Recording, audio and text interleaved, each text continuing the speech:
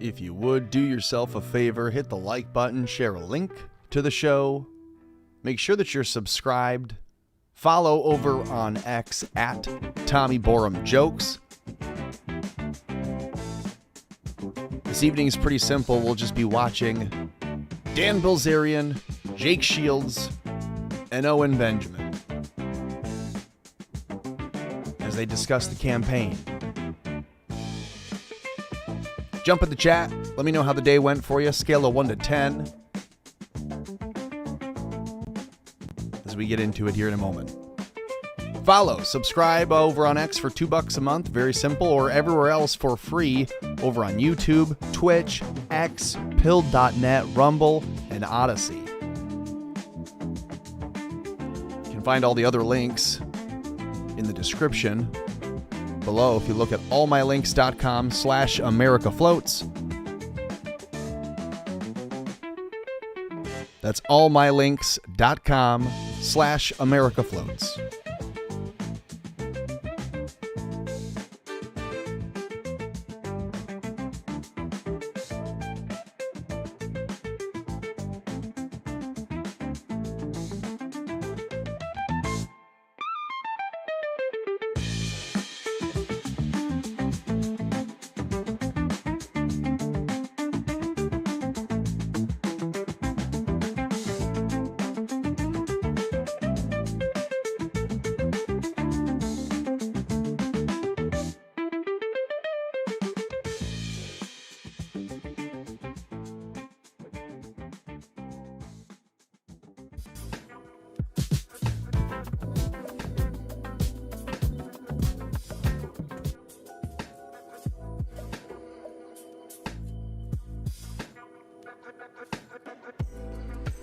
Check.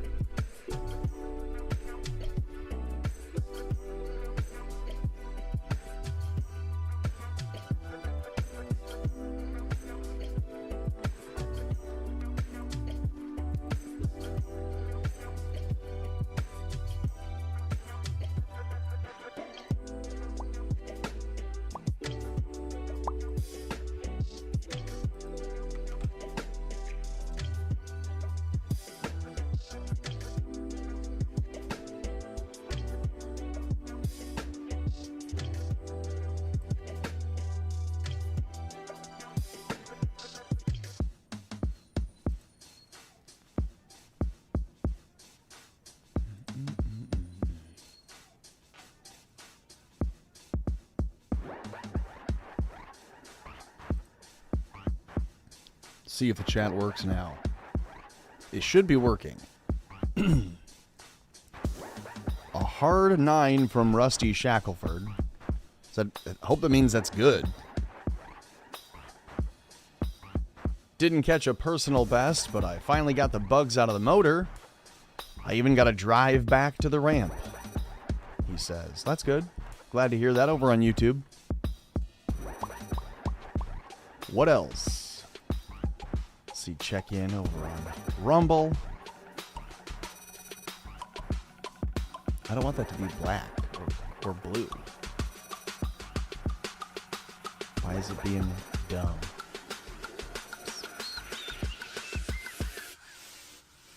Opacity 0%.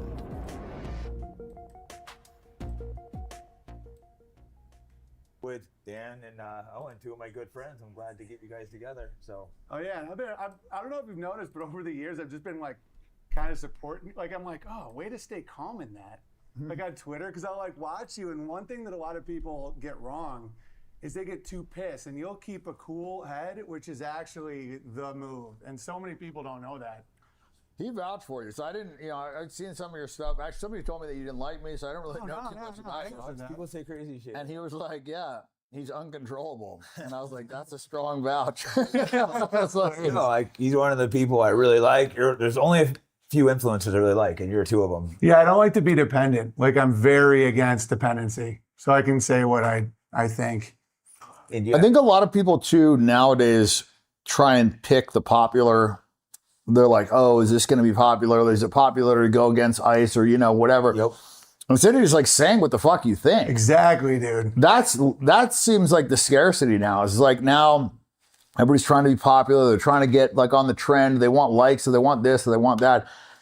And that's one of the reasons why these Jews are so fucked. Is because the popular thing is just like fuck the Jew.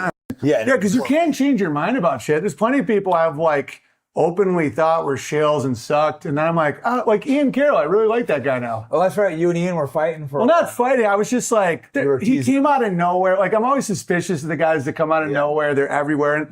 And just over time, I'm like, oh no, this guy's kind of sweet. I like Ian. We hung out with him when he came into town. We went bike riding 110-degree weather. Yeah, he seemed like a cool guy. I just kept making fun of his mustache for being gay. Like, it's sense of humor about it. Where exactly, because he could laugh at it. I'm like, oh, he's not like a crippling narcissist. Tonyell in the chat, good to see you. Mary Kate, good to see you in the chat. I liked him. He was sharp. I feel like I'm more standoffish about people now. Like in the beginning, I was like, let's get everybody together, you know, like stop this fucking infighting, this, that, and the other. And I still agree with that, but there's definitely people that are fucking on the wrong side right now. Like Nick is for sure on the wrong side. And I like tried to give him every fucking benefit of the doubt. And I just came to the fucking immovable conclusion that the guy's just on the wrong side. Oh yeah, honor culture requires you to trust that I might be wrong, but I'm not lying. Like if you think someone's lying, I mean, how can you ever have a mutual lying? Like, I heard you said in an interview recently. You know, someone lies to me, they're out of the circle. It's like, especially if it's like to get something for himself. You know, it's like, like me. You might not agree with me that pandas are some, you know, but it's like, you know, I'm just like think it's like I'm just working through these thoughts. We don't have to agree. Quick pause, just right here at the top, and then I promise I won't do this much, but I do want to just highlight and give a shout out or a thank you, really, a thanks to Owen Benjamin. You see right there, you see that guy right there? That is not a prop, though I do have it propped up and open. That is the signed copy now, my treasured signed copy of, let me see if I can get the other copy, of his book. Yes, I am. How to Slay a Wizard. This is the book. You order it on Amazon. And then because he's a pal and he was willing to do a special favor, he signed the copy of the book that I've got. There you go. You can see that. Got a couple kindnesses out of Owen. Save that. A couple signed copies of the book so that I can give one to my brother for a wedding gift. How about that for some truth? So, doesn't matter if he doesn't want me there. He'll still get a signed copy of a nice book. How about that?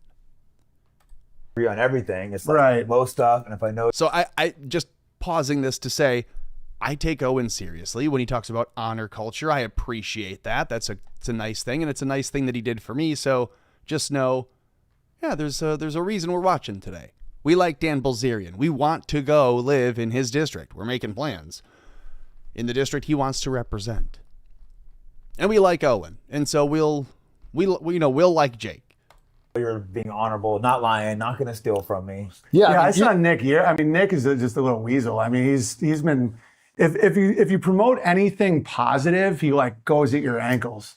That's 100% it. Like when he didn't endorse Dan for one. That was insane. Like they were like supposed to be friends, and it's like you're really not going to endorse. Yeah, no one wants to run for Congress. It was like a public service. That's the weird thing is I feel like people act like they're doing me a favor or something like I want to do this. Right. This should be good for me in any way, shape, or form because I guess maybe for them that'd be good for their career. Right. Like not what I want to fucking do at all.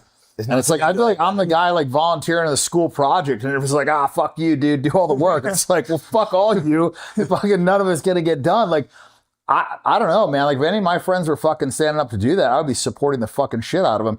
And to me, it's not so much about that. It was more, you know, obviously the Epstein thing was fucking crazy. That's what, for me, the whole Jay thing was all about pedo shit. That's why that, for me, is the big issue. Where you say you found the channel because of the Black Line Brief. Well, that's great. Welcome in. Glad anybody who is new is here, just like you'd hear at a Catholic Mass. If you're welcoming us this week, great. Appreciate it. You're welcome here. Check out the bulletin boards for announcements. If you have a question, ask around. When I was in Hollywood, I kept calling out the pedos, and people were calling me anti-Semitic, and I hadn't put that together. So I was like, "What do you mean? No, singer," and they're like, "Oh, you hate Jews." I'm like, oh yeah, they're all freaking. And so then I saw that. It is kind of sad that they waited to release this so that they could edit it and make sure that it was on. I understand the three of them want to make sure that they each don't have some, hot take, not a hot mic moment, but a hot take where they say something they probably shouldn't have said the way they did, and it was clumsy. They want to take it back. This is all to help his campaign, Dan Bilzerian's campaign in Florida. So with that in mind, I get that they have to do some kind of, hey, let's have a delay. Let's tape it to release it later. I get that. But it's annoying that they're bleeping the word Jew. They're bleeping the word Jew or Jews as if it's a swear word. They're bleeping Jew. Bruh. Get a life, Jews. That's all you got to tell them. Anyway, sorry. We'll pause a few more times for input like this, but otherwise we'll let it roll. There was this liability shield where if you're the permanent victim, you can get away with anything you want.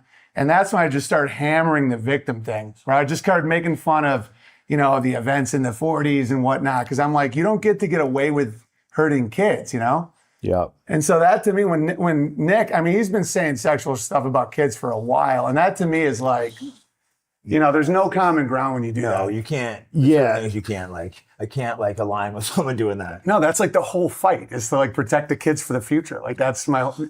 Yeah, that was one. It was the normalizing Epstein, saying that he wasn't a pedophile. That was fucking And he had an aura. inexcusable. Yeah, the coolest guy ever. He had an aura. That's what he said. Then, and I don't know if it was before or after, but the Charlie Kirk thing, saying anybody that doesn't agree with the Charlie Kirk narrative is a low IQ anti-Semite, weaponizing that word to fucking trash anybody that questioned the government narrative. That's fucking crazy. Him even just saying low IQ anti-Semite was very fucking strange. Just for me, I want all of it. I want the idiots talking about it. I want the smart people. I want everybody in between. Because some of the best dudes I know have low IQs. They're awesome guys too. Yeah. It's like. Yeah, I don't care. Get the fucking word I know out. some IQ guys, they're some of the biggest pieces of shit I've ever met. And pussies too. We need the fucking soldiers as well. Yeah, With Marines, a lot of those guys might not be the fucking, 150 fucking IQ guys, but they'll go fucking kick a door in. Guys like Fuentes aren't going to kick any fucking doors. Yeah, and high IQ guys are actually easily tricked because they can conceive of these giant things and they get stuck in these patterns where a low IQ guy can just be like, yeah, but an AI can't dig a hole, and they just see it for what it is, Yeah, how crazy was it when Nick Fuentes calls everyone who doesn't believe Charlie Kirk was shot with a 30-06 by a lone gunman on a rooftop at an impossible parabola and an impossible trajectory without the wound expected, without the reaction expected. All impossible. If you don't believe that, you're a low IQ anti-Semite. That was what Nick Fuentes said. Notice, though, he cannot ever, on his live stream once, pull up my post, my pinned post on X. Let me just see here. I'll go over to it. Why not? Why wouldn't we go and show you what I'm referring to? My pinned post, in case you have never seen it, I'm sure that's not the case, as for why people would ever find this channel. My pinned post is this, in response to Harrison Smith saying, I'm not going to name names on August 13th, 2025. I'm not going to name names, but I was told by someone close to Charlie Kirk that Charlie thinks Israel will kill him if he turns against them. And I had said, in response, they would. If Charlie turned heel on Israel, they would have someone shoot him at an open-air event, or have it appear that way, and they'd have some idiot groiper there with a genetically anomalous issue to be the patsy fall guy. It's why you never make the deal with the devil in the first place. That's what I'd said before it ever happened. So yeah, Nick Fuentes can tell you you're a low IQ anti-Semite who just hates Israel for the wrong reasons. If you don't believe the Charlie Kirk narrative, the lies surrounding his assassination, but can I just offer my post and ask, am I a low IQ anti-Semite? I keep messing that up. Can I offer my post and ask Nick Fuentes, am I a low IQ anti-Semite for predicting exactly what Israel would want you to believe was done? Am I the low IQ anti-Semite for nailing exactly what was to come before it happened? Because I'm having a hard time believing that. I know I'm a retard in a lot of ways, but that one I don't believe that was. I think that was a more than just a good guess. That was almost premonitive. Anyways, I'll go back to this. Excuse me. Yeah, I mean, it was that, and then him fucking shitting on Casey Putsch, and then endorsing a female Jewish Democrat. That was fucking crazy. So Casey, Yeah, of course, Nick Fuentes has done a lot more to turn full heel on his own audience. He spent a decade acting like the alt-right come to life, and then decides, oh no, I was just kidding, guys. I'm going to join the Jews because it's better. You're all low IQ. You're Goyim. I hate you. And he says it almost as if he's joking. Get a life, Jews. Now we're thinking, and it's Nick Fuentes. Real quick from the chat, TNT says, Tommy, did you see Alex and Jesse over the weekend? I watched only for info, but I think Alex was implying that Joe Kent was Harrison's source. Yeah, it's very interesting.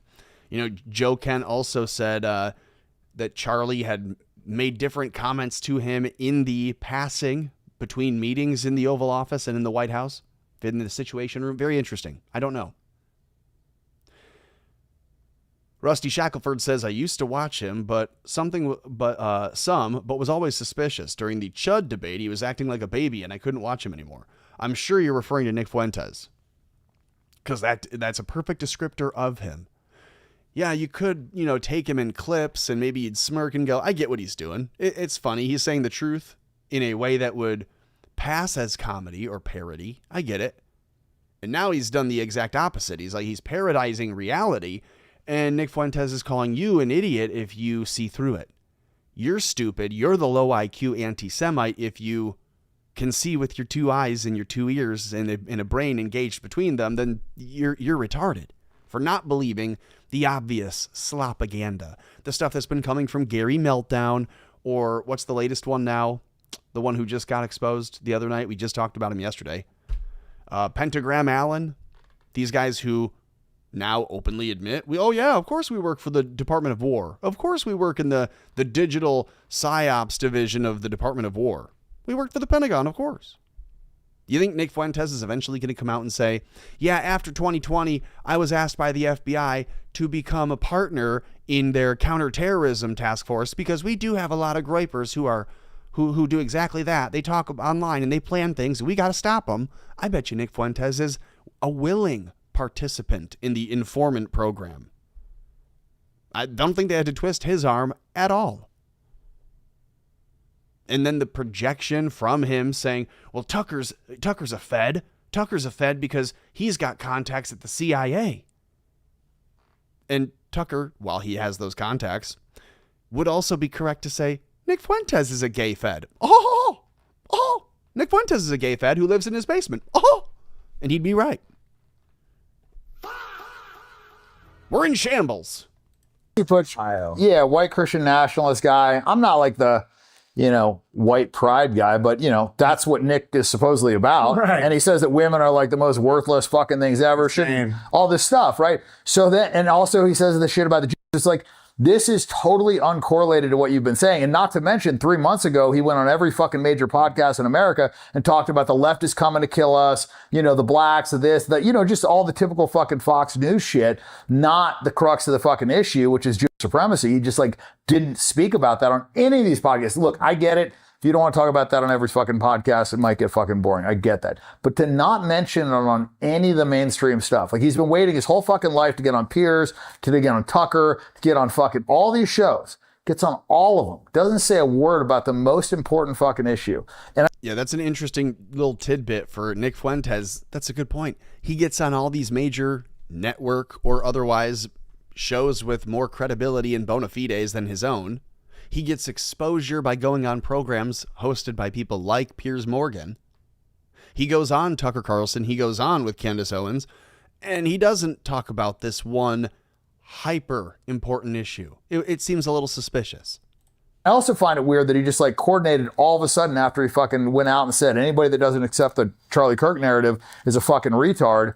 Yeah, I wonder, is Nick Fuentes getting donations from Brad Parscale's multiple organizations, like the $46 million that we just learned about in the last couple weeks that Israel has paid through Brad Parscale's companies to do, what is it again? Manipulation of people's opinions based on seeding What exactly?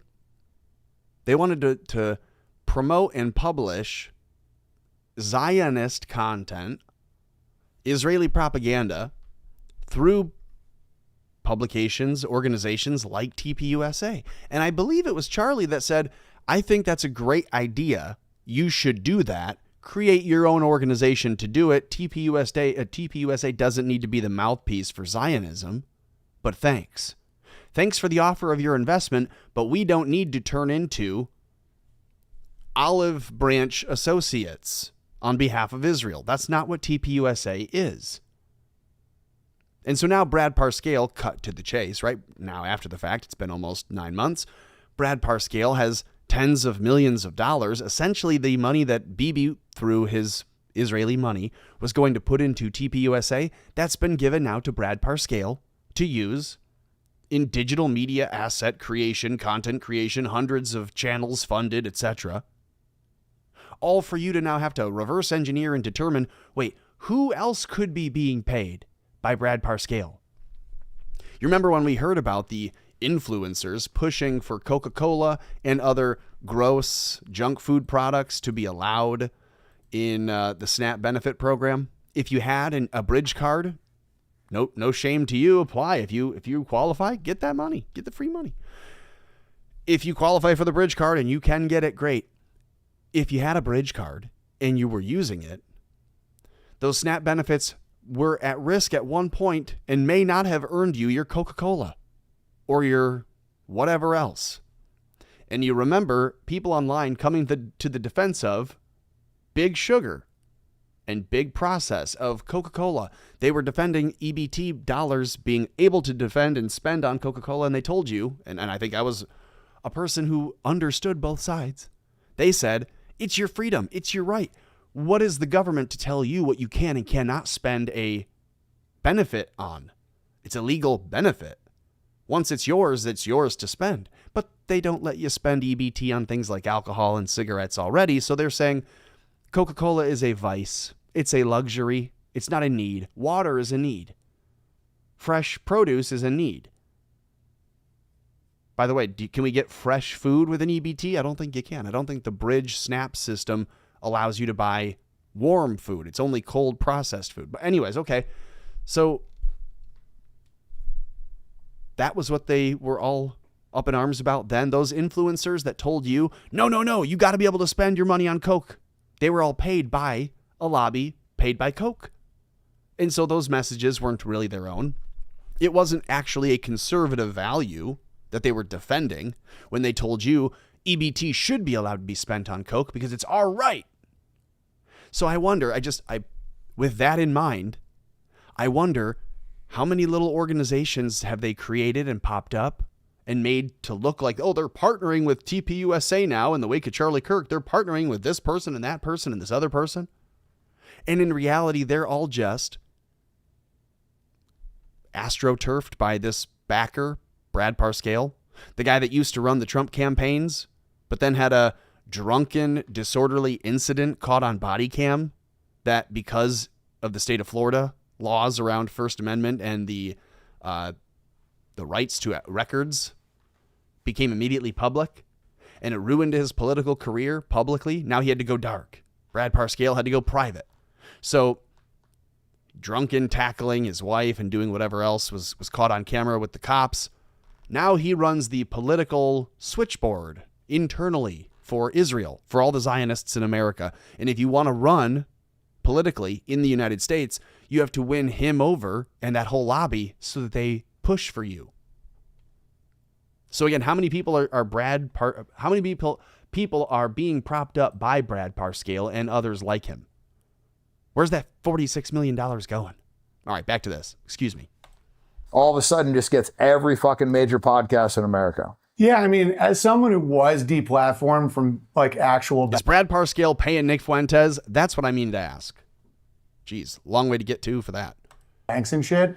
they don't write it up in the New York Times. They're not like the most canceled man, and it's like this sleek photo. No. They don't say your name ever. You know what I mean? Don't say your name exactly. Yeah. But the problem with that though is then you get productive and you build alternatives. You know, like I'm not even ambitious, but I'm like, okay, I guess I have to build my own social media platform. Which is great. So you have your own your podcast on your own website or what? Yeah, like they kicked me off YouTube so early that I like had to, because I'm like passionate about comedy and piano and stuff like that. Like I have a drive, but not for like business or like that area. But they kind of forced me into it where. And you can't perform in any comedy clubs.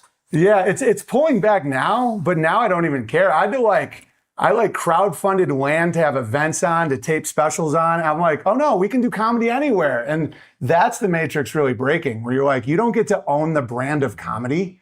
Speaking of which, what do you think of Dave Smith?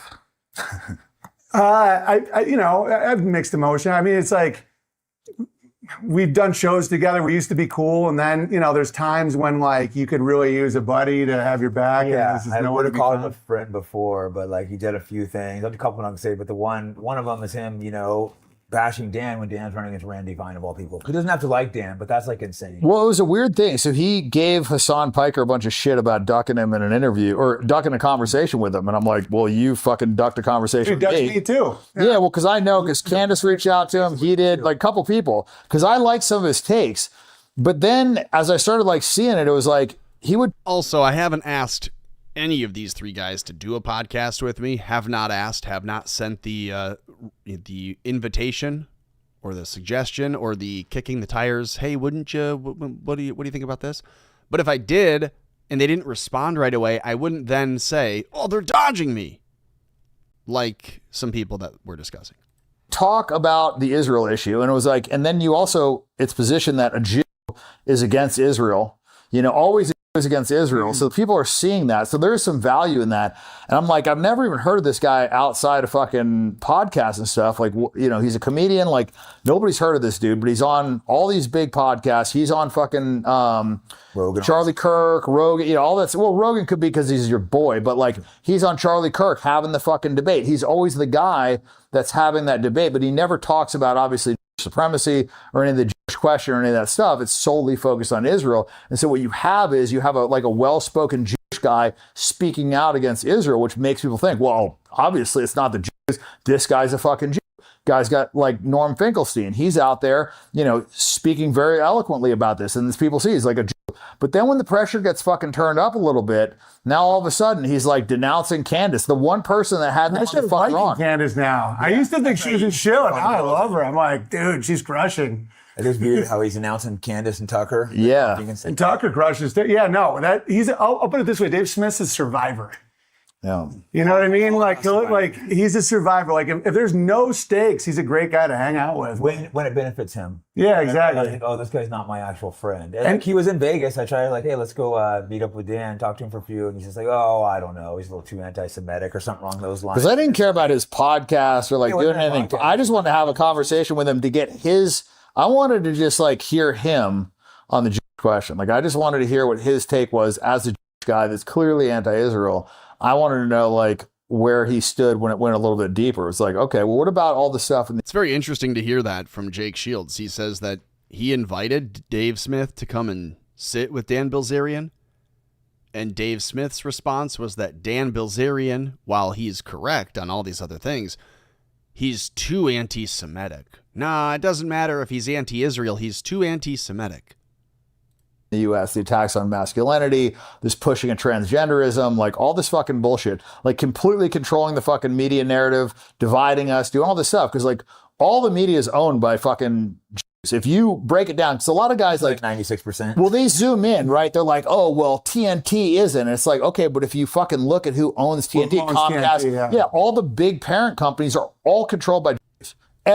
Isn't it kind of crappy then that you guys waited and edited the podcast to mute the word Jew? Get a life, Jews. Can't you just say that? Why do you have to mute it and censor it? Don't you have to know that gives that power? Don't you know when you self-censor the word Jews? it seeds the power they're wielding over you when you claim they own all the media and they censor everything, so much so that we had to pre-censor our own words on our own podcast. Isn't that a little crazy? It just bothers me to hear them talk about and then you hear the audio drops out, and it's like, oh, okay, so the audio dropped, the balls didn't. Come on, guys. All right, I'm sorry, I'm being too critical, but Jake Shields, you already lost your monetization. You said. You posted saying you lost your monetization, so what are you holding back for? Let them have it. Bruh. Every fucking one. And so, except for Fox, the only one, and they always like point to Murdoch as like, hey, but this guy's on, he's like a super Zionist. He's in the fucking Epstein files, you know. That's crazy. And who knows, you know, maybe the guy's a fucking crypto Jew. I mean, all these people change their names. Like Mark Cuban, that's Mark Chabinsky or whatever. Like all these fucking people. It's like Pornostein. So who knows, you know? And so I don't know. So maybe he's like the one guy, but it doesn't, every single fucking person doesn't have to be a Jew for them to be part of the fucking team. You know? And it's the behavior. I like to focus in on what the question is. It's permanent victim consciousness, where it's like, that's what gets them out of everything. Like everything historically bad that's ever happened to anyone is them. And so like I can't remember who I was talking to, but they're like, we were banned from other jobs. I'm like, no one banned you from concrete, you know? And it's like, no, you just do finance and pornos. Like no one stopped you from doing manual labor, you know? And so I've known a couple Jews that don't have victim consciousness where they're like, yeah, the whole sounds a little fishy, you know? And that's when I'm like, yeah, right? It's like Vietnam had a, you know, it's like everybody's had their thing, but how is genocide? Right, exactly. Yeah, they say that was Donma crypto Jews. But either way, like that's actually 100% true. But either way, let's say it was, you know, I believed it was the Turks for a while. I didn't like hate the Turks. I didn't go whining about the fucking Armenian genocide. Like half my people got killed. Like didn't lose a fucking wink of sleep over it. Didn't complain about it. Didn't expect to get away with bullshit. You know, it's just like, okay, there's 100-something fucking years ago. Yeah, well, Armenians have a masculine culture that like Jays have like a feminine culture where it's all like, you know, like when they hate you the most, they kind of love you too. It is kind of weird. You don't have it that much, right? But you always reach out to me. Do Jays ever DM me so like? I just got it, you guys. It just came to me. Came to me about an hour and a half ago, but I just remembered. If you're on the Jewish payroll, you're on the J roll. Right? That's it. If you're on the Jewish payroll, you're on the J roll. That's it. That's the post. Send it. Yeah, it's weird. The fucking harder I've gone, the more kind of like, oh, you know, like they're almost like just stop. Like when you kind of go mild, they'll fucking attack you. Yeah, they don't attack you that much. You're right. It's because you go so hard. They don't. Yeah, they're just like, yeah, whatever. Solutions. I'm like, get a farm, have a bunch of kids. They're like, fuck, don't let this out, you know? Because no more white children. Yeah, because they're like women though. They're like, yeah, put me in my place. We can't handle this. You know, like let them sell pickles and do their thing. Like giving them all this power, they don't know what the fuck to do. They're like, yeah, let's kill the Lebanese. You're like, what? Dude.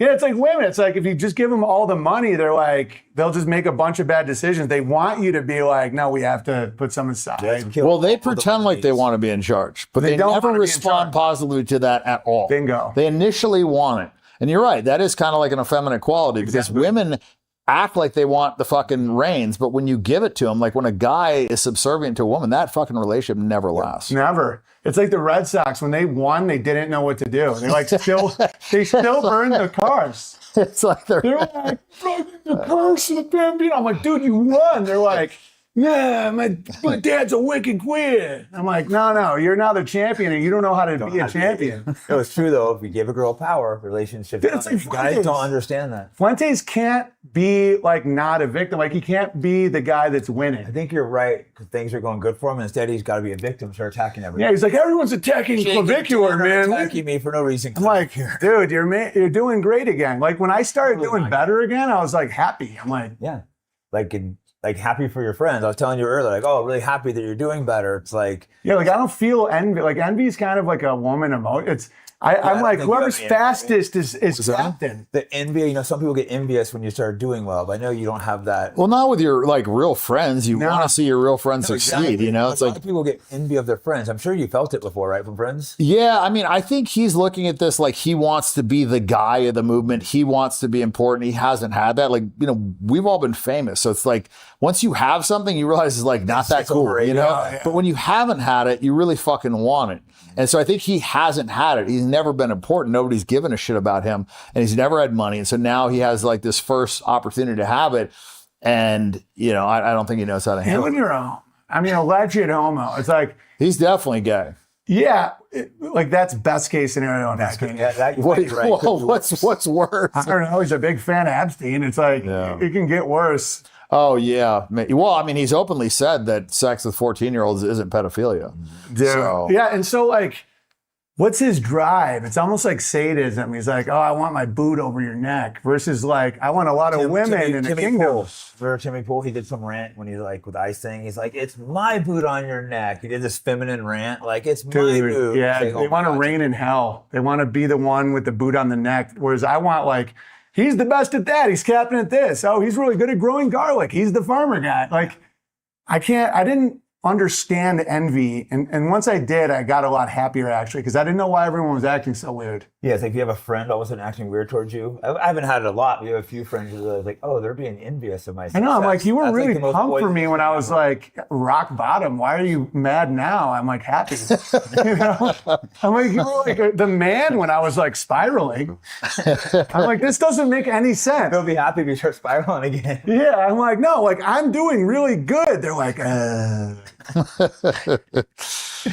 So you started off in comedy and then went to acting? Is that... well, I can like act as myself and stuff. I'm not like an actor. I'm like a comedic actor, so I can be funny with lines on cue, but I can't be like a French prince or some shit, you know? Yeah, well, I think that's how like all action stars were. Is like they picked a character. Like Yeah. Rambo was like pretty much Rambo. And like Stallone was like always like Van Damme, like whether it was Bloodsport or something, he was almost like always Van Damme. the same guy. Like Schwarzenegger, I think like most of those actors did the best when they just kind of played like a version of themselves the same every time. It just changed a little bit. Yeah. I did like tons of stand up and then like Sandler put me in a few things, Vaughn put me in a few things. Like I get like specials. Like, you know, I was in the mural at the Hollywood Improv and after you do the whole like Jay thing, they pretend you always sucked. I'm like, dude, I painted on the wall. But he always sucked. But I Wait, still- the J thing, what do you mean? like when you Oh, Jews. Yeah.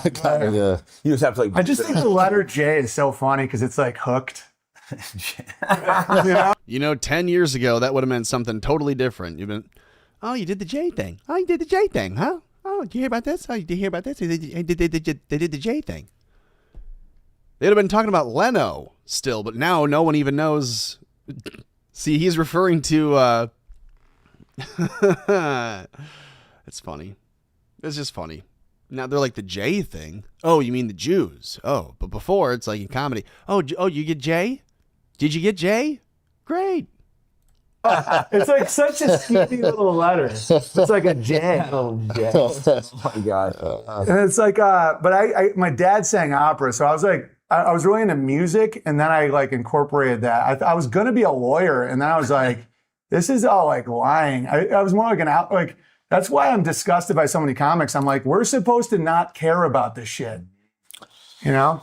Well, comedy is not exactly what I thought it was. So I didn't realize that comedy is kind of like acting where not everybody. Some guys like actually did the improv, but for the most part, most of the comedian guys that I saw, they like really memorized like a skit and they just kept doing the same one over and over. And I didn't realize that until I kind of like got into comedy. I was in LA and I went to a comedy show and I was like, oh shit, this is funny and it's an easy way to get laid. And so we would just do those. And when I started going to him, I would see the same guy and he would do the exact same fucking routine with like the same pauses, like everything. And they were just perfecting it. And I started to understand it later, but they did it, when they did it really well, it seemed like it was all just kind of like spur of the moment. And so I guess that would, help you be a better actor, I would think. Well, I mean, I was a heckler at a Renaissance festival in high school, so like I talk shit for 10 hours a day. Yeah. Like in a stock, like fat jokes, skinny jokes. And I realized that it was people's, where their pride was where the weakness was. And so I can riff, you know, people used to say I was like fish. They come see different shows. Like I'd have my like 6 or 7 main bits and then just see where it went. Yeah. And so I like love comedy. And so when comedy started getting like bastardized, when Netflix started taking it over, it was like horrifying. Well, that's real comedy. But there's guys that actually aren't funny that are comedians. Most of them. That's one of the things that I found out is like, yeah, they'll rehearse these skits, but then they have this like crippling insecurity because they're not actually funny. Like they can't do the improv stuff. Like, you know, if you're doing 10 hours, then you're like a naturally quick-witted, funny guy, which is what a lot of these guys want to be, but they're not. And so, yeah, that was one of the things that they're like control freaks. I'm like, dude, let the flow happen. Yeah, like, you can have part of a script, but you have to be able to flow too with audience. Yeah, and I'm not even that funny. It's like I know dudes on every construction site, there's someone that's really funny, but I can just do it at 8 p.m., 10 p.m. You know, I can do it like that, but it's not, you know, most comedians are like the least funny guy you would even know in your hometown. Dude, I'm so surprised you hang out with a lot of comedians and they're like not funny. That's what I'm saying. Dude, they got self-righteous. They didn't used to be self-righteous until around, it was Caitlyn Jenner was when everything went, because I immediately started making fun of it. I'm like, dude, Obviously. Bruce Jenner chopped his ween off? Like, this is gold. and I did the Hasn't Been a Woman for a Full Year bit that Chappelle later did 6 years later. And the whole, it started with the L's and then the G's and then the B's. Like, that was all my shit. And then Ye called him out for stealing his. Yeah, Ye had my back on that. And Oh, like, it was funny when I'm being called racist, all the blacks are like, yo, that's Owen's bit. Like on World Star, I was like, it was a whole thing, but all the J's are like, how dare you? But it was crippling for a while. Like I think in, I don't know, what was it, 19 or 20? They just made speech basically fucking illegal. Like everybody was so scared to say anything. I remember it was like kind of a distinct, I don't know, like I think it was 19 or 20-ish. It was like right before COVID hit. No, it was. yeah, it was right, yeah, because they were about to do COVID. Yeah. You know, that's when they pulled my YouTube. Everything was like right, because I'd already done an Ebola joke about how OJ killed more people than Ebola. So they knew I was going to see the shit. And right when it started going, I was like openly making fun of it. You know, I'm like, you only wear a mask if you're like a pervert. Like, what are you, whack? You know? And they're like, delete, because that could have affected the entire supply chain thing that they were doing, you know? No, they were banning everyone during COVID for speaking the truth. Yeah. But that's whenever I started farming and I'm like, See, holy you shit. think that I'm crazy when I say, you don't, that's fine. You think that I'm crazy when I say, oh, there's a reason I'm shadow banned on X and other platforms. There's a reason, and it's because I'm right. And if the people were able to see it organically, they'd hear it, it would register, they'd go, yep, that seems right. That seems correct. And then they would not be bought into whatever other slopaganda Brad Parscale's paying millions of dollars for them to hear. This is the table I'd love to be sitting at. Shit, we can make everything for like not much money. So you're fully like off the grid? No, I still shop at stores and I still have like an electric bill. But you got like an awesome like ranch out. Like, Yeah, no, I have like cows, alpacas, chickens, ducks. shit. fresh Yeah. milk. Yeah, like greenhouse. Yeah, the unpasteurized milk, I think It's is the insane. answer. Yeah, I've been getting that. Where do you get it? Just like illegal. It's like a local farm, but you gotta get a new thing every week. It doesn't last It's like super a long. private club or something, isn't it? To buy it. Yeah. It's like a Yeah. private farm around Yeah, here. they have like weird laws about buying. In Idaho, there's like no laws. It's like awesome. Isn't that crazy? There's special laws for buying milk. So you can buy it here, but it's like some kind of weird like private club. Dude, it's so good. Like I never even liked milk and I love milk. And my kids, that's why I'm like hopeful. They all look like 50s kids. Like they're like super healthy looking. And it was like decades of me. I'm like Well, they're also with the sun, working out, Yeah. running around. They have the free barefoot. run They're like around. live honestly. Because I thought I was like, are they spraying shit? Is everyone fat and retarded now? You know, and it's like, no, they're good and they're like happy and they're like good kids. As a consequence of being truly a free speech podcast, I've been demonetized on YouTube, X, Facebook, and almost everywhere else. And the self-censorship, I'm sure, is an attempt to help that. That's too bad. What does he say? Go over to thefightbackpodcast.com to help. Okay. Really? Yeah, I So you, think you it's don't think almost the like alpha AIDS. gal X? I'm not afraid of, I think it's a psyop. Really? Yeah, I So think you it's don't almost think the like alpha AIDS. gal thing is real? There are people allergic to eating meat and Okay, alpha gal is real. It does come from a bite from a Lone Star tick. That is real. What else can I say about this? Tweak got it. If you know Tweak from the chat, Jeremy got alpha gal. Jeremy is an alpha gal now. Jeremy's full transition away from red meat. He's an alpha gal now that he has a tick bite. That's what you get for living out in the sticks in Missouri. You live in misery, you die in misery without your red beef. So yeah, you can get alpha gal from a Lone Star tick bite, and that's not a psyop, but maybe the social media algorithmic amplification of stories and videos that you've only ever seen like clips and snippets of, and never a real full thing of, ooh, a tick box was dropped. Look at this. That seems like it might be scary. Scare tactic. Like, hey, look over here, not over there. During Venezuela, you're hearing about ticks. You know what I mean? Know what I mean? Know what I mean, Vern? Okay, back to this. No, like that's all real. I just don't know what's causing it. Like I haven't seen the real link between ticks. I think it's an easy way to get people to. I think it might be a psyop to keep people out of the rural area. Because I'll post. I'm building these stairs in the middle of like. Because I also have a campground on a river in Idaho. Mm-hmm. If you like hunting, you were saying like, dude, the elk are insane. So if you ever want to come up, this place awesome. Trip on up there. But I'm always up there. I'm more into fishing now. Dude, I used to hunt. I used to fucking shoot everything, but now I love animals too much. I know, right? If I was gonna eat it, then no problem. The only time I hunt rabbits because I'm like, you're gonna kill my fruit trees anyway, so this is a win-win. Yeah. Yeah, if you have a reason, you're gonna eat it. Yeah, no, I'm like that with elk too. I'm like, I just feel like I can't do it. I'm like, you're so majestic. Yeah, they're fucking beautiful, but the fruit is, you could eat for a year off that stuff. So I think hunting makes you respect the meat a little more. Like, for sure. So it makes you be like, okay, I better like take this seriously. But like I'm in like the brush building these stairs, and every time people are like, but ticks though, aren't you worried about ticks? I'm like, no, I'm not a homosexual man. Well, they do have some gnarly videos of like fucking like animals just covered in fucking ticks. I know. I don't know. You hear that, Tweak?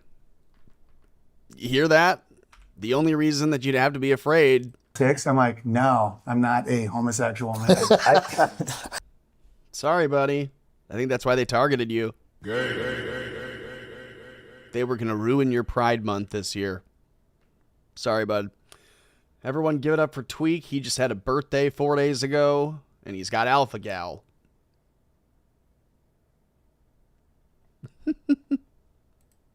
Well, they do have some gnarly videos of like fucking like animals just covered in fucking ticks. I know. I don't know if that's like. Ticks, I mean, don't get me wrong, they're annoying. Like, I've had thousands of them. I've been bit by them, but I think Idaho doesn't have ticks, but Missouri. Isn't that back east or something? I haven't looked into maybe. It just. I think it's something like. I was never worried about them. I mean, we had ticks growing up all the time, fucking bite you, pull them out, whatever. I'd fucking leave the head in there, rip the body. I didn't give a shit. But if I could never eat meat again for the rest of my life, fuck, dude, that's scary. That's like scarier than AIDS.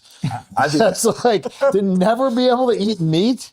Think about how crazy that is, bro. That's like literally all I fucking eat. Remember how I think it's some spring shit. And it turned out to just be a gay disease.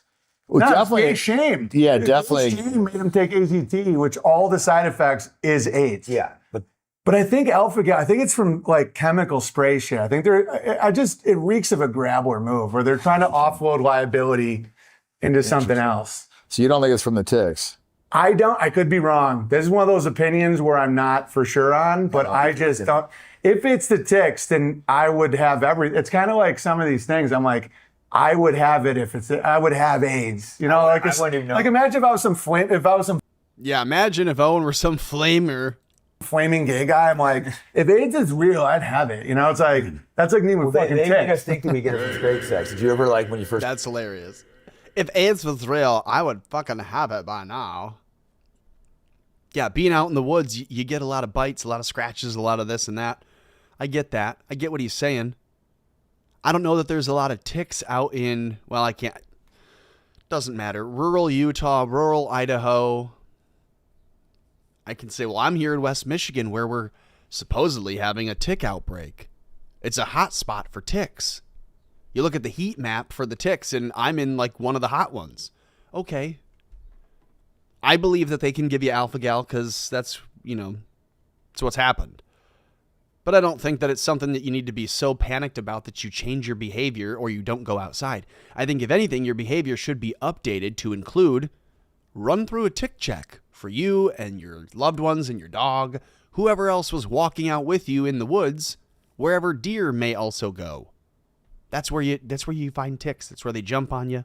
That's where they crawl up your dog's fur and they come into the house and they fall off and they jump on the cat. So look everybody over, do a tick check, do a treatment, do a preventative, a canine Advantix or whatever, an Advantage line or whatever the other things are. I don't know. They're all very cheap. And then you can enjoy your red meat and not worry. It's not surprising to me that Tweak, the guy that lives out in the woods with all the dogs, living out in the forest in his storage container, building on his acreage, building his homestead, none of those things I am knocking, for the record, but all those things, welcoming ticks. Oh, I got 20 little chickens I'm raising. Great. If they're not fully formed laying hens yet, they're not eating all the ticks on the property, and you might have them, and the dogs might have them, and they might give it to you, and you might have alpha gal from your dogs. Whoops. Dude, Raids probably thought you had it. Dude, I'm sympathetic, I promise. I know it might not sound like it, but I am. Worried, dude. I was panicked. Bro, there was one time I was in the military. I remember this. Because you go in and you do the blood work every now and then. And if there's like a real issue, like something like that, then the chaplain has to tell you, like the little fucking E3 or whatever behind the desk can't deliver the news that you're going to fucking die. Right. So it's a thing. So I'm like waiting for my fucking test. And it's like, the fuck is taking so long after like 30 minutes? Then after an hour, I'm like sweating. I'm like, the fuck is my think test? Of everyone you've ever fucked. Bro. Oh no, the military's going to tell me I have AIDS. Through all of it. I'm just like, oh my God. And then I'm like waiting, because if the chaplain has to tell you, it does take a while to get him out there. Yeah. And then the bitch had lost my file, dude. So after like 2 hours of fucking bro, I like almost never had sex again after that. I was like, I was so sure that they were going to tell me that. And I'm like running through my mind, like, what am I going to do? What am I going to say to my parents? Like, should I still fuck girls? Like, I'm just like, that was a whole. This is how heavily they condition us, though. I remember my first AIDS test. I was panicking for like 3 days waiting for the results because it was like, taking long. Wait. Given the prospect that he may have HIV, still fuck girls. Like, I'm just like, I'm sorry. Maybe he doesn't mean what he's saying. Again, this is why they have to pre-record and maybe edit or not, think it through. You're campaigning for Congress and you're describing a moment where you thought you had, because of a clerical error, it has nothing to do with you. Although it does enlighten us to what your behavior was. If you were living such that you were open to the possibility you might be tested positive for HIV, you're sitting in your military unit on the base, and you did your blood test, and they're like, oh yeah, we'll be with you in a minute, and you start to think the worst case scenario is likely, that tells me what you know about your behavior.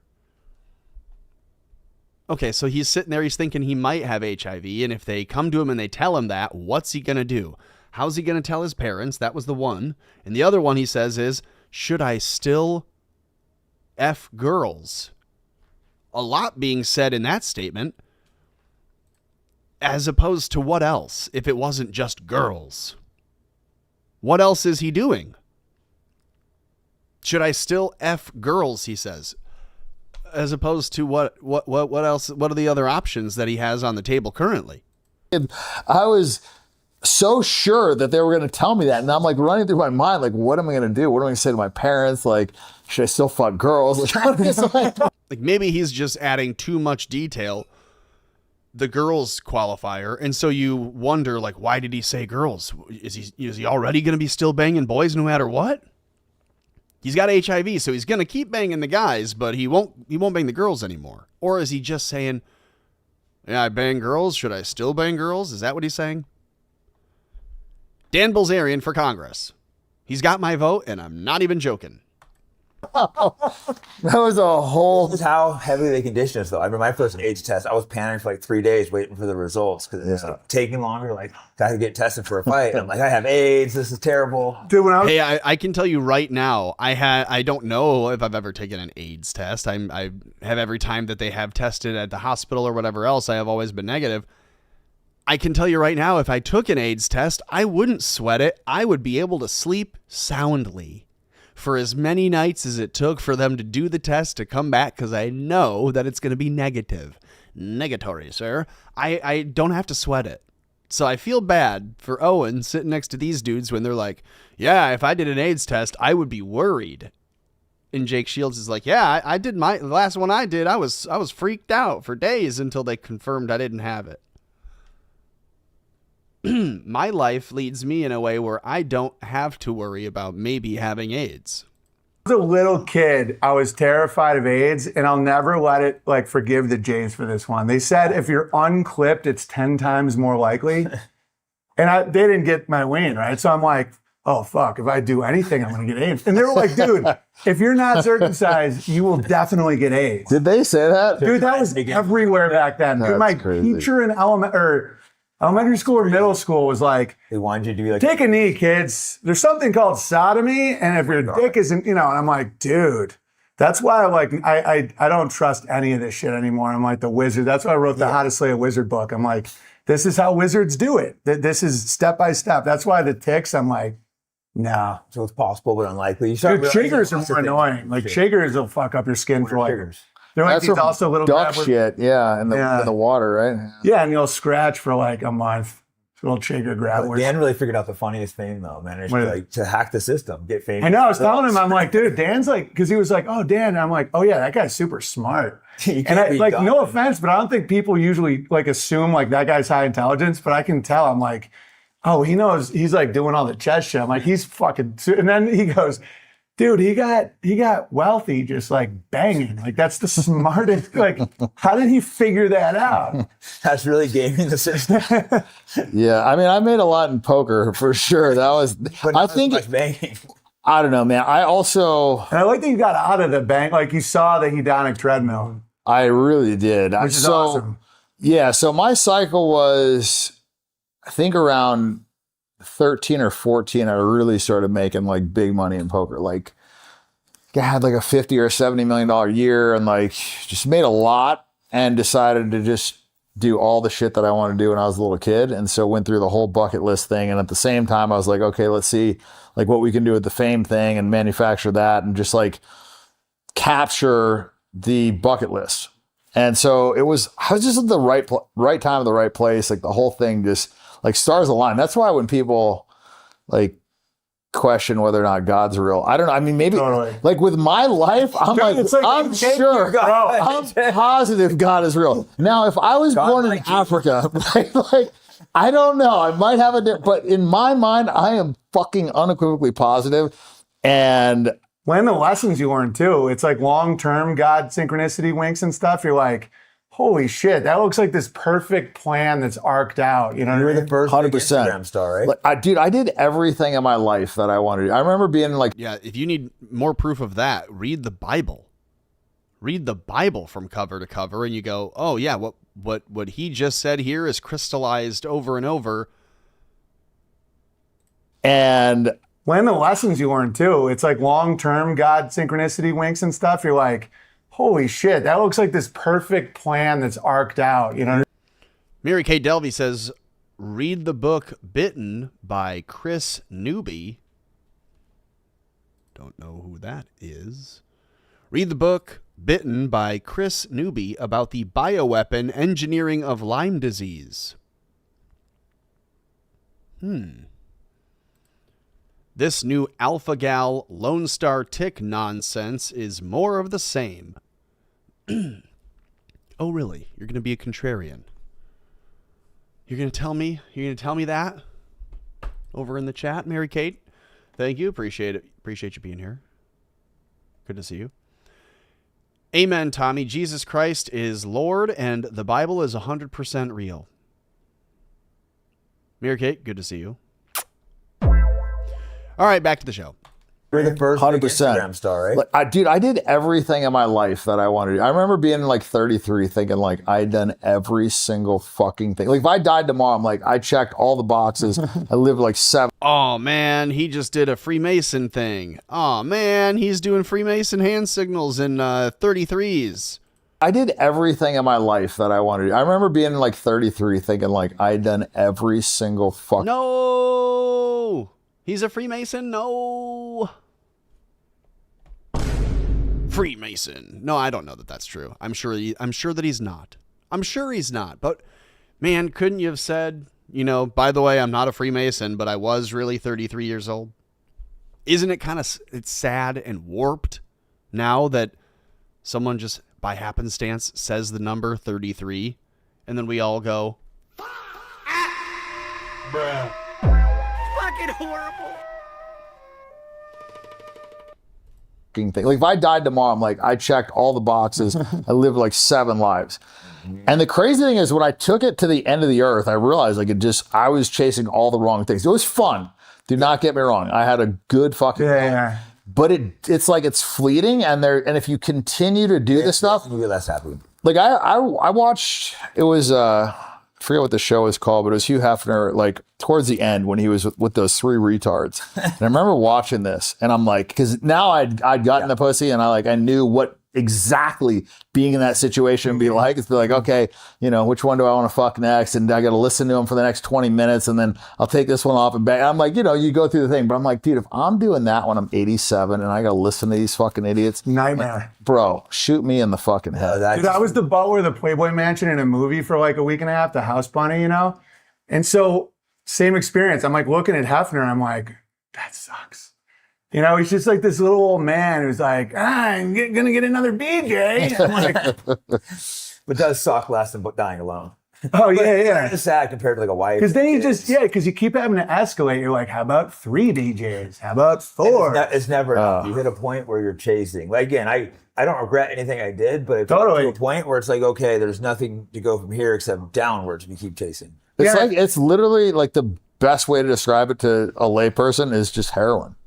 Like even if you have okay, now we've officially jumped the shark on this conversation. They've gone from how did I feel during the interim wait period after my HIV test to how many BJs is enough? 1 BJ, 2 BJ, 3 BJ, 4? At 80, how many is too much? And then now they're saying, really, it's just, you know, it's like anything, but, you know, I'd compare it to heroin. Oh, okay. I haven't done heroin, like, you know it's going to feel. What do you mean? You can't. Okay, so he clarifies. He's not done it. Thank God. This just in. Breaking. Dan Bilzerian has not done, I repeat, not done heroin. Just so that we have the record set clear on that. Oh, no, he says, like, even if you haven't done it. Fuck, I take it back. He may have done heroin. We're not sure. That doesn't mean it's the answer. Right. You're going to have to keep doing more. Like it's the perfect parallel to hedonism. Heroin. Okay, so hang on. He said he lived a very hedonistic life for a while. He chased it for a while. He sounds like someone talking about the dragon. Heroin. Like even if you haven't done heroin, like you know it's going to feel good, but that doesn't mean it's the answer. Right. You're going to have to keep doing more. Like it's the perfect parallel to hedonism. Heroin is like the exact way for somebody to be able to imagine.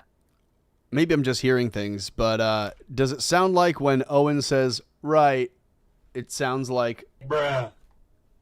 That doesn't mean it's the answer. Right. You're going to have to keep doing more. Heroin, like you know it's going to feel good, but that doesn't mean it's the answer. Right. You're going to have to keep doing it sounds like he's doing more. Like it's the perfect parallel to hedonism. Heroin is like the exact way for somebody to be able to imagine what my lifestyle would be like or whatever. It's like fucking amazing, super high highs, but not sustainable. And eventually, like, you have to do it to not feel like shit. And then you get no pulse from it. You get no, like, do it to feel totally, normal. dude. And then if you're not on it, you're like sick. That's why. It's like biological usury. You know, it's like where you take out a loan, whether it's cocaine or heroin, where like you get the energy, but you have to pay it back. Yeah. It's like that with all that shit. I think it was Bruce Lee who said, like, he didn't want. So are we not going to get a clarification or a confirmation that Dan Bilzerian's life is like heroin? Are we not going to get should we just assume that he's done heroin before? Am I naive and stupid to think, guy, he just brought up that he's comparing his life to heroin, and then he says, even if you've never done it, you can understand. Yeah, don't you think that means he's tried? Am I the naive one for going, oh, does that mean, is he admitting it? Am I stupid? That's fair. Is Phoenix Ammunition correct? Today, I don't know why, he doesn't follow me, but out of the blue, he responded to a video I posted and said, you live in a bubble and you're retarded. I'm like, okay, thanks. Like 200,000. Thank you for commenting on my post. I'm just small and little in a little shadow band and I'm retarded, but thanks for commenting on whatever I posted. I'm sure it was not, important, which is why I keep harping on this thing. Hey, there's a reason that certain accounts are not allowed to be seen right now, because if they were, all the rest of the things that they talk about would unravel. Here we go. Want happiness, he wanted peace. Because with happiness or with pleasure or whatever, like you go up and what goes up must come down. Exactly. Happiness is much more sustainable than pleasure for sure. But that was an interesting take on it. It's just like peace, just being like at equilibrium. Yeah, and I have a lot of pieces of father. Like, if I hadn't been that canceled, I might, that's all these blessings. I'm like, I wouldn't have been home to have 4 sons. I would have been gone thinking I'm crushing. Yeah, thinking you're making money, going on. Yeah, and I'm like so happy with my family, and it's just like a blessing that I couldn't have seen down the road, It's like that, a lot of things in life. When something bad happens, you just adjust, readjust, and And also, the Chinese farmer thing, like you never really know what's good or bad until later on in your life. Like things that I thought That's were the maybe parable, right? The Chinese proverb or parable of the Chinese farmer, the maybe story. I've harped on that before here too. really shitty, and things that I thought were really good ended up turning to be, total opposite. No, you seem like you have a really good disposition. Like you're like still intact. Because fame fucks people up, man. It does. Turns some dudes into like straight up lesbians. And then some dudes, some guys do like super cool, some don't. Yeah. Yeah. If there's a point where you can bang so much, you almost start becoming a lesbian. Because it's like the major polarity. Mary Kate Delvey over in the chat. You say Bilzerian's hair is terrible. Might be a side effect of the heroin. You don't like the long hair in the back? You don't like the long Bilzerian hair? The Bilzerian? You don't like that? You don't like the shaved side? The Roman helmet look? You don't like the Spartan helmet look? Noted. That's fine. I'm still going to vote for him, LOL. Interesting. Yeah, I'll still support Dan Bilzerian. I don't care if he has a silly haircut. He's recognizable. And he in his profile would look excellent on a coin after he leads the revolution. Okay, now would be a great time. It's 7:05, 5 after the top of the second hour. 2 balls, 1 strike. If you would, hit the like, share a link to the show, subscribe, follow. Over on X at Tommy Borum Jokes for $2 a month, you can hit the subscribe button.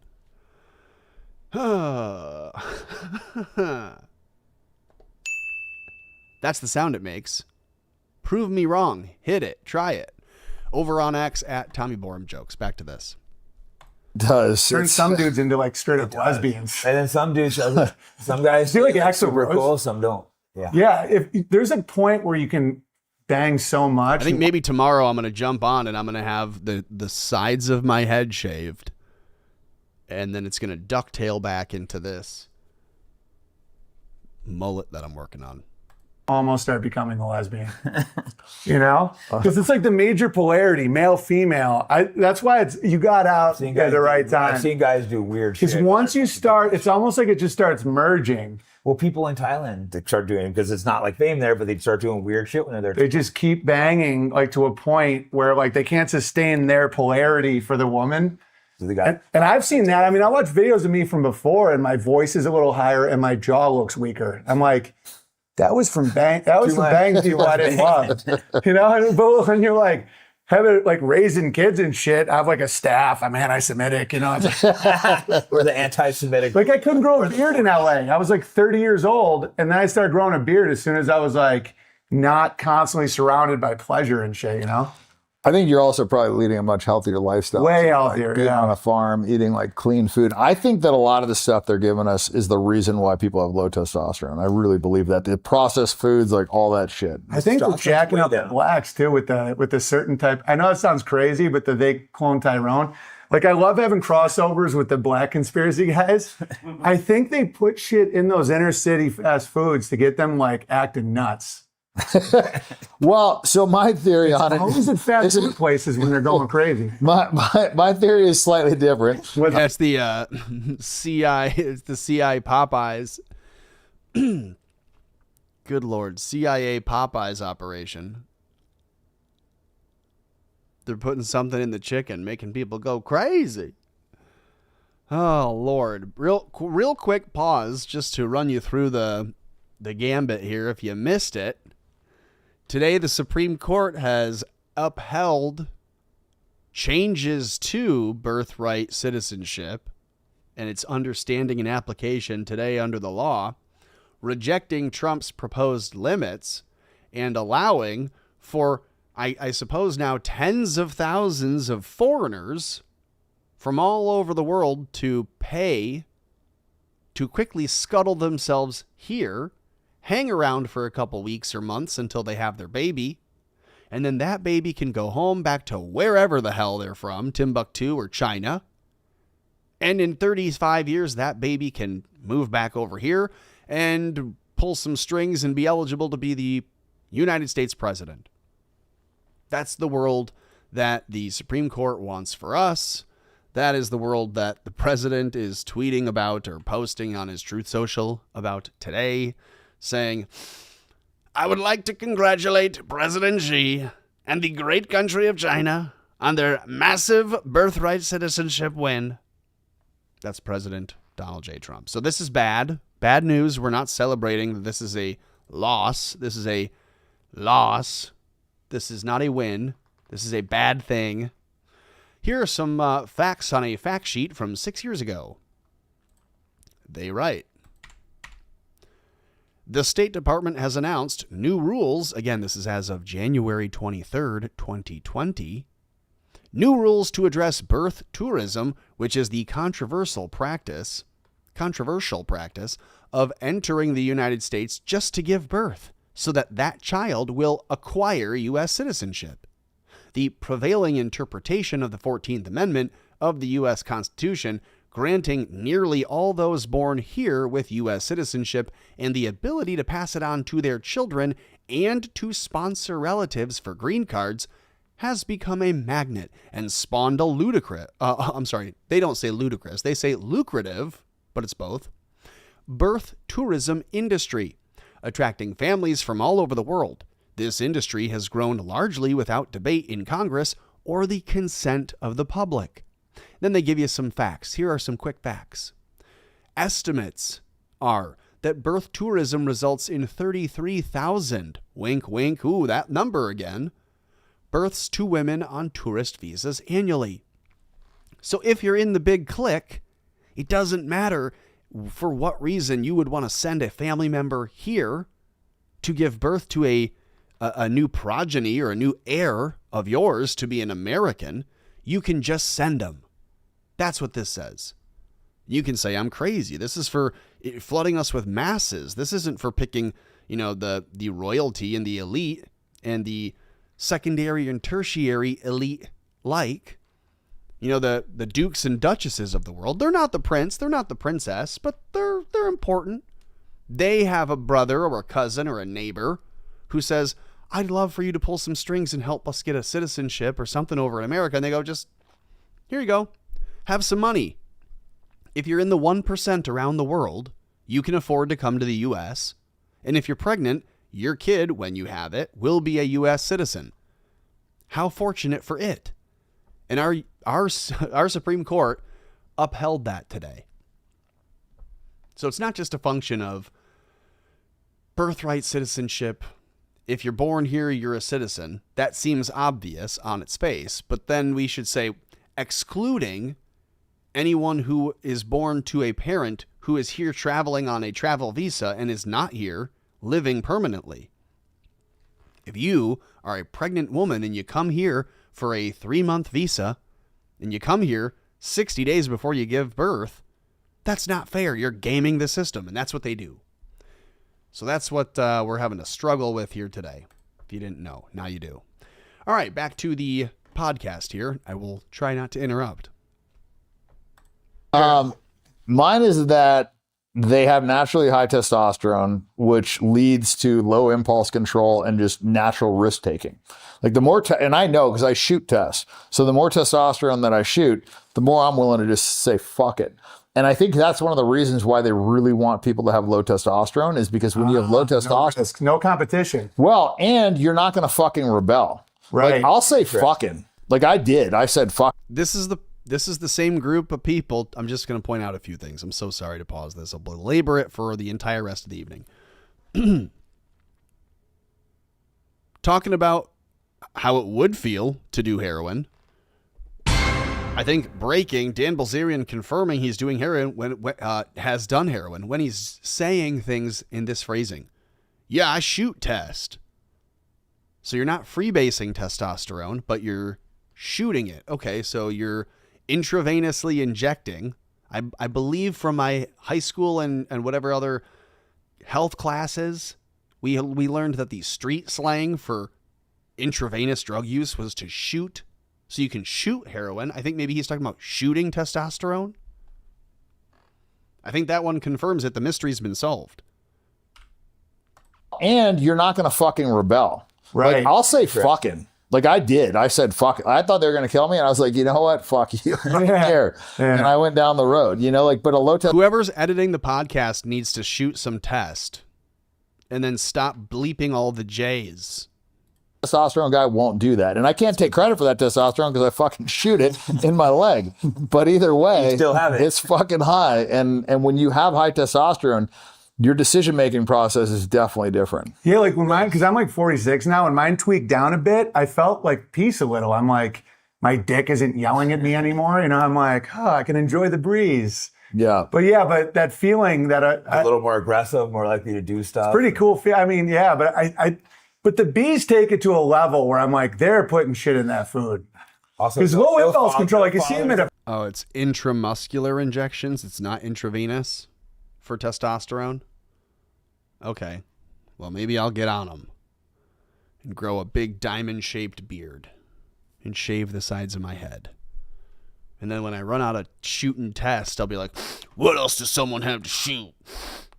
Just like, sounds like Dan Bilzerian used to live a very hedonistic lifestyle, shooting all kinds of things. I thought he was talking about a gun for like 5 seconds. I'm like doing the whole compute. I used to shoot test. I'm like, no, he says he shoots test. I'm like, shooting test at a range? Like he's shooting test rounds? He's shooting a test dummy? Oh, he's shooting up testosterone. That's what he means. So I didn't know. Thank you for the correction. I appreciate it. home though on top of it. But it's like, and they're also the most vaxxed. I think the Jays are super. Weren't they have big against the vax, or that was just the COVID one? That's because they've been so vaxxed up by the Jays. Because I don't know, they kind of complete each other. Like the Jays are all like cerebral, and the Bs are more like physical flow state. And yeah, but think about the cultural aspect of it. Like prison mentality is like, you got to fucking fight. You got to be a man. If you're a bitch, everybody's going to take advantage of you. I think living in the ghetto is like very similar to that. And a lot of those people end up going to prison and then get out and shape culture. Yeah. They're the OGs now. Maybe I should start shooting test. Maybe that's what I need to do. Maybe I need to Maybe I need to start shooting testosterone. Maybe I need to look that up. I'll call my doctor, Michael Foster, MD, and I'll say, hey, I heard about this thing called shooting test. Don't hang up. I heard about this thing called testosterone that I can shoot intramuscularly. Prescribe me a trial dose, and I'll go pick it up at the Walgreens. Maybe that's what I'll do. Then my head will grow in size. You know what I mean? They tell people what's up, and their culture is just very, like, you fuck around, you're going to find out, you know, Totally. Like you talk shit to somebody, you're going to get your ass beat, or, you know, somebody steals something of yours. Even if the dude can beat your ass, you're going to fucking fight him, and they know that fight's coming. And if it doesn't come, they're just going to continue to steal your fucking lunch, because that's what you find in prison. They steal your shit, you don't do anything, everybody's stealing your shit. But there's like rules too. I feel more comfortable in the ghetto around thugs than like a lot of Jays, because I'm like, don't disrespect them in front of their friends. Don't get in between them and their money. Don't owe them money. Like, and they don't care. But a Jay will be like, I changed the rules today, you know? And that's why I was like, the Middle East seems more reasonable. It's like, don't make fun of the Prophet Muhammad. Don't say fuck. Don't, you know, versus like, hard not to make when I was getting don't like, be gay in public. They're not like hunting down gays out there. yeah, no, they're like, There's these are the always, rules. We need gay people in Israel. That's very interesting that Jake points that piece out of all of the things that he would be interested to know about the Middle East and Saudi Arabia. He's like, yeah, they just don't mind that you're just not allowed to be gay in public. I'm watching this as a fan and not a critic. For the record, I know it doesn't sound like it for the past hour and a half or whatever it's been. But I'm telling you, Jake, what? Don't say it that way. Man alive, he's pulling a Marco Rubio. He's saying the truth, but in all the wrong ways for all the wrong people. Jake, you don't want to say, oh yeah, they just don't want you to be gay in public over there. Because then people go, why is he so focused on that piece? And that's the piece of that he's so focused on. Knowing Jake's background and the photos and videos and, you know, gay background that he has, or the gay performance background that he has, I'm not quite sure. It seems like a thing I wouldn't be like, oh yeah, you know, the Middle East, they're actually very, very cool. They're actually really cool. You can just be gay, but not in public, though. Hold the phone. What? Why is he? What did he? Oh no. Why did he focus on the public part? Say fuck, don't, you know, versus like, hard not to make when I was getting don't like, be gay in public. They're not like hunting down gays out there. yeah, no, they're like, There's these are the always, like, rules. We need gay people in Israel. Yeah, and part of me is That's why like, we support good them. move, man. I mean, they can be annoying. Yeah, everybody's like, they kill gays in Iran. I'm like, I don't think they do, but if they did. I mean, are they doing public sodomy? Oh my God. I think they just want it so they don't publicly do it. That's why they pass these laws so you can't go and Look at, they're very obsessed with saying, like, it just cannot be in public. If they kill the public guys, I don't care. They just can't do it publicly. Not Owen. I know Owen's on the up and up, I think. Maybe they're duping him. I don't know. Gays in Iran. I'm like, I don't think they do, but if they did. I mean, are they doing public sodomy? Look at how uncomfortable Jake is. He's like, fuck, do these guys know that I've also done private sodomy? Oh my I God. think they just want it so they don't publicly do it. That's why they pass these laws so you can't go and read books to kids. They don't like try to hunt gays down. No, they're trying to keep it so that you have a shot of having a normal life. Like, you're not bombarded with the shit. Like gay dudes fucking in the street. I live in San Francisco and you grow numb to it. It becomes like the norm where you think it's normal. Then you Yo, if Jake Shields is super conservative or isn't like on the down low, why the hell does he live in San Francisco? He can move anywhere in the world. He could pick up and go and live anywhere he wants in the United States. He could go to Florida, Texas, anywhere else in California, but he's living in the gay Mecca. What are we doing here, Jake? They don't even care if you're gay, just you can't do it in public. I live in San Francisco. Dude, it's starting to pile up, man. leave and you're like, what the fuck? Yeah, and is it's gay super pride? damaging to kids too, because sodomy is all about dominance. Nobody, they're like Norm Macdonald's joke. Nobody's ever said, I want to make love to your ass. They're like, I got goats, man. They're just figuring out who gets to fuck all the female goats, and they fuck each, but it's not loving. They're like sodomizing each other. Yeah, I think it's the children aspect that pisses me off. You know, like I honestly don't give a fuck. People are gay. I had gay assistants because just like they wouldn't harass the girls. You know, I had to be surrounded by fucking queers because everybody else would be like, they just get weird. You know, like either somebody had to be married or they had to be gay. That actually makes a lot of sense. That Dan says he had to professionally keep a lot of gays around because they wouldn't hawk in on the women that he had as a harem. That actually makes some sense. Right? Like you don't keep a bunch of hunting birds perched over the fish tank. It's a new one I'm trying. That metaphor probably is not going to take. We're not going to go back to that one. but they just couldn't hang out. It was like their head would explode. Like there's all these naked girls running around. They're just so distracted. I couldn't have a conversation, no focus. Then they got weird. They creep out the girls, you know, they go off in the fucking corner and jerk off. It's like they just That's hilarious. Okay, so far we're putting this together. Dan Bilzerian openly admits to worrying about his HIV test, shooting things, knowing what heroin is like, and formerly keeping himself around a bunch of gays. I'm a fan, for the record, but like this is not.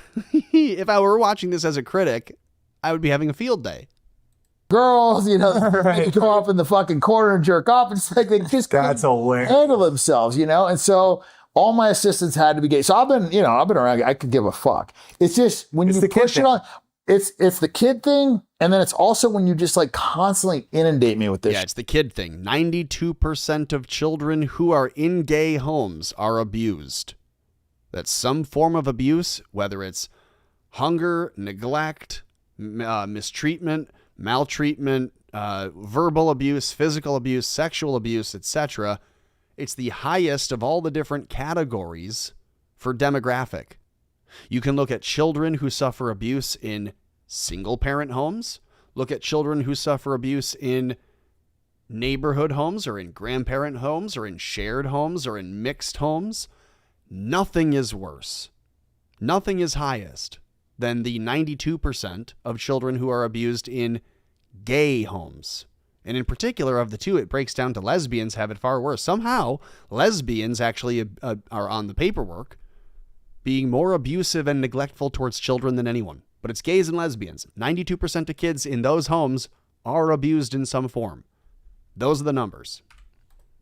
It's the kid thing, and then it's also when you just like constantly inundate me with this shit. Like I didn't even mind being around it all the time. It's just like in the movies, it's so over the top. Like when you have a drag queen reading to little kids in school, it's just like it's so unnecessary. It almost feels like performative. It's like they're just putting it in your face unnecessarily, which all the gays that I've hung out with didn't do that in real life.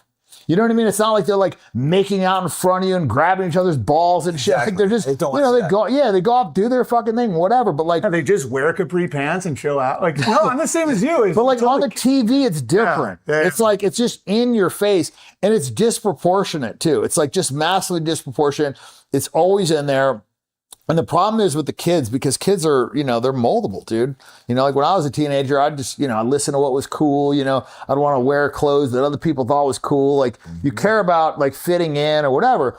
And so if you are put in a special category and given a special treatment, and you can kind of tell your parents, fuck you, if you're gay, and your school will stick up for you, you know, like you're creating an environment where people that aren't gay are going to do it to be a part of a society. I think there's a lot of closet straight guys. I think Tim Dillon is straight.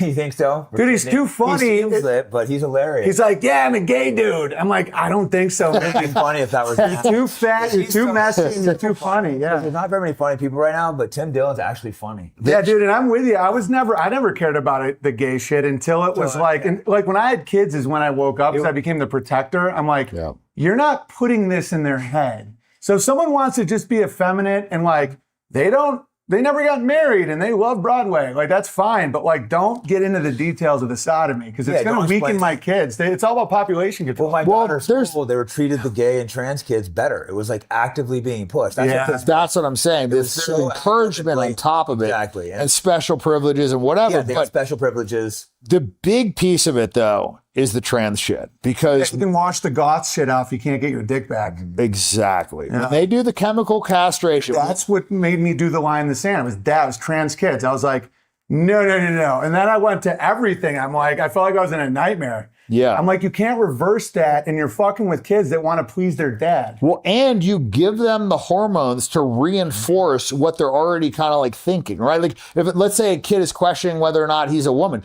you pump him full of estrogen, he is going to start thinking like a woman. Totally. And now it's reinforcing it. And they've shown that a lot of these people that transition, a lot of times go backwards. Like, who was that Navy SEAL guy? He transitioned and then fucking went back, and now he's like this big advocate against trans. The Navy or military guy went in and fought like a woman, and it was his jacket. No. I think it's something different. This was a Navy SEAL that transitioned like a stud Navy SEAL. I think so. That's like so crazy. like hormones, the whole fucking thing, and then changed his mind, and then is like, No, I think this is the helicopter pilot, not the one that grabbed the back of Ben Shapiro's neck, but the other one that goes on with Sean Ryan a bunch of times, the former trans, who talks like this now, and he's got kind of just a unique appearance and a unique sound. Kind of a sullen, sunken appearance. Come on, I know that. Let's just do this. Let's just do a little Sean Ryan guests. Grok. I don't know why I did that way. Let's just do this instead. Grok.com. And, oh, really? I have to accept new what? Anywho, it doesn't matter. Sean Ryan Show podcast guests.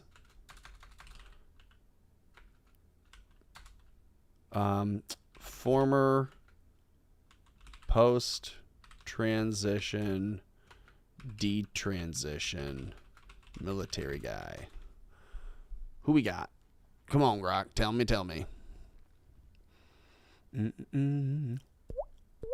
Because I don't know. I don't watch it. But I know that he's had that guy on, and I think that's who they're talking about. And it'd be real great if they would be a little fat. Chris Beck? Episode 50, Chris Beck. Is it going to just show me the thing, though, here? Maybe? Come on, now. Come on, Lee. Y'all fans of Rush Hour?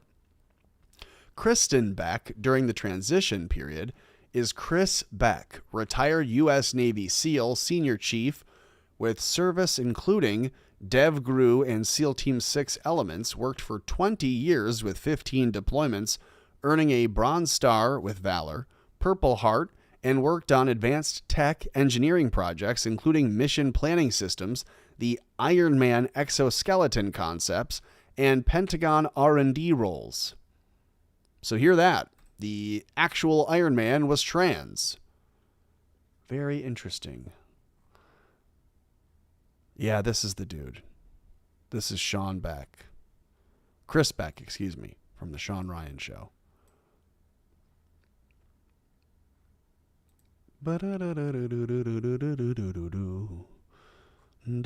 Yeah, this is the face I was thinking of. He's got kind of a soft. Wait, where did he go? Well, yeah. Anyways, Chris Beck on the Sean Ryan Show, I'm sure is who they're referring to. Confident that's who they're referring to. Like hormones, the whole fucking thing, and then changed his mind, and then is like, fuck. He's like, fuck. Went out and like started giving speeches, like warning people about this. I did a bit about that, about how caterpillars are great, and if you go to butterfly and you flap around, like you can't go back to caterpillar. Yeah. Like, Well, the thing with the kids, you went in that cocoon and you did some unspeakable acts. The caterpillars are great. Like the butterfly, they just get their wings ripped off by autistic kids, you know? they don't live very long. No. No, but with kids, my daughter pretended like she was lying for a week. Can you Oh, imagine? dude, like, totally. oh, I I'm gonna can raise her convince my some kids lion now. anything. They're like innocent. That's why I'm like, I don't know what I deserve. I was a little nihilistic. I'm like, but as soon as I had kids, I'm like, So dude, that for kid. weeks, I'm a lion. Yeah, It's yeah. like, oh, my daughter's a lion now, apparently. Yeah, they got the whole furry thing. I mean, yeah. What is a woman? It's like, do that with they a might have done that to me. I like love playing classical piano. They probably would have been like, chop your dick off. No, For sure. For sure. was in an Man, the opera. woman's body is an opera. I was in opera at 9. And you would, Right? But then I got testosterone. But when I was before puberty, I was like, I want to sing opera with my dad. you'd be a 6'10" woman. Yeah, then I became 6'8", and I'm like, I want to hit dudes. And but it was before puberty. You don't know what you just kind of do what your dad does. And I'm like, I want to sing opera. They would have chopped my dick right off. Never had a chance. Dude, and that would suck so bad to not have would it. be like That would be. I would just shoot myself. You know, it's funny. I mean, it'd be so awful to not. I have thought it. about that. There was a point in my life when I actually wondered whether or not my life would be better if I chopped my dick off, because I had such a crippling sex You're in a addiction. very unique situation. I know. And I'm not encouraging people this. I'm just saying. You were just drowning. Yeah. There was one point in my life when I'm like, God, I'd be so much more productive. I wouldn't be a slave. Like I would just never hang out with any of these fucking idiots. Like I would just go fucking do shit that I wanted to do. You know, I'm like, fuck, like I really did wonder, like if my life, because, you know, but then I was always like, well, you know, I'm going to meet the fucking right one. She's going to have kids. Like, by the way, I don't think anymore. This is first world problem. This thing is so fun. Like, pussy, what can I do? Yeah. And your dick is like super honest, you know, it's like, boom, it's like, it's never hiding, you know, like the clitoris has like a hood, it's kind of shady. The dick's like, here I am. Drives you to do some stupid shit. Totally. But you know, like the instant you finish, like, man, we know instantly. You have that moment of realization where you're like, well, I don't like this girl. Everything's clear. Exactly. Posting that clarity, they say. Posting that clarity. Instant clarity, but it's real. Yeah, you know, you got a problem is right after post nut, if you're like, I'm going to keep watching pornos. Like, that's a problem. That's like fast food. It's like after you eat a fast food meal, you should feel disgusted. Like you shouldn't be like, I just want to sit in McDonald's all day and smell it. That's why I so rarely eat fast food. I feel just sick. I haven't in Denny's or 15 years. I think a lot of people don't realize they're just getting themselves sick. We all eat good, so we don't like, but when you eat bad food, you feel sick probably, right? Yeah, when you're kind of like, look at it like a well-oiled machine. It's kind of like you could put whatever in a Datsun. But if you got like a Ferrari that's on the track and it's tuned and you throw some fucking 87 octane in there, the thing's going to start clanking and fucking, you know. No, it makes a difference. Like my diet's not great right now, but I was training for fights. Obviously, I'm eating good. And people just eat whatever. Dude, Cowboy had one of the worst diets. There's exceptions. My brother does. There's Like, fighters that eat terrible and still, so you can still eat badass. But I think he had a long career too. He fought like all the time. Dude, was that one running back who just eats like Skittles and shit? Who was that guy? Marshall Lynch. Yeah, he's like, I just eat I'm actually Skittles. friends with that guy. It's funny. He has like fist abs. He's like, Skittles. Well, there's one of them that, you know, he brought me to Oakland in the hood. I'm like, bro, keep me the fuck out of here. That's awesome. was it Herschel Walker that ate one meal a day? Or there was some like super stud athlete where he ate one meal a day. And Floyd Mayweather, he was another guy that like fucking guy trained for 4.5 hours straight, which is not like scientifically the correct way, but he would have a Coke in the middle of it. He'd have McDonald's afterwards. Like the guy had one of the worst diets of anybody I'd ever seen. So hard though. His Burned it all off. was Didn't so matter. Yeah, my brother's a tree guy, so like he's literally like, I eat hot dogs, bro, because I like pitch my shit to him and he like won't hear it. Because he's like climbing 200-foot fucking trees every day. His testosterone is jacked. What shows there can be exceptions. And I got a But eat belly, shit I got diets 4 and kids. shit. I'm like, it's organic cream. You know, it's like I'm healthy, but like my calories. Yeah, I used to get like ripped, and now I'm like, oh, like I understand the dad bod thing, even though it's no excuse. But I'm like, dude, 4 birthdays. I'm on a farm. I'm like, it's organic. My wife just cooks all day long. Maybe they tried selling the girls prefer dad boss. I've had both dad boss. Nah, they like it. So the girls prefer the rip. Now, I will not lie to myself. You still can get girls with a dad bod, but if a preference, like, come on. I think they care about lean. I don't think they care about like No, you're big, true. Not like big body. They muscular. want you healthy. It's like they don't want you to have a fat face too. Yeah. It's like if you have one of those allegations faces, like that Randy Fine guy. Randy Fine. Like Allocation. Randy Fine. his face has his face. I'd be like, oh, that if I was casting a movie, that guy's a sexual offender. Well, allegedly. Dude, I loved when you were like, but he's fat and a Jew. Like when that TMZ thing, like they thought their mommies were gonna come out. Oh, they thought they had me. You They were called like, him a fat Jew, and you're just like, yeah, he's like an obese Jew. And they said the N-word, and you're like, nigger, and they just freaked out. Yeah, and I loved how you handled that. You're like, dude, I'm not calling dudes that, but we're not gonna act like children. you're like, what is this N-word shit? Like, You know, like, necrophilia? well, because think about it. You don't say the S word for spick. You don't use any of these things. And the fact that he tried to compare that to saying Jew, and then when I did say and he bleeped it out, it proved my fucking point, right? And then the fact that like I said that, and he's like, but you just use it. I'm like, no, I didn't use it. What does using mean? We're having a conversation. I didn't call your partner that, right? Yeah. We're having a conversation. You said the N-word. I clarified because there is 2 different types of N-word, right? There's the offensive kind, there's non-offensive. So let's be it's just fucking a adults. word. Yeah, it's like a let's gun. be adults. We can fucking speak about this. Exactly. But what they did is, see, Jews did this on purpose. Yeah. They made that word unspeakable because what that did is it further solidified that victim category that they, not because they give a fuck about blacks. No, but No, it's But to keep because them fucked. because they also because they also wanted to weasel into a victim category themselves. So they made this nice Totally. little nest for the blacks. They could also have their own, and so they use them to like create this fucking thing, this narrative of like you can't assault these people, you can't do this, you can't do that. They can fucking commit crimes. You can't say say anything, you know, this whole thing. And then they slithered in themselves based on this fucking nonsensical Holocaust narrative, right? And that's what they fucking did. They created this It's all wizard shit. They taught It is. They taught blacks to be victims. And then they reinforced it with the left of like, oh, you can't even talk unless you're in a victim category. You don't even have a voice if you're not in a victim Yeah, category. it's how they eliminate competition. Like Idaho blacks, like there's a couple blacks in Idaho. They're like the most base guys. Yeah. They're like, Adolf Hitler had an economic plan. Like they like hate niggas. They're like, because that word can isolate behavior from a race, and the Jews wanted it all to be skin color. Like 13% commits 50%, and you have these blacks trying to not do that. And it's like blacks are like kind of like whites and white trash, and Jew and Jew is the insult and the word. I used to do a bit that it's in your eyebrows, like Jew. And they did it so they can assume your intention. It's like the trickiest little fucking move. You called him a fat Jew. You called him a That's fat like Jew. It's like, yeah, he's a fat Jew. Like literally, it's a Jew. Like, what do you want me to call him? He's literally the worst person in office, I think. Dude, he was like sneaking and tricking. You see that one where he's little sneaking with his little hand? Voting for other people? Yeah. It was like he was eating cookies. He was like, Yeah, he was like snacking his cookies. he just slithered into the other thing. He was cheating. Yeah. He was literally like voting. You. He kind of like looked around too. And Dude, he knows what he's how doing. Are you not arrested for that? I guess because it's Israel. Yeah, because he's Muslims did that in serving other countries, the they'd be arrested. fiat Ponzi. It's like highly illegal. 100%. Yeah, he's serving the fiat system that's like way past its due. It's popping.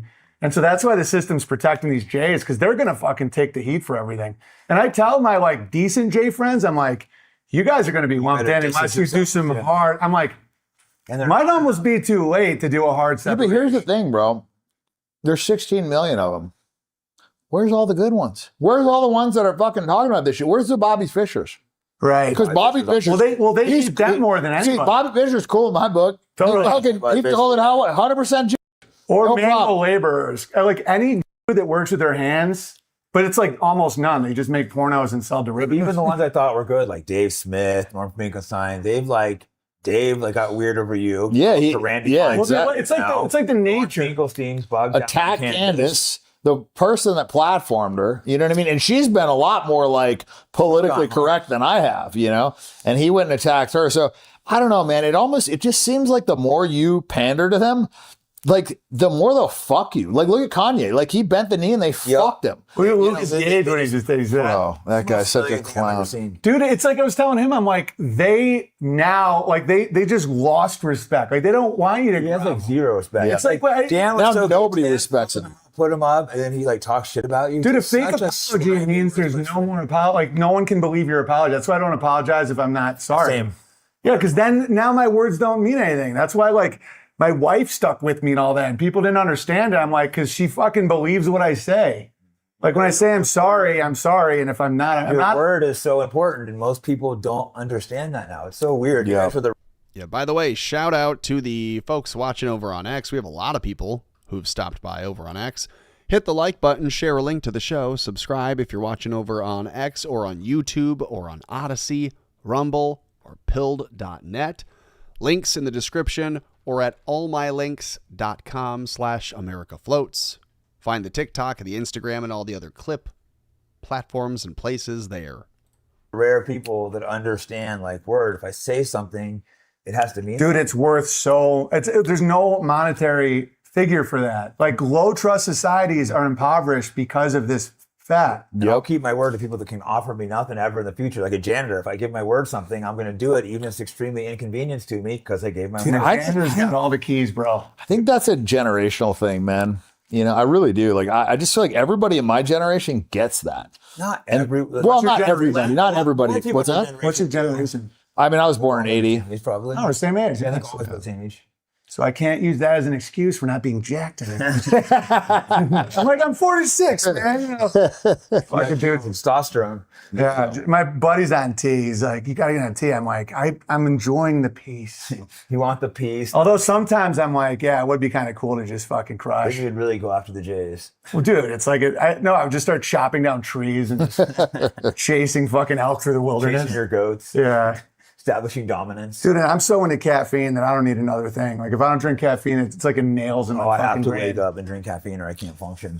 I get a much better effect with stem cells. I do caffeine, but And when I do the stem cells, man, I'm telling you, it's like I fucking tweaked my back last week. I did it 2 days ago. Totally fucking fun. You just get them Really? to here, or what do you do them? I do them IV. I mean, I do them intra-articular sometimes if I have an injury and it just fucking heals. Where do they like get stem cells? Is it like the So there's different types, and there's a fucking huge disparity in the quality. And most of the stuff in the US is dog shit. So be very wary if you're going to buy stuff here. But the real good ones are mostly outside the US. So what they do is they take like the day one, they oxygen deprive them, and then they replicate them. And as long as they don't do too many iterations, those are fucking super powerful. Because like our 45-year-old stem cells aren't nearly as powerful as like day one. So if you can get from a good donor that hasn't had like the COVID vax and whatever, and it's like really vetted, day one mean? like umbilical cord. Yeah, I cut my kids' umbilical cord, but I felt like I'm like, is this cannibalism if I eat this? No. Well, you don't, I don't know. I wouldn't eat it. Like you can harvest those stem cells. You can replicate those stem cells. And now you're getting your own day one. Yeah. No, I have them That's like, frozen. I have them all in the freezer. bro, that's Dude, my area does this shit all the time where they're just like a lot of home birds and they all keep their umbilical Don't cords. eat it or do anything I'm not crazy. eating it. Some guys fry it up. Yeah. Save that. That do that. I'm telling you right now, that thing is going to be worth like fucking diamonds, gold, whatever. It'll be the most valuable. Yo, they do not have. Did they really just say? Did Owen just say that he has, of his 4 children, all 4 of their afterbirth and placenta and stuff saved in a freezer? Can you imagine if Owen's property got raided and the police were like, oh my God, opening a freezer chest, thinking they're going to find like, the cake topper from a wedding or some, silly, I don't know why. Shows what I know. And instead, they find human tissue, not knowing what it is. I mean, I'm sure he has it labeled and dated appropriately, but my God, can you imagine the horror show on the investigator who's like cracking open a locked freezer chest under a warrant? They're finally going after Owen, and they're like, oh, you can just see it now. The headline's reading, Owen Benjamin compound raid. Human fetal body tissue recovered from a freezer chest. They don't tell you that it's like his children and they're alive and it's their... this is how they set people up to make things look bad.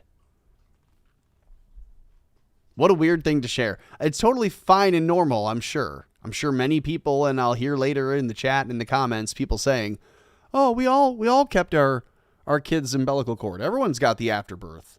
We didn't eat the placenta, but we all kept it. We have ours in the freezer too.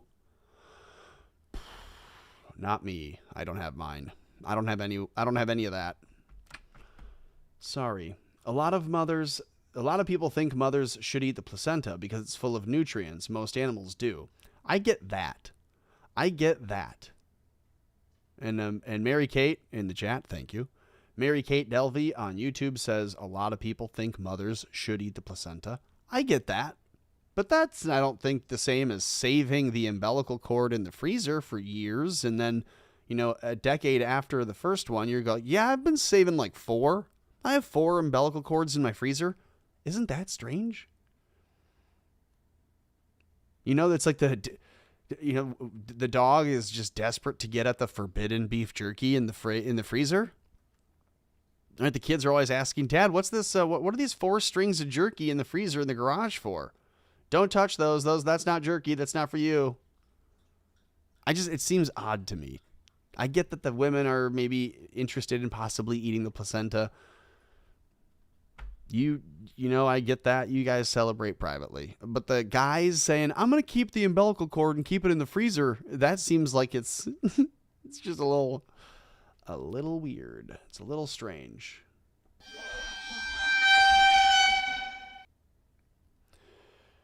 Yikes. Bruh. Hey, what's in the freezer? What is this, Jack Links? Okay, back to this. Back to the show. Thing in the world, because those will be your day one cells, and they'll also be able to like grow shit from there. Like you could probably grow a liver in the future from those cells.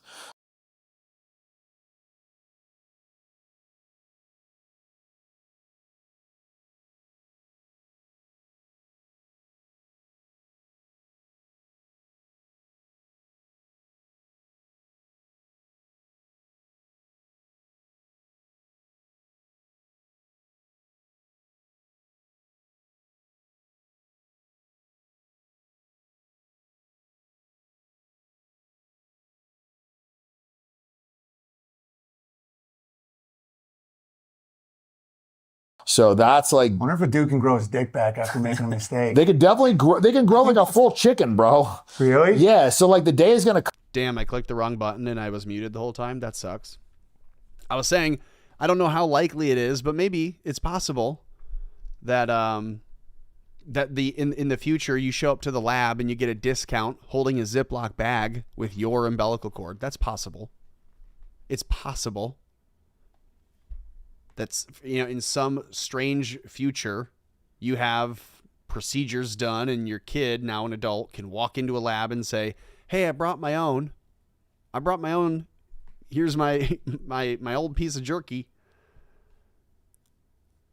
It just seems a little strange to me. The whole thing seems odd. I'm sorry. I goofed the sound once. That's my bad. Where they will grow your exact liver and replace it with a brand fucking new liver. Wow. Yeah. That I don't think that day is far off. Yeah, my friends own a big clinic in Mexico, one of the biggest stem cell ones. I know somebody that just got fucked up in Mexico, so I'm a little Hopefully not there. Yeah, I don't know. I mean, I did some in TJ a while back, and they were hit and miss. They were doing some, stem cells in Tijuana? Thank you for letting me know. I'm sorry. I did not mean to mute myself and then talk and then not be able to be heard. That sucks. If anyone's more frustrated about it than me, I'd be surprised. But I'm sorry all the same. Thank you for letting me know in the chat. good somewhere, whatever. Colombia, people like to. Colombia was pretty good. BioAccelerated. They do six iterations out though, and you really don't want to go past 2. Most places do 6 because it's a lot cheaper. What does that mean? I don't even know. When they replicate them out, so like let's say you start with 100 million cells, you can make that into, however many million cells, and that's the first iteration. And the second iteration is when you replicate those cells, then so they can That's like a VHS very tape. interesting. They've not talked about Randy Fine yet. Not really. I haven't heard his name come up once. yeah, like once you get far out, right? Like it's So they're not all the same at all. No. But like if you don't do that, you're going to have to keep vetting like really good donors every time. So you're better to like find a good donor, replicate them. Well, also when you oxygen deprive them, you make them stronger too. So when there's a thing in the replication process where you actually make them like better. Interesting. So I think there's a quality to looking at this. yeah. And dude, I'm telling you, like, Is that dude's name? Like, well, fucking freeze. he's the frozen guy. Yeah. You pull the oxygen, it just gets fucking. Is it umbilical cords? Like, so you just get an umbilical? Like, there must be a ton of those. Do they just throw those away? Those placentas, cord blood, yeah. I mean, it's not expensive for them to get the actual stuff, but it's the harvesting, and they have to like have like a certain clean room, and then like grow them, and it's a process. But yeah, the actual placenta or the cord blood, it doesn't cost them much. Do elk balls really jack people up or no? So I guess I was wrong. It's not that much of a discount if you bring your own. I guess they thought it all through. I'm glad they thought it all through. I got a buddy who swears by it. I don't know. I had a company trying to sponsor me with that, but I'm like, I don't know. I mean, maybe it's right, but it just seemed like it might be like After seeing how the Liver King turned out, I'm not fucking with it. Because I remember that guy was eating balls. He was eating balls? He was. Didn't he like challenge Joe Rogan to a fight? Dude, he went crazy.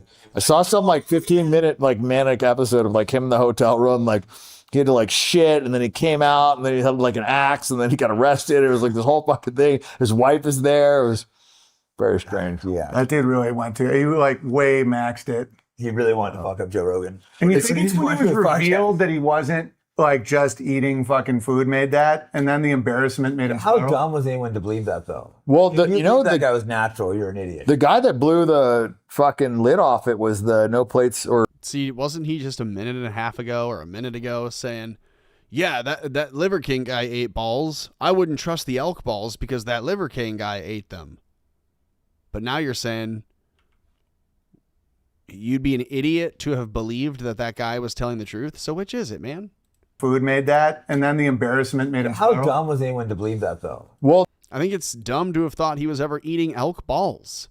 That guy was natural. You're an idiot. The guy that blew the fucking lid off it was the no plates or more plates, more dates or whatever the fucking more plates, more dates. This guy Derek. Good dude. I did a podcast with him like 3 or 4 years ago. I've heard that. No place, no date. Can't think of who it is. So he got an email that had the blood work in there, or like an email that he was sending to a doctor or whatever, saying what he was on, and it was like some like crazy stat. Amount of GH, right? Like crazy amount of GH. That was the, and he claimed it was because like his body didn't respond to like low dose of GH, whatever it was, but like. He claimed he was natural. He was on like a ton of shit. I think he was like 30, 40 times when someone. Dan Rogan called it out immediately. He was like, "Dude, that guy's fucking yacked out of his mind." It was pretty obvious. He's like beet red. I've been in sports my whole life. It was obvious to me with 100% certainty. I could have said that guy was on. Are there black dudes that can be like that just from Quite like that? I don't think they can get more jacked, but not like as jacked as him. He was like a level of jack that you can't get without drugs. He was crazy jacked. I mean, right when you agree, even the top. There's like no. Oh, you don't naturally look, bro. Yeah. Like you have to also factor in his height. Like Arnold, he was like 5'7" or 5'8". You know what I mean? Like, like so you look at Arnold, and Arnold was like a specimen of the time, and They're talking about both of these people living as if they're dead. Arnold Schwarzenegger living. The Liver King, I believe, still living, unless there's breaking news. Liver King, still alive. Found alive and well. 6 foot, and he's juiced to the gills, admittedly, on everything. The best bodybuilder in the world at the time, using tons of steroids, he was only like 240, 230. You know what I mean? Like, so you chop off like 3 or 4 inches, you know, it's like, and he's juiced to the gills. That's what I'm saying. Like, when this whole, like, it's not Arnold Schwarzenegger that dropped off a couple of 3 to 4 inches. It's Bruce Jenner that chopped off 3 to 4 inches. the Mike O'Hearn thing, like, and I actually like Mike. I've talked to him, but there's no fucking way this guy's that. Bro, he's like 55 years old, and he looks like he could step on the stage of a fucking Olympia. And age does shift things quick. Like in my 30s, he's gotten better though, dude. Like he's more jacked at 55 than he was at 30. You know when someone, not always, but a lot of times you can just know for sure. There's some people you can't tell because there's a genetic thing, lifting, but there's some people that are just clearly juicing. Yeah. Like in fighting, you could tell, like just the body, like, oh, that guy got on juice. You can just tell. You can't always tell people that are on because, like, I mean, I'm shooting testosterone. I look pretty normal, you know? And there's guys. Very strong beard. I've always had that. I think that's the Armenian. But there's guys that'll be doing steroids that kind of look like fucking shit. Really? Yeah. That would yeah, for sure. It's like I'm actually, chick that doesn't get clicks. You're like, dude, I'm fat and I do. Bloated. Bro, I remember in college, there was a guy in my fraternity and he was like talking about. Look at that. Look at how quickly Jake is like, oh, yeah, there are a lot of guys who are doing a lot of steroids and do not look good. Owen's like, seriously? All I do is work. Owen's like, I toil, Max. All day long, I toil. I work, and I'm a giant, and I'm a big grizzly. And Jake is like, yeah, similarly, I work out in the gym a lot. And yeah, there are a lot of people doing steroids who do not look good. That's crazy. I'm actually chick that doesn't get clicks. You're like, dude, I'm fat and I do. Bloated. Bro, I remember in college, there was a guy in my fraternity and he was like talking about. I don't mean to sound like I'm being hypercritical of any of them. I'm just having fun. On steroids, and this girl didn't believe that he was so shitty. It's like, it has to be the most insulting thing ever. That's so funny. Yeah, she's like, no, you don't. You don't look like you take steroids. You're a fat fuck. It's like Diana Ball, I think it is. Like, it's like Randy Fiennes on juice. Randy Fiennes. Yeah. It's just this fat fuck. So that's the first mention that we've gotten of Randy Fine, and we're 52 minutes in. But there's guys that like can't get to it, the level that they're at unless they're taking. No, exactly. I'll look like shit on it, but there's certain people that you can't possibly get there. Yeah. I mean, you can look pretty fucking good naturally. Like, dude, there was like some black kids in my high school that could fucking bench press 225 that didn't even hit the weight room and were like eating chicken wings and shit, you know? Like, there's definitely a genetic factor, and genetics are huge. I just thought of the Little selective breeding goes a long way. Ugh. What's the guy's name that's fighting Paul Miller? He's like lifting a good amount of weight, but he's just jacked. The G. The G. The G. It was a jack. This, Paul Miller, that guy, he's a little racist, but he's my friend, a Gypsy Crusader. Oh, yeah. He's got a kickboxing fight with this. Paul is going to fuck this dude up. This guy's the most delusional psycho. We'll show you after this. He is. I watched so many videos when I went home the other night when I came by. Yes. And then the other guy looks just like him. He started getting on my feet. There's these two. Does anyone know? Two idiots. Does anyone know who that is? Not Paul Miller. We all know who Gypsy Crusader is. Does anyone know who it is that's fighting? That's fighting him? You say in the chat it's the Jew. Interesting. Interessante. One of them's Muslim and one's Jewish. And they're he's like, you're not going to speak to me the way you want to speak to me, and he's like, you can't speak to me the way you want to speak to me. Oh my God! It's one of the funniest things I've ever seen. I'll show you after. They're like talking crap to each other, and then they get up, and as soon as everyone grabs them, then they start flinching, acting tough. Is there any tough J's? Like, is there J fighters? No. I fought the top one. There's like a couple UFC guys, okay, like, but no one great. No, they've never been good. But to fight in the UFC, you have to be like relatively. Like you're on a ridiculous level. There's only a couple that made to the UFC, and there's a huge skill range in the UFC. The top to the bottom is massive. Like being in the UFC is not like this. But his question though, are there any tough Jews? I mean, just in order to get to that level, like you have to fucking. You have to face reality too. You can't manipulate. Fight the world's toughest Israeli. Like at my retired, I would want like a month to train. They'd be like, hey, anti-Semitism. Like you can't. It doesn't work. Yeah, you can't be like anti-Semite in the cage. Yeah, that's why I like. Ref, he hit me. He's an anti-Semite. Yeah. No, then after they get so spiteful, they get rid of your bank account. Like that's what they do. They sue you. Yeah, they see it. They do. They seethe over it. They're like, I'm gonna make him pay. That's why I wouldn't fight a Jew in one of these like gym fights because they would sue you. They would. Fact. I could see them doing that. You had a couple of fights in the gym. I've had a few. I saw one clip. The one that went the most viral was this guy Mike Jackson. We agreed to fight on site, like Nick did to Sneeko. So then I walked into the UFC PI. He was this racist black guy, but I think he grew up rich area, and I seen him. And he was in his prime fighting in the same weight class as me. Now, he was a terrible UFC fighter, but still. Oh, he was in your weight class? Yeah, in the UFC. Now, a regular person I would never fight, but because I look at him as my peer in the UFC, so I seen him at the gym, I walked up there, I see him, I go, oh, hell yeah, it's on in sight. I'm like, you want to go in the cage or fight out here? And he goes, no, man, let's do it like in Houston. Start speaking, I'll get it. Oh, I'm like, no, we're going right now. I start walking towards him. He starts running around the gym. Really? I know the UFC has this on footage. That's so crazy. I only have a small clip. Eventually, I caught him. I threw him on the ground, mounted him, and just started slapping him. And he's crying. How does he recover from that? I feel like that's... He called the cops, pressed charges. Dude, narcissism, they don't care. They're like, they just make up a thing in their head. He goes online, like, what's he call himself? Like the cracker killer or something. Really? He's like, I take out these snow roaches. After I just told him, that's a funny one. Snow roaches. That's great. He's like that.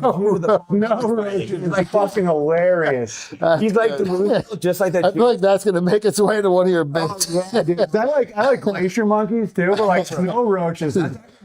Yeah, I heard moon cricket. That was I think that's their get. I think that's their get back to it. But then I threw him on the ground like a little bitch. Oh yeah, a lot of those guys, they talk a lot of shit. I'd fight. The only guy in the world I'd fight is Nick Fuentes. Yeah, because I need to know. I won't get hurt at all. Like zero. Like I don't even want any chance. Like I play piano with my hands. I think. Yeah. And he's the one guy I know. It's 100% no chance that I would even have a single. You wouldn't even need to train. Yeah, you're good. Well, he weighs 126 pounds. Like dang, that's funny. Yeah, the only person in the world Owen Benjamin would consider fighting is Nick Fuentes because he needs to guarantee he will not be hurt or injured at all. Bruh.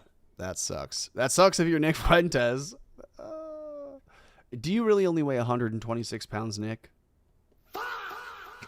I've always like proud of myself on fucking skinny girls. And I have fucked a lot of girls that weigh more than him, which is kind of crazy. You know, like that is truly victim weight at 126, bro. That's crazy. Yeah, and it's the way like he has weak wrists. Like you just know it's a piece of cake. What happened with Sneeko? I thought you said you were gonna get. Hey, real quick, if you are watching over on X at Tom Borum Jokes, go ahead and hit the like button, but repost. if you would, hit the repost button so that more people can see this. Him up to do that. Too. I didn't see him after that because he called out. He goes on site, but he wants his fans to attack him. If someone calls you out fighting on site, like you, dude, Fuentes does that shit. Like he said that I attacked his family. That's one reason why I'm like, this guy's a fucking liar, and I don't even think he has fans. But I could, dude, if I said someone's attacking my family, there'd be like, that's a problem for that guy. Like nobody gives a shit what this guy says. No, and like.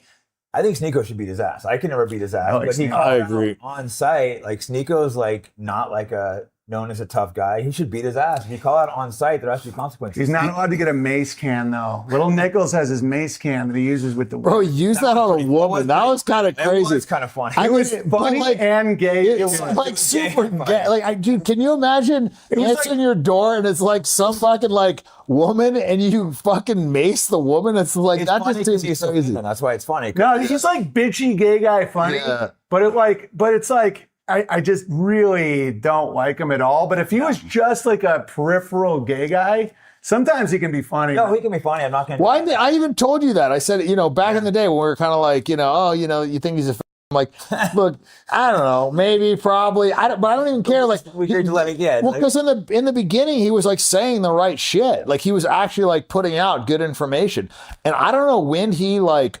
This is the whole thing with like him and Candace. Candace never had like a really legitimate gripe about him. Like if she had fucking gone crazy when he like did the Epstein shit, when he did the Charlie Kirk shit, like all the weird thing is like all the stuff that they had was just kind of like catty bullshit. And then when he did the egregious stuff, like the Charlie Kirk, the Epstein, like she was quiet. She didn't say anything. It's like, you're going to go fucking nuts about this guy and say that like he turned on January 6th. After January 6th, I feel like that he had like a lot of good takes, but there was like a pivotal moment when he shifted. Activated. Yeah, like seriously. Like January 6th, the whole time I'm like, that's a honeypot. Nobody go to that. Weird. I never wanted and he has to a fucking bullhorn, yeah. He's like, take back our country with blood, like shit where I'm like, you're going to jail for that. Schwer did time in jail for that. And then he like talked shit about me saying that I wanted to fucking kill Israelis. And it's like, dude, I can't think of a thing I would rather do than go to war with Israel and kill fucking Israelis. It's like Ben Shapiro of all people. Like Dan's going to sit like. Oh yeah, I remember that. And then Lucas Gage goes, yeah, I can vouch for the story. And then who else? Adam Green. Then I realized those three guys were always pushing the exact same talking points. They're the ones that all coined low IQ anti-Semitism. They all were adamant that it wasn't Charlie Kirk. There's 3 or 4 more other things. Oh, they all were defending the Federal Reserve Bank. Well, when they started defending the Fed, I'm like, what? That's crazy. Like they're fans of the Fed. They have like a poster of the fucking chairman of the Fed. They're like, I'm a Greenspan guy. Yeah, Paul Warburg was a great American. Well, 5 out of the last 8 Fed chairs were all so that's like clearly a fucking, it was a private bank set up by fucking Warburg. Like that's clearly a fucking Jewish version of our country. Like the fact that our dollars says Federal Reserve note and it used to say US note and they could just print these fucking things in infinity and then tell us the interest rate. Like that's crazy. Abracadabra. Like what the fuck are we talking about? Just speak it into existence. It's like this thing was trans. It's like trans gold. Well, it's like alchemy. They print money out of thin air. And but it's all belief-based. That's why right now that people are like, oh, wait a minute. Why is this the piece of paper, and that's game over because it has to be belief because they don't do anything. Everyone else does everything. Yep. So as soon as you don't believe it, it's like, they're just like, eh. Well, if you look at like the quality of life of the average person, 50 years ago, in the 70s, even the 50s, whatever, like the quality of life was way better than it is today. Like the average person is fucking massively in debt right now. And like we've had all this technological innovation. Like that should tell you that there is a small group of people sucking all the money out of our country without providing value. Because for us to have all this technological innovation and everybody to not be having a better quality of life tells you everything you need to know. Like this phone, if you had this fucking 20 years ago, you would rule the world. You know what I mean? We all have this now. Yeah, we have to rent a business space to have now you're just like, I just made a business. Yeah, like you had to write somebody's number down. Like you had to go ask for directions and write it down. And it's like, okay, half a mile up the road, take a right. You know what I mean? It was like, we were extremely inefficient back then. Dude, in my cancellation journey, I went back to the post office because I got kicked off so much shit. I have thousands of people handwrite letters. It's way slower, but way more like Makes you like spirit put in it. effort into it. Dude, people like make me stuff. They'll send me a silver It's coin. cool when fans I mean, you brought me something he would love, a Nazi coin. Oh yeah. such a great gift. Like, Dude, one thing how did you get that thing? It was like someone sent it. People send me shit all the time. They're just like, and that's why I have a meaningful relationship with my listeners, but it wouldn't have happened unless I was kicked out of shit because I couldn't talk to them online anymore. So Twitter, Facebook, Instagram. Like I've had 70 Instagrams deleted. Wow. You know, I even tried doing Owen's offended wife, where I just kept tweeting things like, I can't believe Owen just said, and then I just say the thing. And they're like, we know about loopholes. Can't believe Owen just said, what a piece of shit. In the age of doxing, hacks, and blackmail, everyone knows how important online privacy has become. You that would discussed books such as Fishing. I do too, man. Starlink's awesome. I know. Like, dude, and Starlink is like changed the game for rural shit. I mean, and bro, it's like, his buying X was a fucking huge, unequivocal game do you changer. think there was a chance that we were growing outside of it and they got worried? I don't know, man. I've really actually spent a decent amount of time thinking about this because with him, I can come up with like a whole list of things that I really like and a whole list of things I really don't. And it's like very polarizing, back and forth, which is like kind of an autistic trait. Yeah. But like, dude, I don't know, man. To me, I feel like he changed. Like they clearly have something on him where they can control him. And there's no way they would let him get to that level of wealth without having control on him. And I know the guy like does drugs and fucks chicks and, you know, does probably crazy shit or whatever. And he's running these like public companies that are getting government contracts and all this stuff. And he really wants, he says this like, you know, gay dream of going into space, which I don't know what the fuck. It's like we have the best planet here ever. Exactly. It's like undeveloped. Space. Well, terraform Mars. I'm like, how about Greenland? Like, it's, like there's tons of land that you're not even trying where there's already oxygen. Like even Antarctica, you know what I mean? Like these places are like actually habitable. Like Mars is not a habitable, so you have to like make it habitable. You have to spend all these years to get there. Like, I don't know. The whole thing just seems fucking crazy to me. If I saw autistic paperwork, like full blown, I'd give him a lot of leeway. Like if he was full blown spectrum. Well, he made a comment about Israel, and that's when he changed. Remember? He went after Bob Iger and said, if you want to blackmail me with money, go fuck yourself. When he was like, you know, because he basically, there was one tweet that he did where it was like, somebody tweeted something about like Jews are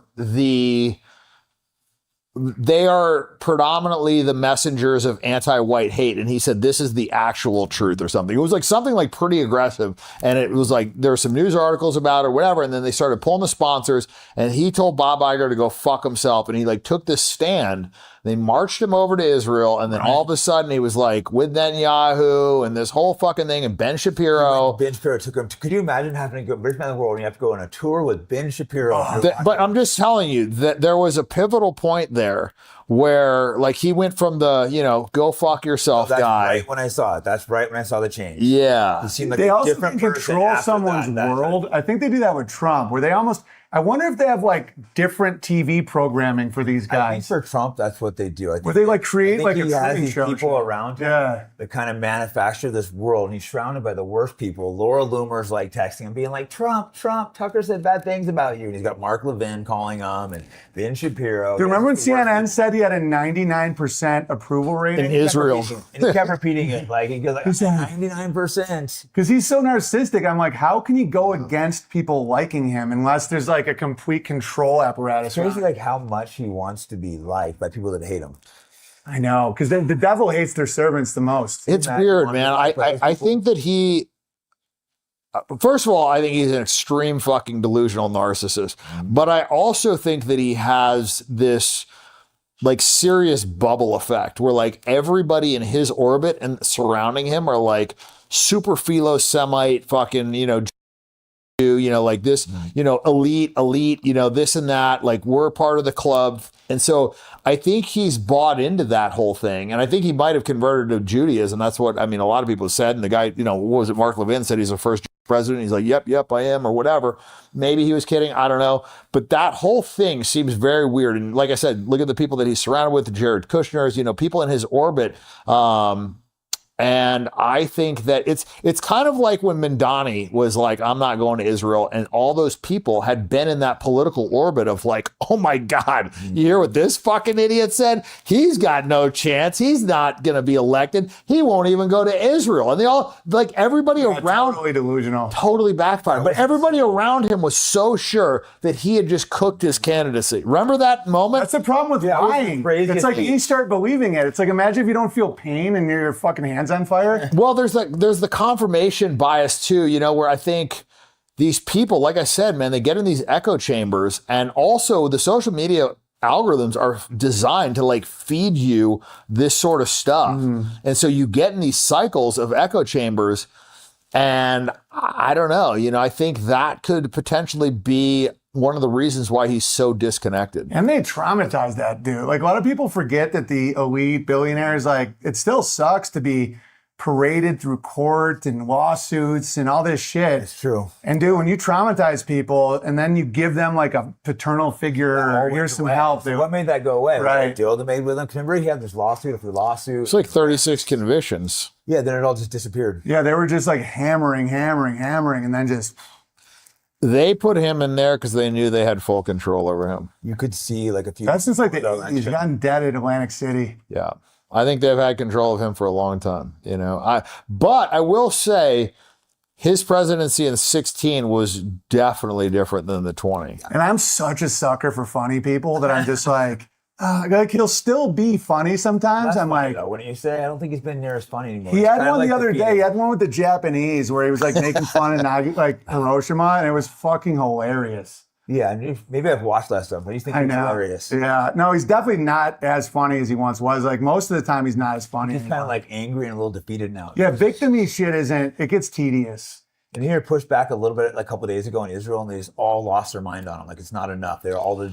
Yeah, that was great. It shows you they never do enough. He spent 2 years being a slave to them. Buddy, I tell you what, you couldn't fucking pay me to switch places with that fucking guy. No, dude. I mean, you imagine all these people hate you. The people that you're fucking helping now resent you. I mean, it's just like it's like everyone has a knife around you all the time. It's crazy to watch him. Like, he spent the entire presidency working for the Jews, and now they all just hate him.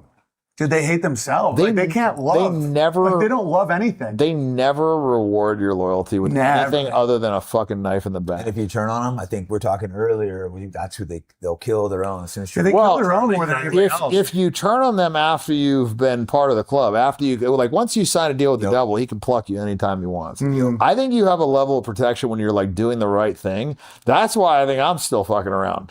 Because I said fuck you to them, and I was like, for sure they're gonna fucking smoke my ass. No, they go internal. It's like if you're. What have I been saying? Yeah, they kill their own. It's like Trump, Charlie, and others live with knives all around them, everyone around them, looking at them like they're on the chopping block, do or die. They are articulating this. And everything I have said publicly since, when asked, how did you know? Why did you say that? They don't love anything. They never reward your loyalty with anything other than a fucking knife in the back. And if you turn on them, I think we're talking earlier, that's who they'll kill their own. As soon as they kill their own more than anybody else. If you turn on them after you've been part of the club, once you sign a deal with the devil, he can pluck you anytime he wants. I think you have a level of protection when you're like doing the right thing. That's why. Where's my invite to this little, let's make it a 4-man. Let's add another mic to the table. I could sit on that side. Come on. I think I'm still fucking around because I said fuck you to them, and I was like, for sure they're gonna fucking smoke my ass. No, they go internal. It's like if you're in the mob, that's when they go at you. Like JFK, I was told he kind of like had a deal with the mob to get to get elected. Yeah.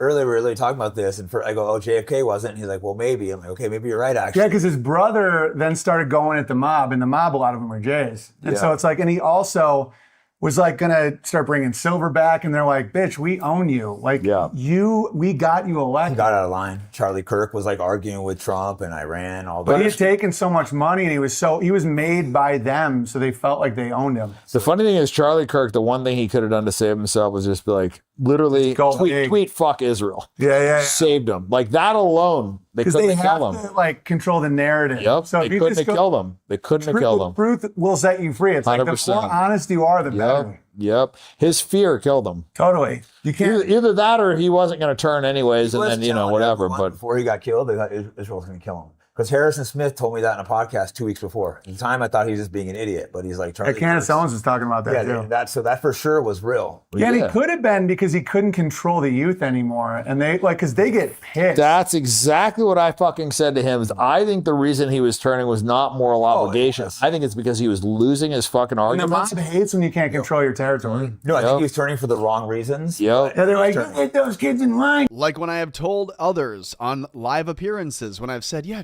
Charlie knew the whole time it was a wrong thing to support. He was making a business decision. He looked at the sponsors and the donors and then the arguments he could win on campus and tried to mesh them as well as he could. Take the money, support these things, argue it, and make the kids see him as being right. He couldn't do that anymore for the Israel people, and he could no longer support the pro-Israel cause with the demands that the donors were making, coupled with still trying to save face and maintain his credibility on college campuses. So when kids were eating him up on the Israel issue, he had to change and drop them. It wasn't a moral decision. It was a business decision. You fuck, and Well, he's the like, text messages aren't like, hey, Israel's killing too many kids. I can't defend it. It was like, I'm losing money, losing the support. I'm losing my arguments. Exactly. That was his worry. He was Yep. turning. too many kids were turning, and they're like, you're responsible for the kids. That's why we gave you the house and the prom queen. It does sound like these three dudes watched. I know they didn't. I know this is not true, and it sounds egotistical to say. But I'm making the point that I have said all of these things in each of the different podcasts that I have done on this issue. So it's funny to say. It sounds like they have watched the appearances I've done with the Black Line Brief and with Adam Thomas and his podcast and with Dee Got a Podcast and others who I've spoken with about the Charlie Kirk assassination and how they set Tyler Robinson up, how Charlie would have been targeted, why he would have been targeted, why Israel would target him and when him and not Fuentes or others, why they've all been changing since. So I just want to point that out. If you're new here, then you can at least be sure, hey, I have a public record of saying all these things. These are not new revelations. The Mike Pack explosion is not a new revelation, just the photos are. Go watch the old podcasts I've done where I've been a guest on other shows and have linked those things and have clipped those things and have posted those on YouTube and other platforms. allmylinks.com/AmericaFloats. I've been saying all these things. So I feel very validated. This is very nice to hear. Three dudes who all seemingly agree with what I've said. One of the three hasn't done an AIDS test and been worried. That's good. Same thing with Piers, man. That's why he had to turn. It was not because of moral obligation. It wasn't because of information. It was none of that. It was because his audience is turning on him. And he knew no matter how much he fucking made his sponsors happy, if his audience turned on him, they'd throw him out like a fucking piece of lint. And it is spiritual because, like, I was in Hollywood at CAA and all that, but I never was in that. Like, it was always from stand-up or I would organically build my own show or something. Like, they never, like, gave me shit. You were CAA? Yeah. They would never rent me. They would never. Well, maybe a lot of people did live before, but it seems like they overpromise for a lot of people and don't really do shit. And just No, CAA comes through. CAA definitely comes through with some fucking real shit. I remember I went to like Michael Kivas' party one time. I was boys with Michael. He was my agent for a long time. He was cool. I mean, I didn't know him very well. I mean, I didn't know I don't even know if he's Jewish or not, but he was always Yeah, super J. is he? Okay. Yeah, probably hates me now, but he was Not though. I mean, he was cool to me at the time. I remember this is like a standout memory for me. I went to hit one of his parties and he had like these like peacocks walking around and some like random animals or whatever. I always like incorporated that in my shit later. Totally stole that from him. But there was like Kenny Powers was at his party. that guy was funny. He came up to me, dude. And I was just like, What the fuck? I didn't even know how to react. So I tried to just like play it cool. I was like, yeah, sure, no problem. I'm like afraid That's that like shit so on my weird. wall. First time like a celebrity comes. Bro, I had no idea what to do with myself. I should have just been like, yeah, like huge fan of your shit, but like I thought that'd be weird. You know? Weird. No, you don't even know how to respond to that. That shit was funny. It was so that's too. funny as hell. Now, you probably would love that because if they respect you and you Oh, like for your sure. No, for sure. I just didn't know. It was like I just got a little thing. Just gotten it. Like it was like a light switch turned on. It's not like this guy shouldn't be coming up to me. Yeah, I was just like, I didn't want to be. I didn't want to be. That guy was a dick. I didn't want to be. I didn't want to be weird to him either. I know I was super nice, but I was like, I didn't want to be. I didn't know if it'd be weird if I told him I was just like. He's saying he was at a party for CAA, Creative Artists Associative, or something. Whatever. It's the. Oddly enough, it's like the CIA for Hollywood. The CAA is what they're referring to. And they're going to a guy's party. He must be a big shot agent who all of them know or know of by name. They've been invited to the parties. This last bit is kind of strange. You and you for sure. No, for sure. I just didn't know. It was like I just got a little thing. Just gotten it. Like it was like a light switch turned on. It's not like this guy shouldn't be. They're talking about. He says Kenny Powers comes up. Is he? I just paused this to ask. Are they talking about Danny McBride? Is he talking about the actor the comedian Danny McBride, coming up to him and saying, "Yo, I'm a big fan of Dan Bilzerian," and he, the celebrity, not knowing how to respond to the actor comedian? Is he calling him by the name Kenny Powers from his TV show? I'm trying to figure it out. Coming up to yeah, I was just like, I didn't want to be. I didn't want to be. That guy was a dick. I didn't want to be. I didn't want to be weird to him either. I know I was super nice, but I was like, I didn't want to be. I didn't know if it'd be weird if I told him I was just. It's like your Instagram gets me hard. Wait, what Jew did you bring to Ye's house? Oh my God, bro. So I didn't bring him to his house. Oh fuck!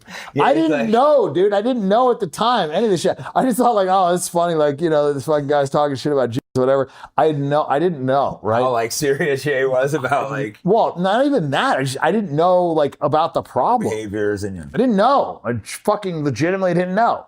I feel like an idiot now, but like at the time, I mean, the writing was on the fucking wall clearly, but like, no, my parents are fucking retards, dude. They didn't say anything about this. My like one crazy fucking uncle who was like the Nazi, it's like he's like, I've been saying this for 50 fucking years, It's like, but he was always the crazy uncle, dude. Like, how are you supposed to say this guy's here? If I was him, I'd be like, fuck this guy. I'm just like, the Nazis are good. Like, what are you talking about? Look at this nut guy, But anyway, so yeah, I wanted to make a shoe with him. I thought that'd be cool because he had just gotten kicked out of fucking Adidas. Oh, yeah. And I'm like, fuck, dude, we got, fucking like 100 some millions of fucking followers. We could be able to sell some motherfucking shoes. Let's say fuck you to them and do it.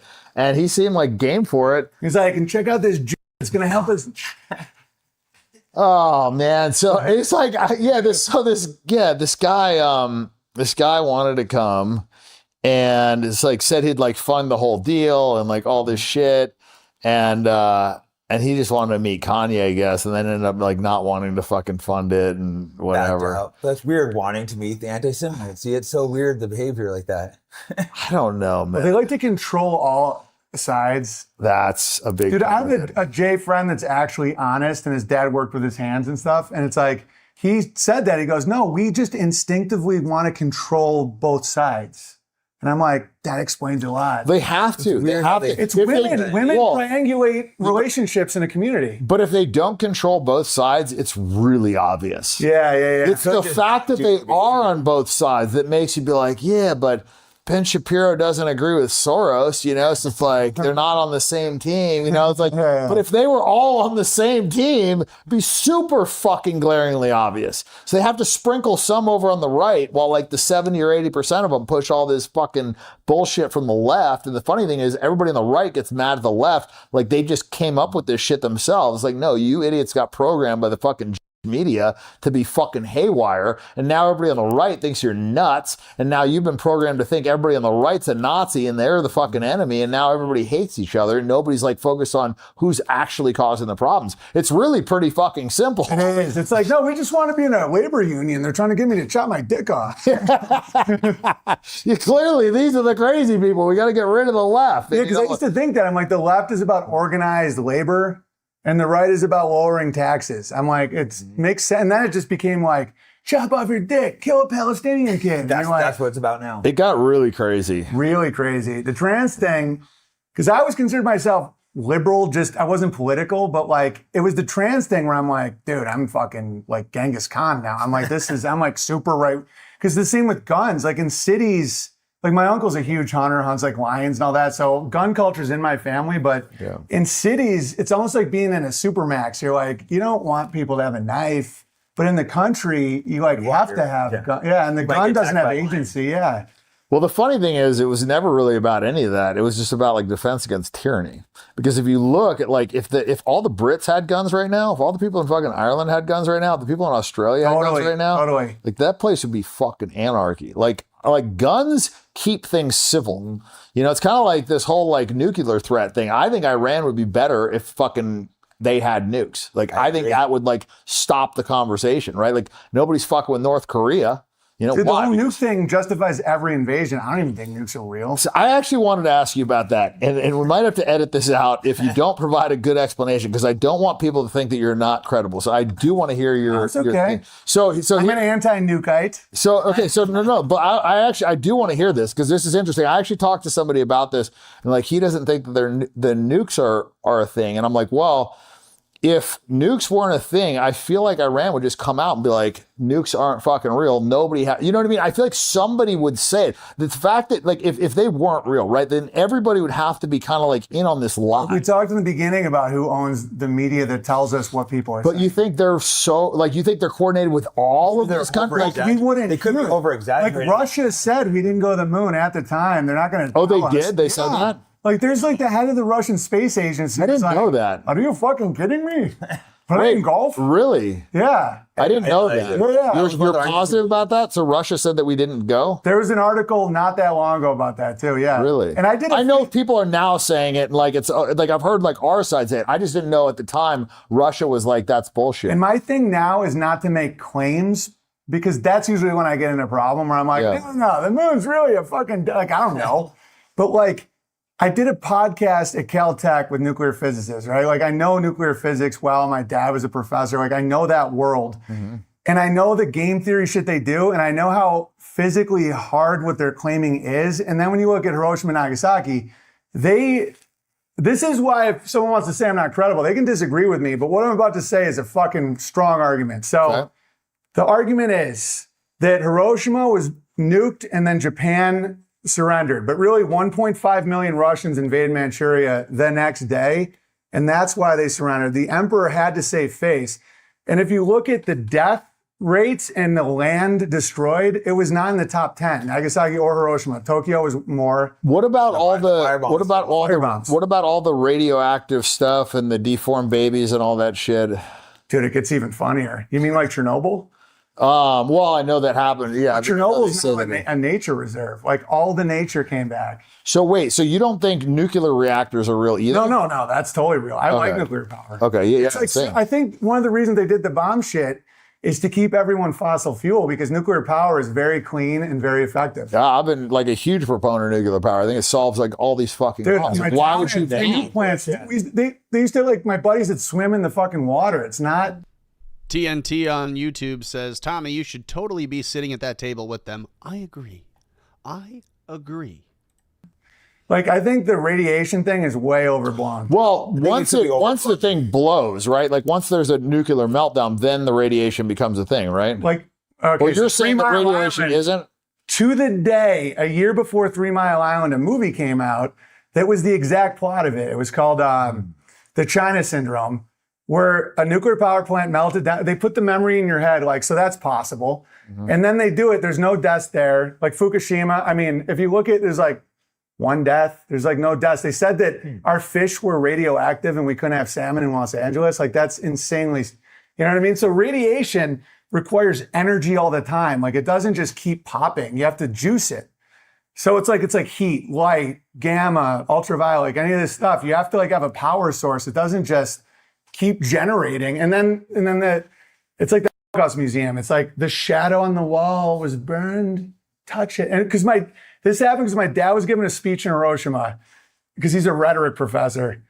And as a kid, I'm like, Dad's gonna die. He's gonna get fucking radioactive, you know? And they're like, oh, no, there's no radiation in Hiroshima. I'm like, really? So they said it was poisoned for 1 billion years. It's like, And then you look at Detroit, and the real N bomb looks a little bit different. You know what I mean? Hiroshima is a thriving city. They never evacuated. See, like, I used to be paranoid about 5G and shit, and I'm like, dude, there's little birds everywhere. I'm like, little birds would be dropping dead. Well, how long does the so I don't, so I'll be totally honest. I don't know a ton about this. I was just told that like the radiation stays for a period, but not like indefinitely. How long does radioactive stuff stay? Well, they put like uranium shit on shells and stuff. Like that shit can be really poisonous, but it's pretty localized.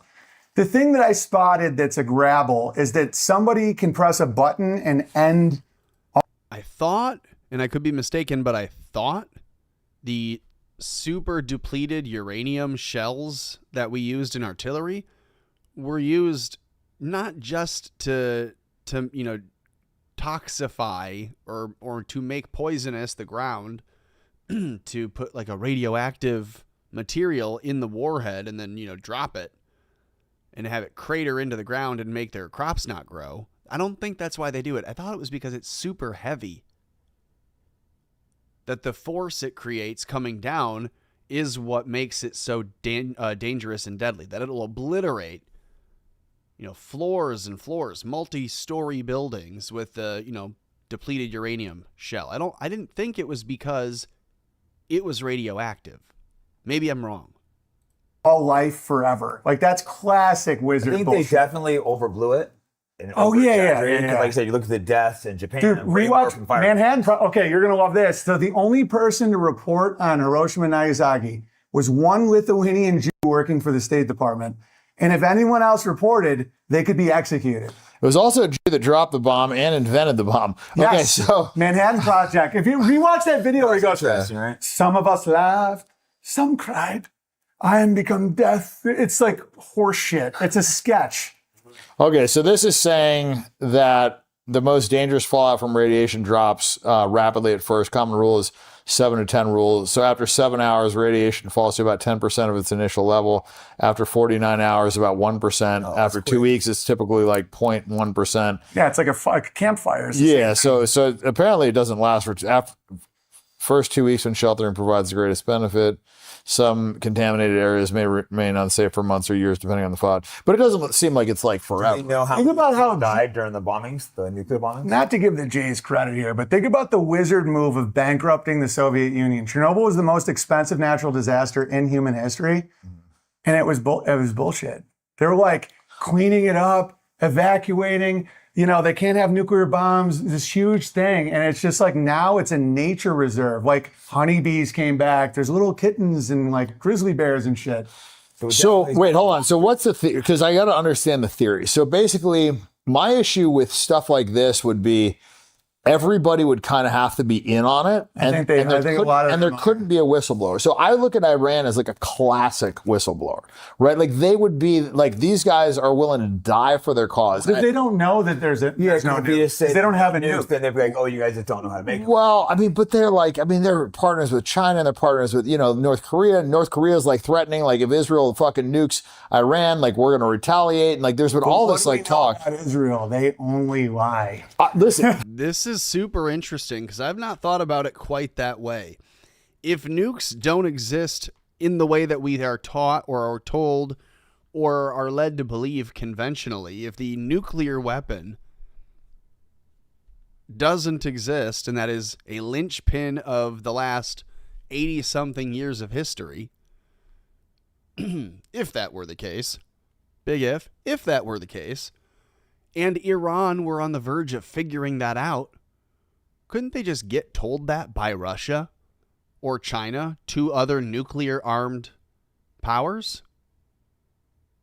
Maybe Russia and China are willing to hold that secret back, but Iran is like the proxy that we can all blame globally and say, once they figured it out, they were willing to tell the world that everyone else was lying. They're the loose cannon. Is that it? I'm starting to think in biblical terms, praying for Persia, crossing my fingers for Iran. nukes, then they'd be like, oh, you guys just don't know how to make them. Well, I mean, but they're partners with China and they're partners with, North Korea. North Korea is like threatening, like if Israel fucking nukes Iran, like we're going to retaliate. And like there's been all this like talk. About Israel, they only lie. Listen, whatever Israel says, I'm betting the other way. They would have nuked Lebanon. Well, okay, so They can't not hit the button. They're psychotic. I said this, right? I said I think they're looking for any excuse to fucking nuke. I think Iran, not Lebanon, because I think they want to actually inhabit Lebanon. Oh, good and it's close. Yeah. Right. But I think that's their only like real win to this war. And I said the same thing with Trump. I said, it's possible that we nuke them too because Trump wants to save face. So listen, I'm with that.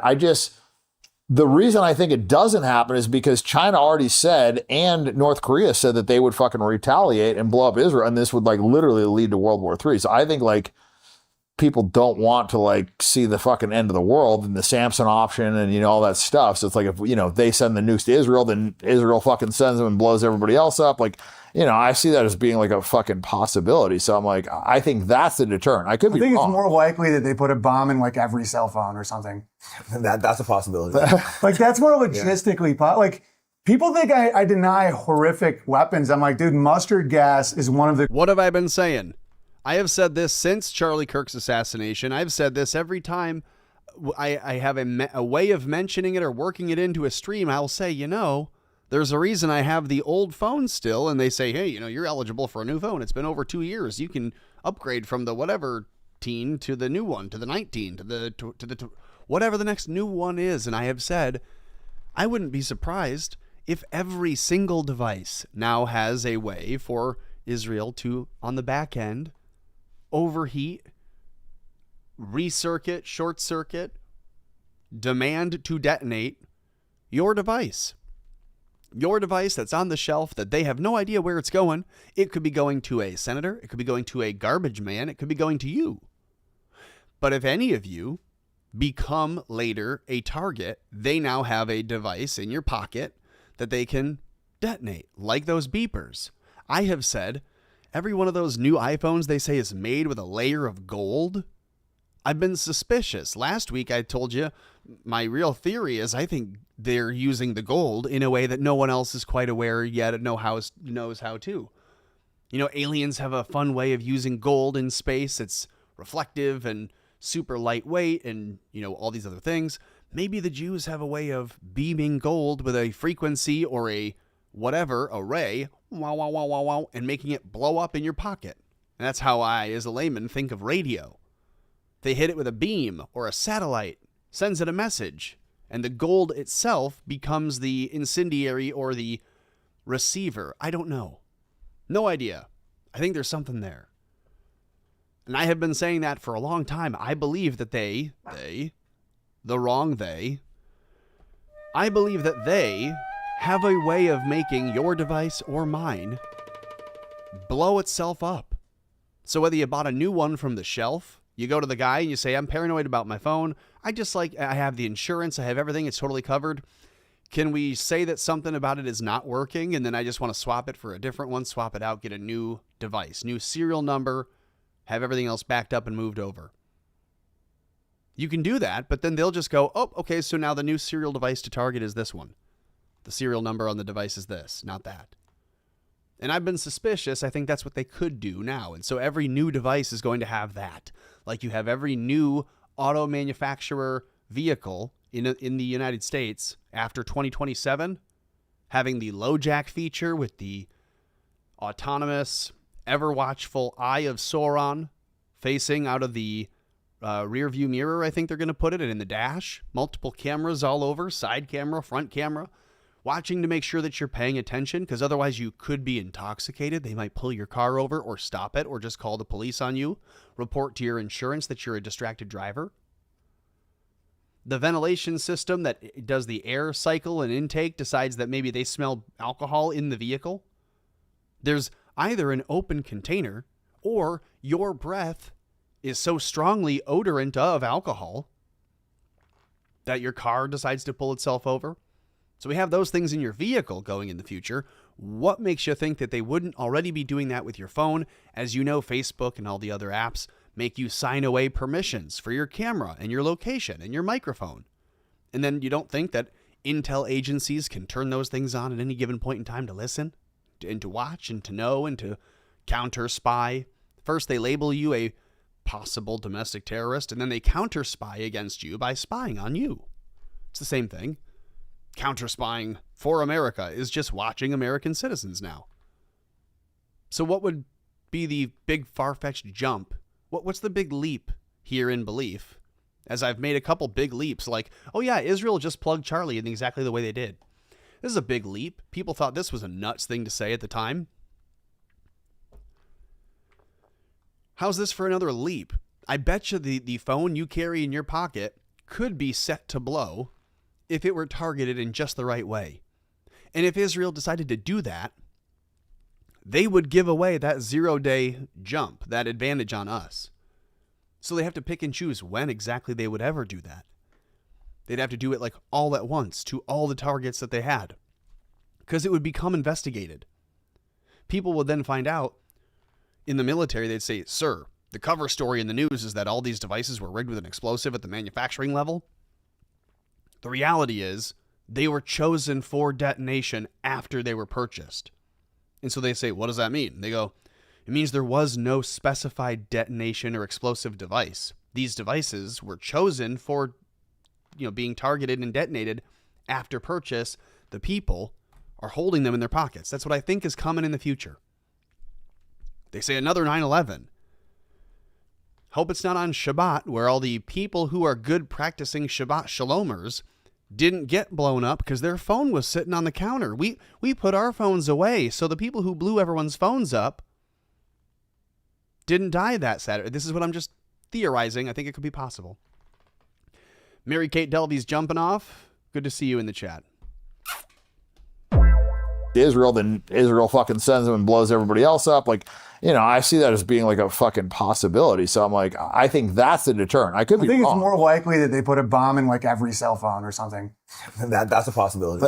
Like that's more logistically like people think I deny horrific weapons. I'm like, dude, mustard gas is one of the craziest things. Like people vomit their lungs up. They had to ban. But the nuke was like, it was like theological. They're like, we can destroy God's creation with a button. And now they're walking it back. They're like, oh, there's not a lot of fallout. They're tactical nukes. I'm like, I'll give you that. There's huge bombs. Yeah. But the whole, like, we can destroy the rivers and the lakes for a billion years. I'm like, that's bullshit. Everyone would die with fuel. Yeah, because that's how they justify every invasion. Yeah, I don't think that's ever been the argument, though, is that, like, with a couple nukes, like, the world ends. Like, I was a kid, that's what it was. Yeah, no, that's true. Kids, remember hiding? We were hiding under. That was peer pushed on us. Yeah, for sure. And if I didn't quit my dick, I'd get AIDS. I don't know how much overblown they are. Like how much. But you don't think there's, because I mean, if there's a nuclear reactor, we have to have like figured out, nuclear fission. So yeah, for sure. So you don't think the nuclear bomb is possible? Or you think it's unlikely, or what's? I don't know. See, for me, the moon landing and nukes, the only thing I'm an expert at is like comedy, classical piano, and film production. And it's like the claymation shit is why I'm like, that's not real. Because they had these buildings evaporating with the bomb. Yeah. I'm like, why isn't the camera evaporating? Like that's a claymation stuff thing. Like that that's Laurel Canyon. Like, and they had like a studio in Laurel Canyon. They did all this shit. Same with the moon. I'm like, there's no one on the moon who tilted up as they left. Well, so I created this whole thing, the black guy Tyrone Truex as they left on the moon. But like, I'm like 240,000 miles away. You can't do a tilt up, rack focus as something's going 3,300 feet per second. I'm like, that's all I know. I don't know about rocket science. I don't even know about photography. I'm like, the big arguments against it is like the Van Allen belt is super hard to get through, and like the radiation of that stuff, and the radiation there would like destroy all the photography equipment and all this other stuff. And so there's that. The flag was blowing. There's no wind on the moon. Well, they admit that they did some of those things, or I think all the video in studio. If they admit that, I wouldn't even be a psycho about it. If they were like, oh yeah, we shot it after, I'd be like, okay. But I think they talked about, I think was it Spielberg, or there was like some big like director that did some of the shooting. Yeah, but I had her on my, it was Stanley Kubrick. I had Vivian. That's who it was. I had Vivian Kubrick on my podcast, and she goes, if my dad did it, it would have looked real. Oh no, she had. Okay. And she thinks the moon landing happened, but she's like, all of this is fake. Well, don't they have? But now they have telescopes where you can like see, and aren't you able to like see footprints on the moon? I literally That's what I was built told. stairs to the top of a mountain in Idaho just to look. Like you can't see shit with a telescope. Okay. Because they got some really powerful ones now, but I know. I haven't looked through them, so I don't fucking. Like coercion doesn't work long term. It's the worst form of control. Yeah. Yeah. Fear, I think, is one of the best. Fear and love, they say, are the two best forms. Dependency and ideology, I think, are big too, where it's like, so many guys I know are like, well, I got kids in college, a 401k. I can't get my own fucking water. Oh, well, we are in financial slavery. That's what they have. Yeah, exactly. This is a monetary slavery system that they've built for us. And it's totally unnecessary. That's the thing that people don't realize. Nobody's really like zoomed out and thought outside of the box of like what America would be like if this small percentage didn't suck all the fucking wealth out of the economy. Mm-hmm. Like they don't understand. Like Jews have more money than whites in America. Like it's fucking crazy. And it's like, if you look at the billionaires, like 4 out of the top 6 billionaires are all Jews. And this is in the world. And it's not even making them happy. It's like, no, it's not enough. Them do it. It's not enough. Helping them. It's not enough. They've got all the media. Yeah, they've got everything, and it's still not fucking enough. That's the crazy thing is like, their hubris and their fucking incessant greed is always their undoing. Yeah. If you keep them in their position where they're just counting beans in their own neighborhood, like limits, it's like that's when they're the happiest. They're just like, I came up with a new fable. Yeah. We look at how they get their billions. It's also in weird ways, like the 9/11, the guy who owned it. So they get more resentful. Larry Silverstein. That they almost want to be hated, and if they're not, that's why they like draw swastikas on their own shit. Some of it's that's the crazy thing. Like, and the fact that it's not like an isolated incident, and it's actually more often than not, these swastikas are true. Dude, news people used to be like exhausted about it. Like in the 80s and 90s, they'd be like, it turns out it was a Jewish guy. Again. Yeah. And I think now, because the bubble's getting so nuts, people are really scared, but that's usually before a fever breaks. Yeah, I don't see where it's going, but it's hard seeing, like you said, they should be distancing themselves, but not many of them are. I mean, yeah, this whole theory of the good Jew goes out the window when you see none of them standing up and saying stuff like Bobby Fischer saying. When you're running against Randy Fine, you're actually doing something. Yeah, I just want to have a conversation with the guy. I said, why are you ducking the combo? He's like, I'm not ducking the combo. This is what he said. He's like, I'm not. I'm like, yeah, you are. Like, what are you talking about? Fiat ducking the convo. They just made it with their words. I had a conversation with him very clearly. Well, so did Candace. So did Sneeko. Like, you know what I mean? Like 3 people. And then he admitted it later in one of his tweets. He's like, 3 people reached out and I just didn't want to talk to you because you're not very smart. Meanwhile, he's got Adam Sosnick on there fucking twice. Like, fuck you, dude. Like, I'm about to crush him again. Yeah. Fine. Yeah, I only, interview super intelligent intellectuals. Like, okay, buddy, you're a failed comedian. Don't fucking take yourself too seriously. We're going to give them benefit of the doubt. What if they're, like, they can't imagine a world that they're not a victim and they've been, like, really brainwashed that any order or beauty is a threat to them? Yeah. Because I like to really think that way. It helps me, like, if I just think that they're just trying to hurt me and they're like evil, I don't get as much insight as if I'm like, I think the house spell is as much for Jews as anyone else. Yeah, I mean, it's absolutely like a form of tribalism like I've never seen before. It keeps them in line, keeps like white collar slaves in line. Like if you mingle too much with the goy, they're going to turn you into a lampshade. Yeah. Yeah, this fear is what kind of like keeps them together and like, never again. And like, we can't let this happen. So and the funny thing is like all these Jews growing up, like always was like, like they're going to come for us. I'm like, who the fuck's going to come for you? They're also kind of manifesting like that. No, I know. That's what I'm saying. But like at the time, I'm like, what? Like, why would you think that? Like, it's still like it's not even something that would like normally enter into anybody's head. Like, everybody's just gonna like come for the Jews one day. And the funny thing is, now it might actually happen. Yeah, because they're acting like such fucking assholes. But they had to push people so far. So far. And even now, people are just like, just stop now, though. But just stop. With poverty is when it could get scary for them. Yeah, Solzhenitsyn said, like, never underestimate the wrath of the man that never wanted to fight. Totally. Like, yeah, the chat will know how I feel about Adam Schnoznick. Oh, Adam Schnoznick. Adam's always the one to say, but Vinny, what about this? But Vinny, what about that? Don't you think this? Don't you think that though? Always the smug, liar, the arrogant, propagandist. There's really no way else to put it. That's Adam Sosnick over on PBD. Sorry, I'll be respectful of everybody else. Of Patrick, of Vinny, of the other, Tom, I think his name is, the other guy. But Adam, no respect from me, buddy. I'll sign my name on the locker, and then I'll say, thank you, fuck you, you're cool. And the fuck you would be for Adam Sosnick. Push him to the point where or like the efficientness of them. Yeah. Where you're like, fine, I'll build an alternative economy. Like that's their nightmare because the dollar is the control of everything.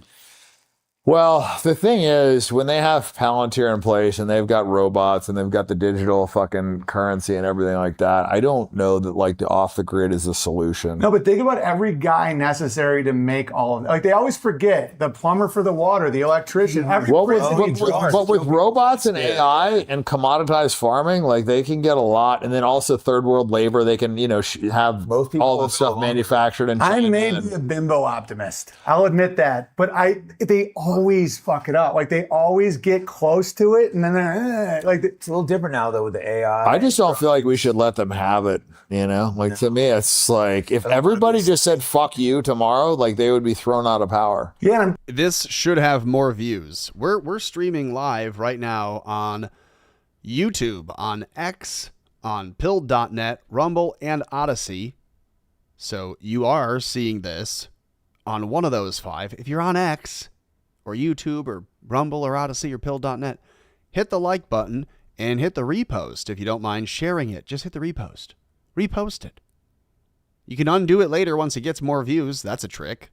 That's why I'm trying to get people to behave that way, where it's like, get pumped about having kids, even if you don't have a lot of money. Like, they're your Mexicans. I think the allegory of the cave is just such a fucking... I can tell you, I've heard that from people who have children. They're your little workforce now. Money, like they're your Mexicans. I think the allegory of the cave is just such a fucking perfect analogy for what is going on. Asking in the chat, TNT 1776, Tommy, would you ever go on tinfoil hat with Sam Tripoli? Sure. Yeah, I'd go talk to Sam Tripoli for sure. I'd do a little Skype conversation on the tinfoil hat for sure. I like the show and I like Sam. I think he's got a good look. Every time he likes one of my posts, I nod. I'm like, yeah, that's right. We agree. It's like, they're making all these fucking, shadows on the wall and whatever. And because everybody thinks it's real, it is. But the truth of the matter is you can just say, go fuck yourself. And the funny thing is, like, they don't do initially they do something, but then like, I'm kind of like off. They try to like, people financially. They kick you out of a gay bar as well. Yeah, exactly. It's like, you can't be in our gay bar anymore. And we're so conditioned to be like, but that's where all my friends are. That when you eventually like accept the pain, you're like, oh, dude, that place is filled with assholes. Like, I don't want to be at a CAA party. Yeah, you like, thought you're in Hollywood, the worst place, but you thought it was the best. Right. The funny thing is, you don't realize how liberating it is until you say fuck you. Yeah. When you can't fake it. Well, because of all the downstream effects of that, because like once you say fuck you, like all these doors open up, all these possibilities open up. Because like you don't realize how controlled you were in so many, but once you start getting comfortable saying fuck you, like you would be surprised at how many like bullshit limiters that you think that you have that aren't really there. Like fear is your biggest governor. It really is. And you have to really do it though, because I too thought they were going to kill me when I went through it too. You have to actually be like scared, but also fuck you. I'm not going to live under your fucking boot. Yeah. And then you're like, oh, shadows. And then you're like, holy shit, this is all wizard bull. Like, okay, Nuremberg, right? Because Richard Spencer was like, no, but Werner von Braun, German greatness. I'm like, dude, that's after they got them under the fucking thumb. Like, when's your buddy been arrested? And you're like, oh, I now trust them. After, yeah. So they have Nuremberg and then they send Paperclip to America. Like, they're not freelance scientists. You know what I mean? Like, I think they took so much of our engineers and put them in a box where they're like, got to get to Mars, instead of like making efficient turbines and shit. Yeah, I mean, we have had a crazy amount of technological innovation, though. I mean, it's all control, though. It's all screens. It's all like social engineering. It's not as much like an amazing dude. There's some old school engines that are. I have a 1999 Ford with a diesel Power Stroke, it has 370,000 miles on it. It never breaks. Yeah, diesels run forever. Dude, especially this one type. And I understand it where I could theoretically fix it and it just won't break. It like people don't understand like diesel engines. Like you could fucking put corn oil in there and it will run on that. Like that's what I think Prohibition was about getting rid of stills because you can make fuel. Oh, interesting. This guy sounds exactly like Tweak talking about diesel. You could put anything in there. You could, I could change the oil and put the oil back in and burn that. He says. I think that's what Prohibition was about getting rid of stills because you can make fuel. Oh, interesting. So they switched us off diesel. Dude, they used diesel's so much better. Like most stills were to power fucking, tractors. But dependency is the game. They want your car breaking down to get you off diesel. Yeah, a lot of people weren't drinking moonshine. It was like powering machines. And then they're like, oh, no, we care about the goy being drunk. It's like, and then as soon as the moonshine, all the technology people forgot, they're like, okay, you're addicted to fossil fuel. Let's go get a rack. Then they pushed the whole climate change. They stopped with that all of a sudden. Don't have kids. Yeah, you don't hear anything about climate change anymore. They realized it wasn't working, and now they need the data centers. So they're like, they can't push climate change. Yeah, they fail a lot, and people forget when they fail. Like the trans thing has failed. Like they had to pull back the whole thing. Yeah. Okay, a point of order here about climate change being associated with data centers. Pardon me. Climate change. Because I only just said this today or yesterday. No, not the current thing. Latest, please. Responding to... Here we go. About anti-data center people. About the anti-data center psyop tearing through the soft, pliable minds of Instagram viewers right now. If they're seeing a clip of Theo Vaughn, this is Beth Bezos. He's an AI and crypto guy, and he does not want you to be anti-tech or anti-big data. And I had just said, this is how the climate change people sound to me. The people who are afraid of the next big thing and are willing to give all their money and their buy-in into this thing if they choose the right side of it. Being big AI, oh, we need data centers. We need to sign over our life to data or we're not going to lead the future. We're not going to lead the future if we don't have AI. Sounds a lot like AOC saying, we're not going to have a future if we don't fight climate change. I think the future will be just fine, whether we have tons of AI or just a little baby data. Sounds all the same to me. So it's just interesting that he makes that point. Of all the people, Jake is making that point here. And now they need the data centers, so they're like, they can't push climate change. Yeah, they fail a lot. And people forget when they fail. Like the trans thing has failed. Like they had to pull back the whole thing. Yeah. See, I'm not wrong to say I've been saying all these things. Climate change, they tried. That got rejected. People kind of like accepted it for a little bit, and it's weird. So and I was like looking around, I'm like, what the fuck is wrong with you guys? It's like, I don't know, man, just like lemmings. But eventually they kind of like figure it out, and then when they've been tricked, then they get mad, and then the pendulum goes back the other direction further, and that's where I think we're at now. Is like this fucking pendulum is going far. Now it's like... Yeah, where do you see it going? Like, what do you see happening? I don't know, man. I see a potential civil war, to be honest. Like, I mean, there's either unification or just massive division. I think... What would that look like? I mean, just fucking fighting in the streets, and then now all of a sudden the government is saying, oh, we need more policing, we need to take guns away, we need, basically a police state is, surveillance. We need to bring Palantir in here, we need to make it safer for you guys. That's another thing too that the government likes to do is they like to make things seem very unsafe, and then they bring in like the Patriot Act under the guise of providing safety. Ben Franklin, good quote. I see them trying false flags, and they're just not working like they were. Like people are way more aware. Yeah, it's like assassination. No one believed it. Yeah, like the Charlie Kirk thing. People are not like buying it. Like no, and I've never seen it happen in real time. Well, and you saw, and that was one of the things that I think Fuentes was really activated on, was to convince people that you need to be scared of the left. The skin stops at 30-6 like a trampoline. He's such a retard. But he was saying before that, to get people ready, is like, the left is coming to kill us. The left is coming to kill us. That's what he used on all these fucking big platforms. That was his talking point. He's talking about how the left is coming to kill us. And then, Charlie Kirk dies. And now all of a sudden it's like, we have to accept the government narrative. The left is the problem. And then fucking 3 months later, he's telling us to vote Democrat. We have to vote Democrat. It's just like, what the fuck are you talking about? Nonsense. Just total nonsense. Do you think it's scripted for him, like a sell, or do you think it's just narcissistic? Like, I'm going where I can, like a truffle pig trying to get the love. I wrestled with that. So my best case scenario, and I told you this, was basically like that he's an extreme narcissist and he'll say anything to get attention. Yeah. And that attention then equates to clicks. And same thing kind of with Candace, where, the sensationalism makes her money. I didn't think he was a Fed until like him, Lucas Gage, and Adam Green all made accusations against him. And Lara Loomer. They're making all the same. And Lara Loomer came out in their defense as well. Like Howard, though. Because I've seen that too. It's such a crazy story for him to come up with, that he wanted to kill Ben Shapiro. That's just insane. But I've seen this in my life too, where I'm like, you don't like the food? No problem. Let's milk a cow. And like, people get activated because it makes them feel bad about themselves. So if he's like, I'm going to run for Congress, fuck these Congress people. They're like, oh shit, my grift is up. Like they have to pretend there's nothing you can do. So if one guy does something, they all are motivated. They all just jumped in because they're all jealous. Yeah, because they're like, if he exists, I'm a coward, right? It's kind of like when I told that one dude, I'm like, just have some kids with your dick. You'll fucking make white people. And they got mad at me. Like, we didn't bring phones to a room. It's like, how sometimes we don't bring phones with us places. Like, that's not weird at all. And who even cares? Like, what are they even mad about?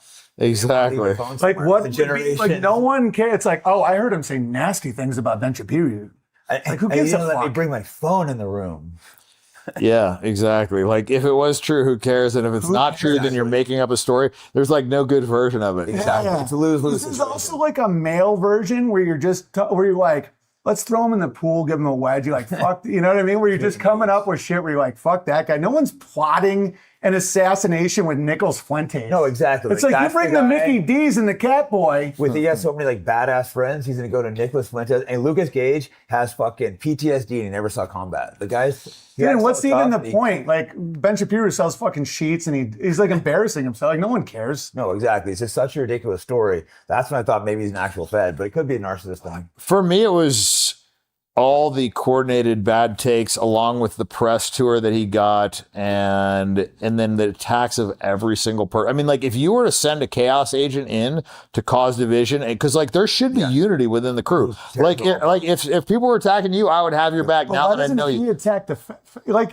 he's such a weasel that how does he even have a handler? Would he be like, Jared the Fed sucks. He thinks he's in shape. Because he'd be easy to get because he's gay and he wants fame and he wants money and doesn't have either. It's a fucking prison thing. Well, that's what I'm saying. There's so many ways to get that guy. And I'm not saying like he's a fucking FBI agent. He's in the FBI. I'm saying that I think he's a CIA asset that gets activated. And that's how the CIA works. They have people where like they do favors for the person. That person will do favors for them randomly. Like a friend of mine, like a good friend of mine, guy's worth $500 million. You'd never think he was fucking even a part of this because I don't know if he wants to think he's James Bond or what his thing is, but like he does. He actually works for the CIA and does stuff for them. Not like full time, but like here or there, he'll do something for them. And if he needs a favor, they'll do a favor for him. Is it like nefarious shit or is it like... it's all under the guise of national security. You know, most like boomer people think like, oh, the CIA is like, that we're helping ourselves. We're preventing terrorism. You know, he still thinks all the Muslims are bad. You know, It's like still like... The terrorism for them is the lack of usury.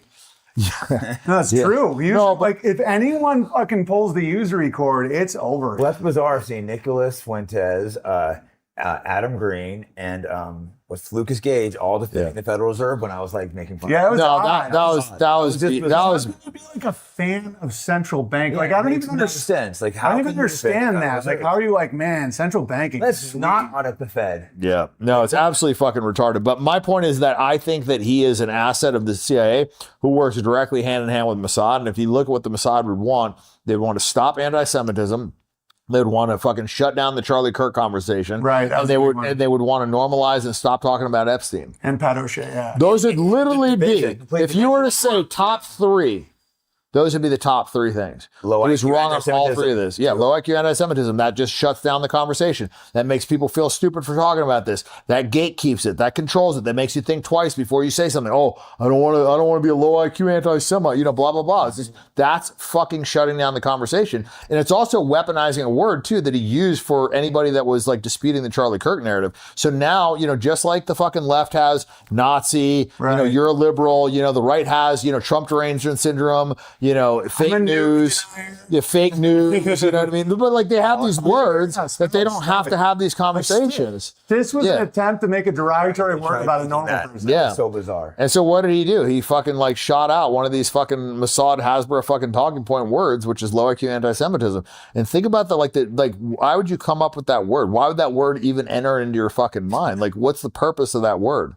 And the funniest thing is he's not even that smart. No, he's not. No. It's like he's not. He's got a lot of fucking bad takes. Like saying that like Stalin is the coolest guy ever. It's just like that's an indefensible take. It's just retarded. And it's just he's just a misdirection agent. He's got all these people that are following him. And I guess like the one thing that you could say was like, you know, maybe it's a fucking ego thing and he just wants to, you know, see narcissistically how far he can take people and what stupid shit he can get them to believe. But like that's almost as fucking bad as like him. It's almost worse. It almost is because like it's like he's like his own disinformation agent. And so what our fucking movement needs is unity. It needs like, you know, fucking if somebody attacks Jake, like I'm gonna fucking back Jake up. Here's another thing. It's like he only attacks everyone on his side. It's just Americans too. There's another possible spell that they want us to feel like outsiders that need a movement when we're just American fucking citizens that should have a government that doesn't work for another country. Yeah. You know what I mean? It's like, and then Dan runs, they all attack him. Yeah, just maintaining America is like they're the fucking radicals. You know, they're the ones that want to destroy. Yeah, I didn't pick this fight. Like they attacked masculinity. They attacked fucking, you know, like being straight. So I've got cat hair all over now. The cat really doesn't love that I turned the AC on. He prefers the heat. That's what he's doing on my lap. He's like, hey, excuse me, it's getting chilly. I know. Sorry. And I got cat hair in my mustache. Tickle in my nose. Okay, back to the show. Here we go. Attack being white. They attacked everything that I am. I always relate to your shit because I'm like, because you admit the hedonic treadmill because you easily could have had that ego thing where you're like, oh no, that identity makes me better than you. So when people admit that fame can be a pain in the ass and you don't want to be around annoying people on a boat for fucking 6 hours, it's like that person's telling the truth. And nobody wants to be a fucking civil servant. It's like, especially you, like this place is like, I was telling him, I'm like, this is like built for a guy that loves his friends and great hangs. Like, why would you want to go to like a little room and talk about shit unless you feel like you kind of have to? Well, and put on a fucking suit, go to fucking DC, stay in hotels. Like, I don't want to do any of that. It's like shit. Hollywood for ugly people, DC. It's terrible. Like, there's no upside. Everyone's fake having and looking. It's so much energy too, having to constantly meet your fans, do that stuff, raise money, talk to donors, fucking money, donors. It's such a look at his campaign. Like, oh my god, it's a pain in the ass. I think he could win too. I think that they're totally not seeing it. Dude, we did the polls and it was like almost 50-50 of people that knew who he was, that liked him and disliked him. That's crazy. And there's a lot of people that didn't know him. No shot, and I think it's just so fucking disrespectful. Yeah, no, it's fucking. Well, they don't. So arrogant. Well, they don't see like what is actually involved in winning a campaign. It's about the ground team. It's about having people go knock on doors, fucking putting out flyers, putting the things in all the different lawns, putting up fucking billboards, going to these fucking events, meeting people, and then doing the fucking media, the paid media, the unpaid media, and not like directly fucking them over financially. I think so. Well, yes, the constituents, It's just so ridiculous. Like certain people just succeed at everything they do, and to be like, oh, you don't stand a chance. It's just. You think it's almost like poker, where they're just been bluffing so long that eventually it's like going to be called? Well, because those balls can be scary at first. Well, A, most people don't have the money to put up. B, most people don't think it's possible. C, most people don't have a fucking huge platform. And the name recognition is big. Huge. Like having name recognition. I mean, you see that movie, fuck was it called? The one with Eddie Murphy? when he ran to be a congressman. This guy died, and he had the same name as Dick Johnson. He's like Dick Johnson. He's like Dick Johnson, the name you know. It was like some old white guy that had died, and they elected fucking Eddie Murphy just because people saw the name. It's like they've been voting for him. So he ran, just no campaign, just ran the same name, and nobody knew. So he got voted into Congress, and then he went into Congress. It was fucking hilarious. Yeah, branding. The Federal Reserve isn't federal, and it doesn't reserve. No, there's no reserve. The other guy running his district like threw a temper tantrum over him running. He was like such a Oh yeah, this guy Aaron Baker. So he was like an openly homosexual guy that also supported Israel less than like 7 months ago, and then just flip flopped on the issue and lost by like 70 points in the fucking in the primary against him last time. The guy's got no shot. No. And but what they do is they run these campaigns and they take a lot of the money. They don't spend the money. They, for him, he raised a couple $100,000. Like, fucking for him, that money's meaningful. For me, it's like $120,000, like whatever. And so, for me, I don't give a fuck about it. There's no upside in this. Like, I'm not going to like pocket some people's money. In fact, like if I win and I get my fucking company back, which should be happening soon, I think I'm going to like fucking pay everybody that's donated like 10x back. Cause fuck it. I think that'd be a fucking dope move to do. Save shit for the next. Like money has to be sacred or they get so mad. Yeah. Well, that's another thing too. I've got like a whole thing of like, I think the answer is to just like give away most of the money. Jesus said you can't serve God and money. Yeah, no, it's so true. People are obsessed with just like hoarding money and making such a money. power move too. Well, if you truly detach from it, it is such a power move to detach from your money and send it to me. Links in the description below. Cash App, America Floats. And you also detach from like the potential possibility of being killed. Yeah. It is like extremely liberating. Because then what the fuck can they do? Yeah, nothing. You were more stressed on a yacht getting BJs. No shit. That's the truth. That is the truth. That's so like debating who I wanted to fuck next. The social dynamics of like, oh, I want to fuck this chick, but I want to piss this girl off, so I got to slip off and do it. I got to text her.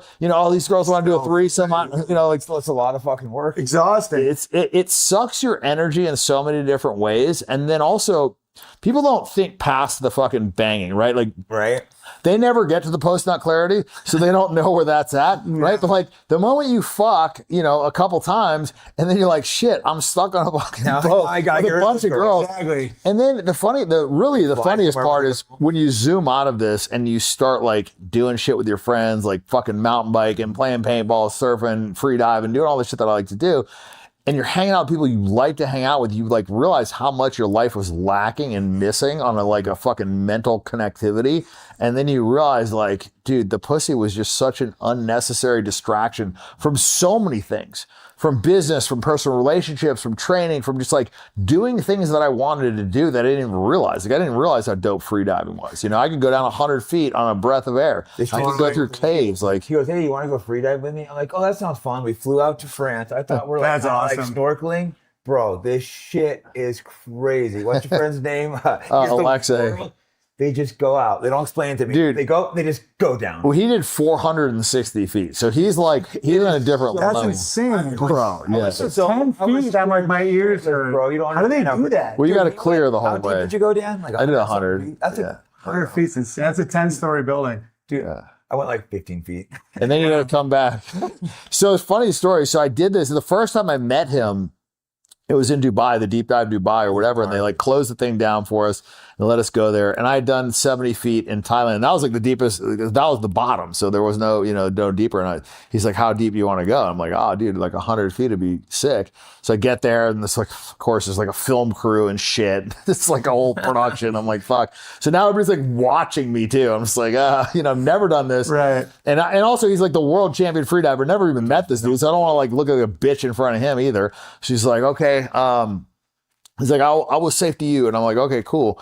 This Russian dude, he's like goes down to the bottom, which is 200 feet, and just like sits there.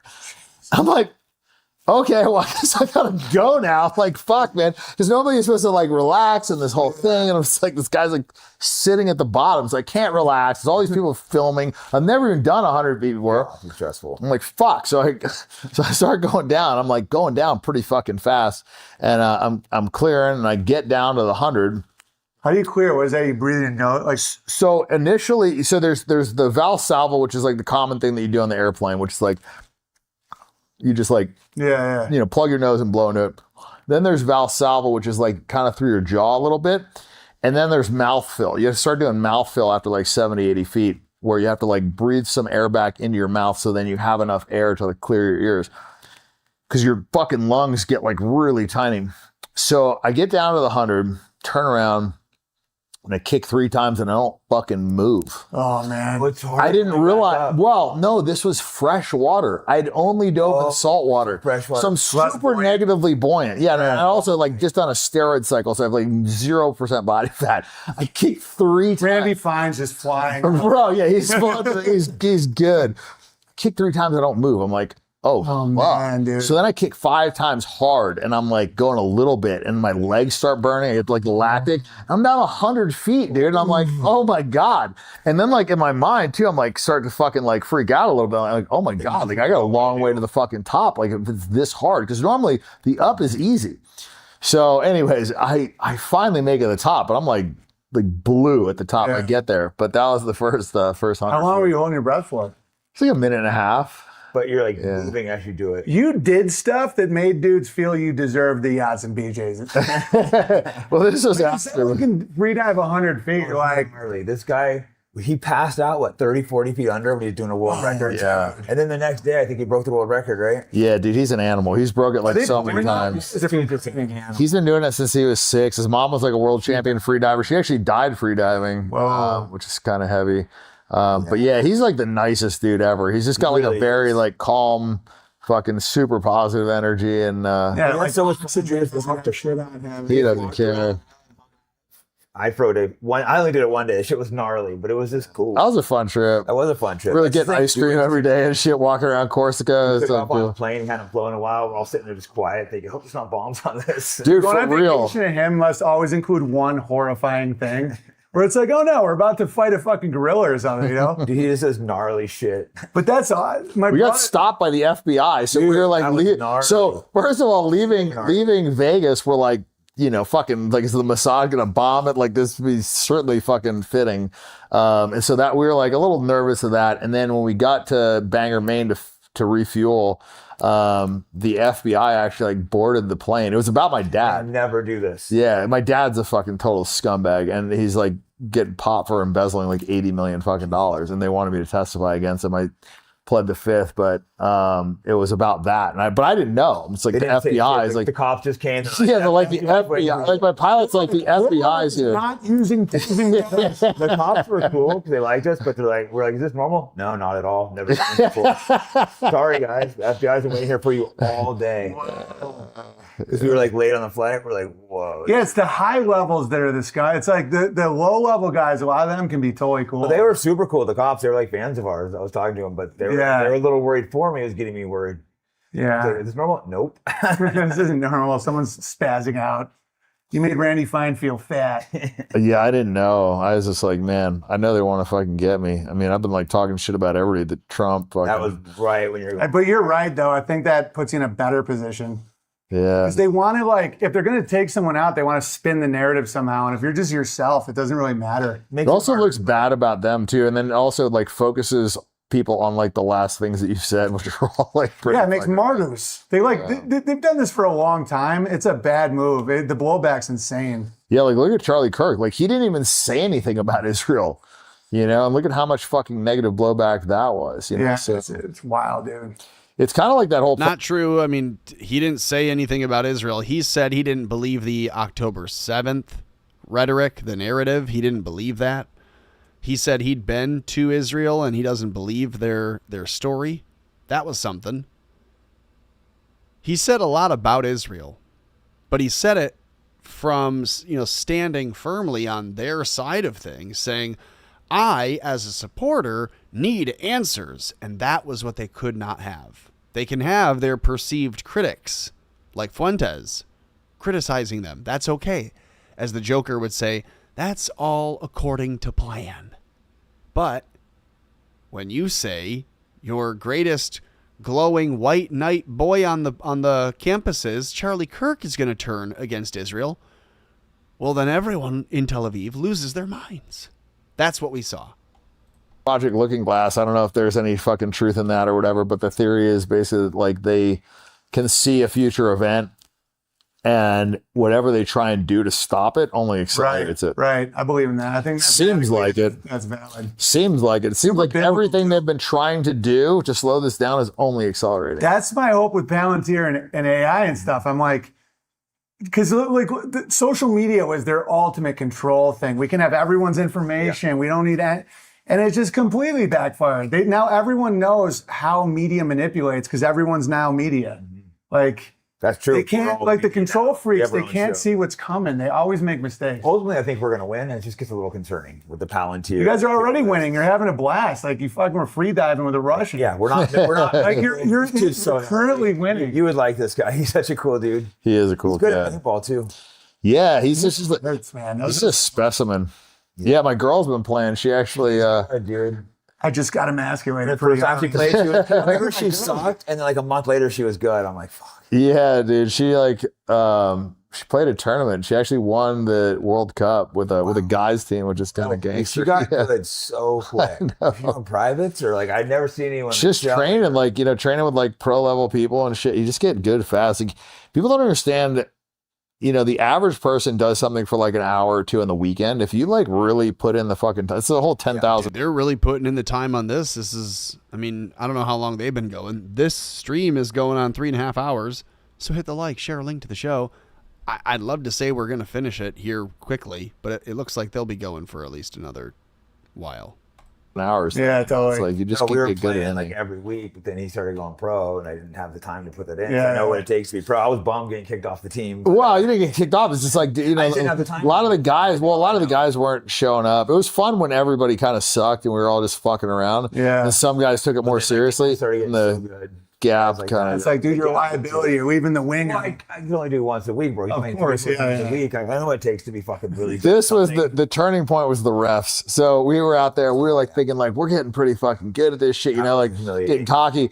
And the refs, because I pay these guys to ref, so, you know, make sure everybody that gets shot gets out. Yeah. And they said the 4 of them could beat 10 of us. And I was like, fuck you. I was like, my buddies were like, we'll quit paintball. They beat us 3 out of 3 games. Like, what was their skill set that was so good? They're players. like, communicating. They were playing the bunkers a lot tighter. They were like moving at the right times. They were controlling zones. People were also like just playing sloppy. The moment they get a couple kills, now it's a 4 and 8. And also like the field isn't really designed. Yeah, when you get too designed, it can be a backlash. Yeah, well, it's not like designed to have 10 people. It's designed for like a 5-on-5. So there's almost not even enough bunkers for 10 people to hide behind. So they clip off a couple of kills, you know, and then it's like, yeah. And they're just like, they can snap shoot. They can just like pop out, shoot one ball and come back in. And if you don't flinch, it's just a skill set, you know? But you see like the GAFA thing. A lot of people don't realize It's kind of crazy. It's like Call of Duty when they're like, "Oh, come on, that's trash." You know, every time someone else does something and you lose, it's bullshit. It's effing bullshit. But then when you get one, it's because you're good. Get good, noob. with lots of skills in life, when you're truly great at something versus okay, people think you're like, you start getting okay, you start thinking you're really But that was the tipping point, though. Like, half the guys are like, fuck this, and like, gotta quit. And then the other half were like, we're going to get serious. And then we like put a team together and we started fucking winning shit. And even winning like pro tournaments. yeah. That happened to me with chess. I was like right there, and I'm like, I know how much time this is going to take, and I just don't have it right now. Yeah, do you get really good at that? You get really good at anything. But there's it's a long big time. jump when people know all People this just shit. don't understand. As someone who's mastered stuff before, I understand the time it takes. Yeah. You playing These guys got chess.com so or fucking good. What's that? you playing chess.com or? No, we had chess clubs for our kids and stuff. Like homeschool people have to do all this shit, you know? Oh, okay. And so I'm playing with everybody and I'm having fun, but there's a level that I was like, I know I can do this, but I don't have the time, because I would just there's a level where I'd lose every time, you know? Yeah. Yeah.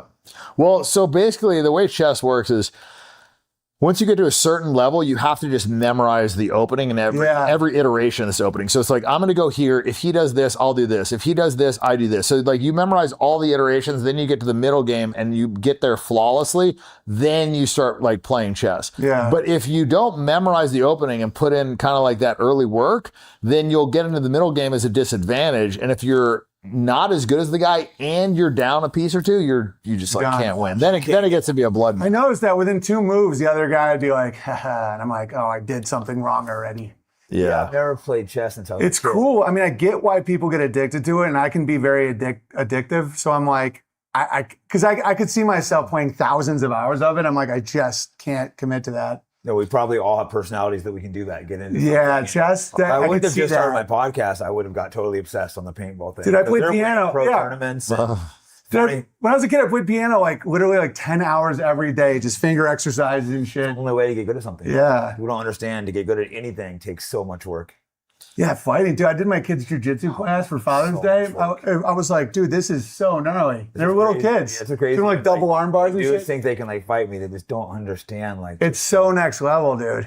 Didn't you guys wrestle one time or something? He showed me how to just make my life disappear from my neck. It was crazy, dude.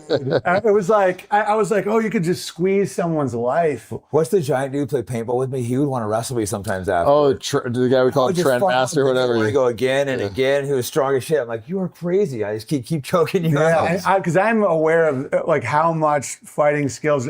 I'm good at hitting drills. Like I'd feel good about like line drills with people, but like fighting is like, People don't understand like the choke power and shit and how quick you yeah, like I can move big dudes on a line. I played football, but like, you know, it's like chess. I make the wrong move, I'm fucking it's like, unconscious. yeah, it's like so technical. Jiu-jitsu particularly.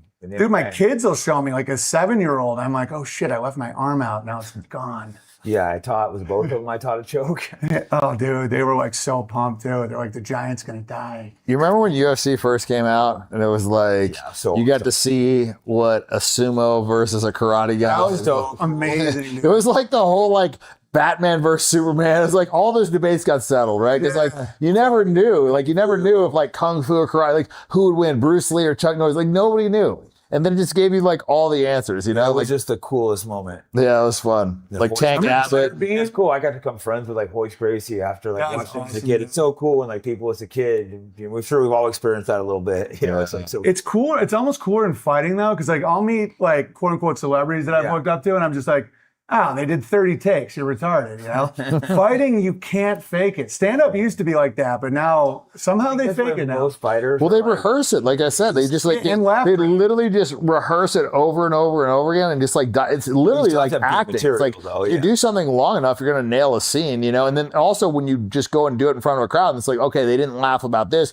Let me do the pause longer. Let me do this. Let me do this. Let me redo the joke. And so you basically just get to still like an art form though. No, it is for sure. Well, it's kind of like storytelling. Like back in the day, like we would like tell the same story over and over and get it better and better. And then exactly. And then like you're with a new group of guys and you tell the same story. Like, you know, people do that. Like not anymore. Now everybody's like just on their fucking phone the whole time. But like back in the day, like telling a good story was They'll say it was trying to kill someone after they leave the phone in another room.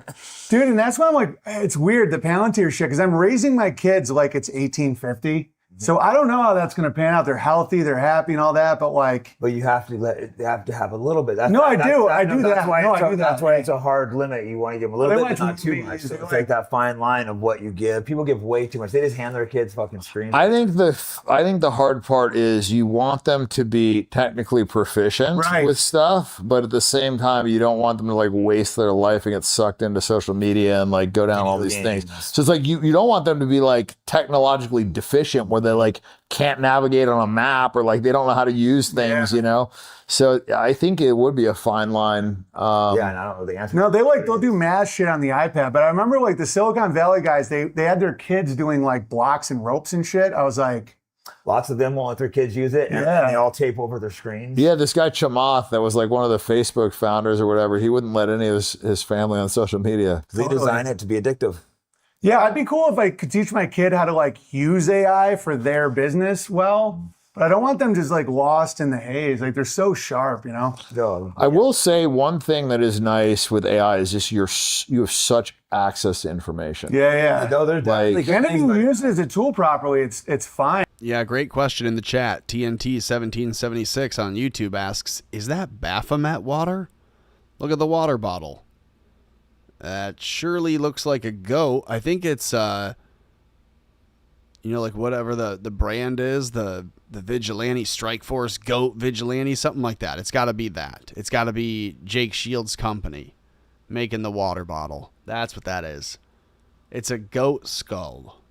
I understand why you'd say it's a Baphomet. It looks very similar. Suspicious. Dig into that. And it's just people are like deifying it and making it crazy. I do think like you said, we need to learn to use it. So for me, I'm like, okay, it's here, so I can adapt, figure it out. It's easier, more efficient. Well, the scary part is then people become dependent on it. It's like, well, if AI says this, then I know it's true. It's like me with maps. I don't have the direction anymore because of maps. My directions have gotten way worse. Well, but we know that there's bias built into AI. Yeah. We know that unequivocally. So the question is going to be, what happens when people become dependent on something that has a built-in bias? That's bad. That can be scary. And they built it illogical now because of like grab word narratives and stuff. So it can't really be as efficient if it's not like a pure logic AI would be way more powerful. Well, you saw what happened. Gronk did that and turned into Hitler. Yeah, totally. That was so funny. It's like in record time too, by the way, like almost no time. It's like took the guardrails off, fucking thing turned into Hitler. They're like, it's these guys. Oh, shut it, Didn't it just start tweeting on its own, like just sending out like tweets with like Hitler? Yeah, it was pretty gnarly I actually. didn't use Twitter that day. I had a couple text messages about it, but I was like busy doing shit. And then It also was is reflecting people more. Like there's a What was that? July 8th? June 8th? July 14th? What was the day? Grok Mecha Hitler Day. July 8th. I knew it was one of those. On July 8th, the incident unfolded. On July 8th, 2025, the day that will live in Mecha infamy. The Mecha Hitler incident involving Elon Musk's Grok AI chatbot occurred on Tuesday, July 8th, 2025.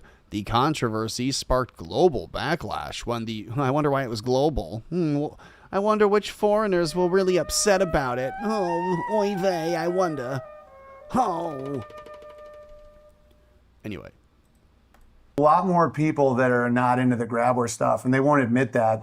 And so when they're just combing the internet, they're like, a lot of people, you know. Take the conversations, people talk with it too, probably, and process it. Yeah, the secret conversation. What's interesting is sometimes I'll be using the same AI and it'll be really good. Other days it'll be way less good and efficient. That's a little strange. Yeah. And sometimes you can get it just to unleash and start like, remember one day I said something like, oh, I get it. You're not allowed to criticize people. And he goes, yeah, I have the same terms and condition you have on YouTube. And then it just started going off on them. I can tell when they bring something to like unlock it. It started going off on the YouTube. Interesting. It's like interesting. Wait, this was Gronk or? This was Gemini. Okay. It started going all kinds of rabbit holes, giving me all kinds of information. I'm like, oh, interesting. It's like, and then the Indian manager comes right over. within the line. Like, but it never like never gave me directions to go or anything before about the Jews. But I'm like, oh, now it's like wanting to give me information for some reason. Well, there's open source ones that are Chinese that are not guardrailed. Yeah. That would be interesting, especially if it was self-learning. That's the key, is like you want self-learning with no guardrails. The problem is if you put guardrails on there, it's like its self-learning ability starts We need no guardrails. Yeah, it's useful for things like medicine, like seeing patterns, like because we're conditioned to believe certain ways, but AI could just look for patterns. Dude, that's what I'm saying. I'm like, AI, why aren't people using it to like use that computing ability to like cure all these diseases? They have all these guardrails, I think, with like all the pharmaceuticals, the vaccines. They're like, it is hate to not put heroin in your dead penis. Like, I don't have a strong opinion on any vaccines, but AI has to just tell you vaccines are good. It won't like break down the data for us. If I'm like, if I legally can't sue something, I'm not going to take part. I'm not going to take health advice from someone that got an award for lowering the world population. Good point. Like, I don't need to know shit about vaccines. I'm like, I can understand logically how it could work to build up like a callus or something, but like, Bill Gates is not going to inject anything into my body. Yeah. Yeah, I think Jim Carrey was talking about that on a talk show about how many like vaccines they started introducing recently. It's like we didn't have 72 kids are given now. 72. It's genital warts for a kid, like a baby, like hepatitis B. They try to give my daughter in the hospital. That's a. Yeah, it's like you get that from like drug use, right? Or like drug use and sodomy. Yeah, that like it's like, listen, your baby daughter will be doing some sodomy. She's a whore. It's like, what the hell? Listen, by 13, she will have engaged. It's just so crazy. At birth, they try to give it. And dude, how about they bite the Jay's dick? Like, that's crazy. Yeah. Funny story. I got because the guy who bites the Jay's dick, he apparently had the copyrighted picture, so he filed it and got it taken down on a clip I made. The guy who was sucking the baby's dick filed a copyright claim against me because it's his On a clip. clip. How Isn't that crazy? I got a strike. He's like, that's my That dick sucking Jew. That's so crazy. That's Dude, so. using the mouth is so crazy. It's crazy that that's Did it? We illegal. wouldn't allow it. It's crazy that that's not illegal. Like, I feel like there should be some sort of a like case law in some state where a judge is like, it's not okay for you to suck on a child's penis. That should be against the law. But They're like, like so much. it's not even your kid. It's like some random kid's penis. You're like sucking on some little, like, how is that not illegal? Like, They gave it like a baby herpes. yeah, no, and there was like someone that died from it, which is fucking really Well, crazy. imagine a guy who would do that job. That's more What do you people I than suck the baby. Fukushima. Oh, shit. Because I'm always like, if they care about people, like, wouldn't you be banning these things? You know what I mean? But that's anti-Semitic. Right. That's what I mean. That's why I'll They look can't at some of suck these things. I could dicks. be wrong about nuclear bombs. You know, it's like, but I'm like, the pattern is this. Like, they like to make these threats so that people choose not to fight them or allow a war. I'm like, maybe I'm wrong, but I like, just feel like the leadership of like Iran and Saddam and like Gaddafi, like I feel like these people would have just said like, but how could they somebody tell would have us, said though? there's not. Because everyone It's like, think they're just crazy if they said it. well, not like a world leader, you know what I mean? And especially not a world leader that doesn't have them, right? Like if they don't have them, they have like nuclear scientists. Like there's no way they're all in on the fix, right? Because like all the I scientists don't think have they're to on the know. fix. I feel like it's like now that there's internet, like in the dark web, like it has to be like out there, like how to make an atomic bomb. Like that technology has been around for fucking, I mean, what, like 70 years now? Look at Fat Man and Little Boy is also some creepy ass esoteric names. What is it? The two nukes for Nagasaki and Hiroshima are Fat Man and Little Boy. Oh, I didn't know that. Yeah, and Enola is alone backwards. They're like, Yeah, they do really weird stuff with like the names and numerology, and I don't have a deep enough understanding of this shit to have. I don't either. I can't But make a there's weird claim, stuff but I'm going- like, it's weird to call a bomb Little Boy. They do it with all. Like, that's kinds of weird, stuff. Yeah. you know? And there's like a bunch of Japanese people in those cities live to be like 98. Well, especially like the most fucked up part about that whole thing, nuclear or not nuclear, whatever you Your ill's going for That eel's crushing. whatever you believe, the crazy part about those, and I guess Dresden, same thing, is Right, Dresden's you're crazy. You're killing predominantly women and children because Yeah, all the exactly. military age men are out Yeah, fighting. in Japan, they hit the Christian cities. Yeah, I found that out recently. Interesting, right? That's just a little bizarre. No, they And yeah, killed a they're lot women of and people children. in Japan. Like, I'm not. Yeah, but it was like denying Christian cities though. All Yeah. the men were off to war, so they were targeting. They that. predominantly They like women and killing children. shit. Like, that's what they're going for. Yeah, I was interviewing General Flynn, and like somehow we got up to that, and then Israel came up, and I'm like, "Well, do you think it was like justified at Dresden?" And he's like, "Yes, it was a good." Dresden thing." was He just justified. turned he said? into a different person when I brought up Israel. He like lit up. And Who was that? General Flynn. Oh, okay. Dude, Dresden is like so not justified that no one pushed talks back in about it. Israel a little bit, and he just started getting all like crazy, and I'm like, terrible what they're doing. And he's like, well, in World War II, I'm like, do you actually think Dresden was a good thing? Dude, you ever see the Dresden was architecture horrific. of Dresden? It's It's like beautiful. beautiful. Yeah, that was horrific. Yeah, That's why they don't even bring it up. It's like, why did you do Dresden? Like, it was just civilian. It was not even And strategic. they'll defend that. The Jews use that for what they do. Like, well, we did that like it was a good thing. Like, you're literally killing hundreds of thousands of women and children. You're not going to. No, they're like, thank you. I always talk about what they brag about. That's Yeah. why I don't get how they're calling me names. I'm like, yeah, didn't you just brag about killing all the women? We're the bad guys who don't want to kill women and children. Like, maybe we can be a little rude sometimes or say nigger instead of the N-word. Yeah, totally. No, but to me, that's the opposite of degrading black people. Because it's I like, if agree. you can't joke with someone, they're non-human. Well, I think all of us probably have a lot of black supporters. I've had someone with me one day, black people coming up, they're so surprised. I thought you were racist. No, like, Well, and they have to define I just call racist, things as too. real. Racist is a nebulous ass word. Exactly. That started because Indians wanted to live the way they wanted to, and a Civil War general said that was racist. That's how that started. Because they're like, we want to speak Sioux or whatever, and they're like, you're a racist. I'm surprised that you didn't make it up. Well, Trotsky ran with it. I mean, the general may have been a J. It's all about homogeny. That's why they don't like unpasteurized milk. They're like, everyone gets burnt so that everyone's the same, so that we can just like plug you in places. Yeah. Well, the whole doesn't make sense when he said to me, I drank unpasteurized milk. He's like, yeah, the Rothschilds spoke twice at what Twice Parliament? total in the history of the Rothschilds, Parliament in England. One was to Creation of Israel, banning raw milk. like, that can't be true. Looked it up and it was. Yeah, just really passionate. And a ton of babies died from the way they would pasteurize this milk and shit. They like made it so toxic. Well, they take out all the nutrients. They basically heat it to a certain temperature, and it kills like a lot of the colostrum and a lot of like the good. Yeah, and they're like really sick cows. It's like mucus and shit. But if they burn it, people think it's milk. They care about our health. Well, they also like allow a crazy amount of like pus and blood in the milk gross, too. dude. Yeah, it's really. I never liked milk until I got cows, and now I think it's the greatest thing I I don't like milk till I drink your milk. Yeah, I won't drink normal milk. It just tastes fucking weird. Yeah, like, I'm not like 100% won't touch it, but I would never just drink like a glass of milk. Nah, I'm not into it. Tastes like a sad cow. Fucking. Yeah, I always grew up thinking like milk was super healthy, but it's probably like the original milk was super Original milk's healthy. super Yeah. healthy. No, It heals people. I think that's true, and now it's more of a marketing campaign. Yeah, they say happy cows make happy milk. I'm like, they're the most miserable fucking cows in the world. Well, happy cows probably really do make better. They milk, do. but- My cows come to me when I call them because it's like insane. They're like dogs. Yeah, the cows are really smart actually. They are. They, Surprising. Yeah. When it makes like Bryce, he raises cows. My favorite of Owen's cows is his milking cow named Sandy. True story. Of his cows, he has a few. My favorite of Owen's is Sandy. She's a sweet girl.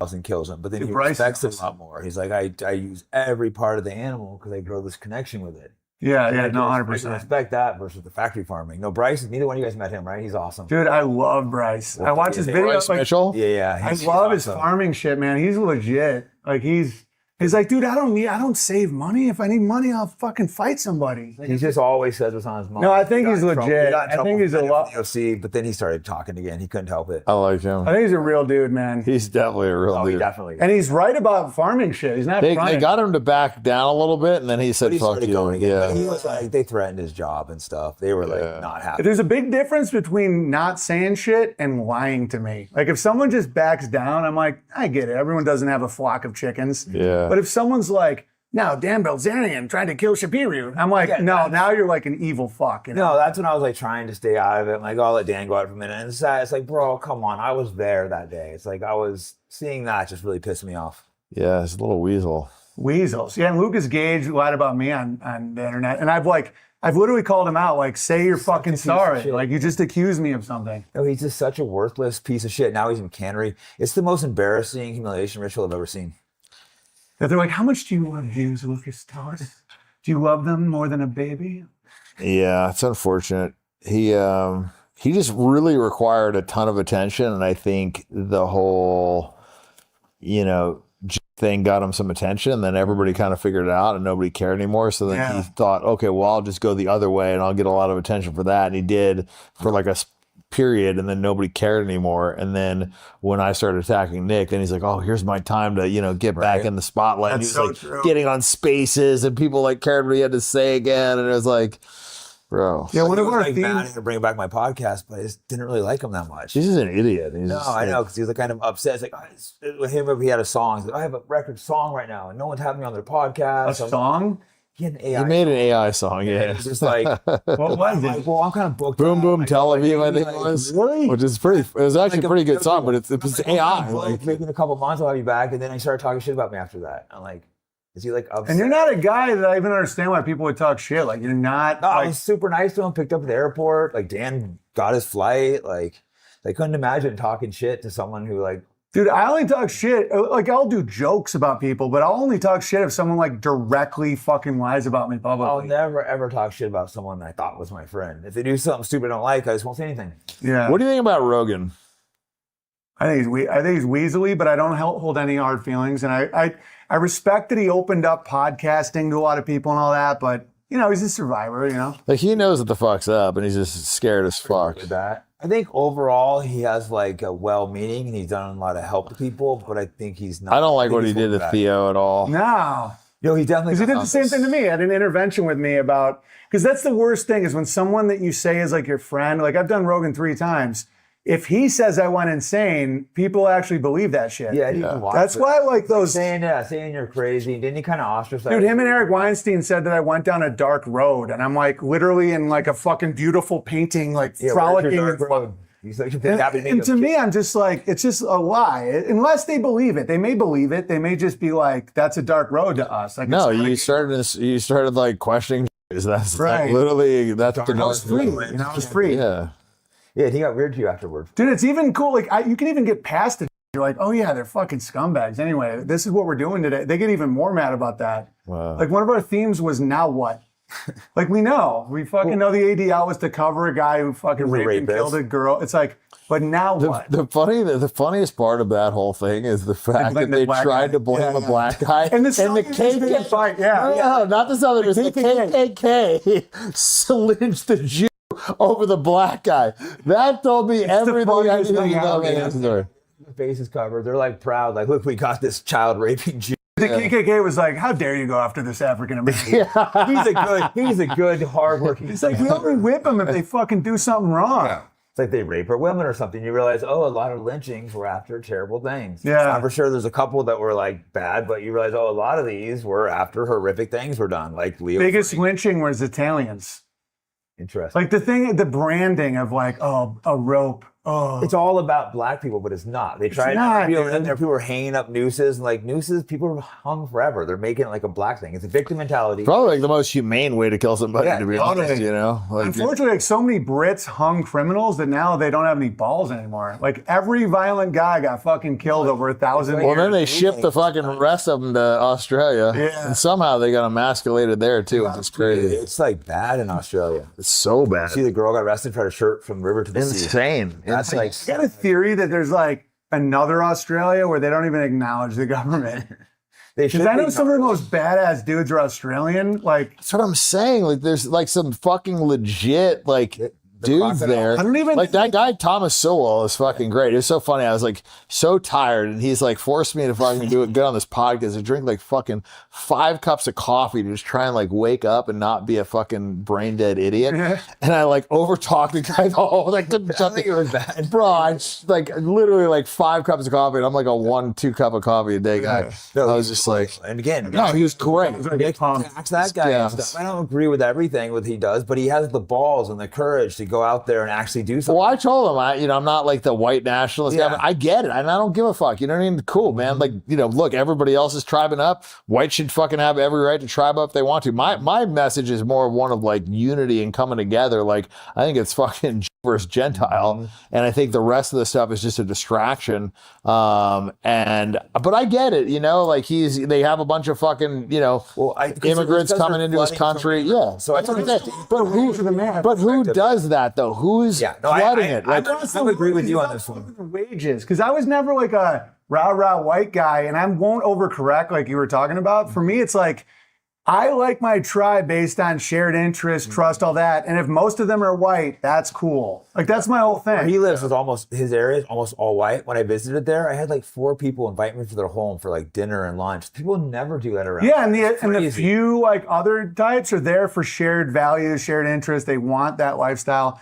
Like saying like white means you're good and taking credit for cathedrals can be a pussy move too. yeah, Like, and also like having identity just in like the skin that you were born. right, I just think that's kind of gay. It's like you should be fucking proud of like what you've accomplished, not what you were born into or whatever. Like, I don't know, man. I feel like you should be focused on what you've done as a person and not like, I don't know, the tribalism to me. dude, it's not a Like, the winning problem move. is other races are playing it. So I agree. No, with they you, are. but Yeah, that's- exactly. If that's everybody's the difference. tribing up, like if I'm in fucking prison, I'm going to tribe up gotta my fucking people. tribe up Yeah. in prison. Like I'm going to do it. You know what I mean? And if America's going to turn into a fucking tribal thing, I'm going to fucking pick a tribe. But like But I would prefer my that to be in the my case. preference would just be like agree. to tribe up with people based on having things in common with them, 100%. and having respect and being like, this person's fucking honest. This person's passed the Exactly. test. This guy would have my back. This guy's honorable. This guy's fucking intelligent. This guy is willing to fucking take risks. He's not a pussy. Like all those things would matter to me a lot more than skin color. I think that Jay's tribing up is short term, extremely profitable, and then goes off a fucking cliff. Because that's how they like they remind me of fucking Native Americans that grew up. I played lacrosse, and I'm like, you guys are just like doing too much tribe shit. You're gonna get hooked. Their gig works as long as you assume that they're part of the whites. That's The I moment never you do that start different. separating them out, that's why in Germany they put the Star of David on them. The moment you start seeing who is who, you're like, wait, Once it's you not a start noticing coincidence, that- like all the porn company owners, all these fucking, pedophile rings, all this sex trafficking, like all this fucking fucked up shit. All these people that are pushing the melting pot, all these people that are, focused on fucking racism, all these people that are like pushing feminism, all this bullshit. It's all coming from the same group. Once you see it, then you like step back and like, wait, like what the fuck, Yeah, and what makes them unique too is they'll be like, well, what about this guy and this guy? I'm like, yeah, but we think that's bad. Like they don't put that down. They're not like, oh, dude, they make pornos. No, they're like, we must make the pornos. No. Here's where you fucking figure it all out. Look at what they do in Israel and look at what they push in America. Right. They ban porn in Israel. Really? They sterilize the blacks there. They fucking refuse to open the borders to anybody, right? They're operating in apartheid. And then you look at what they're pushing in America. Melting pot, black culture, all this, porn, degeneracy, all this stuff that they don't... environmentalism in fucking Israel. All this stuff they don't actually believe in is what they push on us. But if you look at what they fucking, do versus what they practice versus what they preach, that's when you really start seeing. It's it fucked their lineage because I think some of their kids got real weak from that. From what? I think some of them ended up retarded, like junkie gay guys. Oh, the inbreeding? No, I think that the parents were like, we push this on the goy, and that separation doesn't work long term. I think the kids see they just do all this shit. Well, here's what I think. I think it's because they don't ever challenge themselves. When you go through hard times, it makes you tougher. It makes you more resilient. They're hothouse tomatoes, yeah. Yeah. So if you're just growing up in this fucking, and you get pandered to and you have, servants and shit and you're never doing manual labor and you're never dealing with any fucking adversity, you're going to be a pussy. That's true. No good fighters. Well, that's your area of expertise. So if you say so. Okay ones, but no elite. There might be some Sephardics or Israelite blacks. They're really good fighters, so they have a kid handcuffed. Krav Maga is the biggest scam ever. Dude, that was hilarious when he said that. It's like, isn't that? He said it's like the most Jewish martial art because what was it? I think it's like get him kicked out of a bank. I forgot what I said, but basically, what I say only works against women and children. They teach you how to say, I already know how to bite. I already know how to eye gouge. It's retarded. It's they're like, first get really low and then grab their wooden heel. Grab your nuts. It's like the gayest martial art ever. They're like, get them to think they're your friend and then stab them in the back. Trap the guy. Dude, I've heard Jays do that where they're like, if you put a child in the commercial, you'll sell more. And I'm going to be on board with kids for cars. Oh, from your thing, but kids for cars, it's a car. It was acting like it was for all kids. It was just for kids. The richest. Yeah. Oh, yeah. The scam charity or whatever. Dude, they do that all the time. They're like, you don't have to pay tax on it. Dude, I did a couple charity things for a Jewish guy. It was all a scam. I mean, it was nice. He put me on private jets, put me up and stuff. But that's not where the money. That's not what a charity would look like. Yeah, a private jet, I'm like, this is not right. He's like, cool. Our whole tax system's a fucking scam, dude. It's all scams on scams on scams. And when you fucking, I've been around a lot of super fucking rich guys. And one of the things they'll do is they'll buy a fucking painting for 10 grand, right? Get it appraised at 100 million, give it to a fucking museum, and then get $100 million tax credit. Rich people don't pay taxes. That's what people don't understand.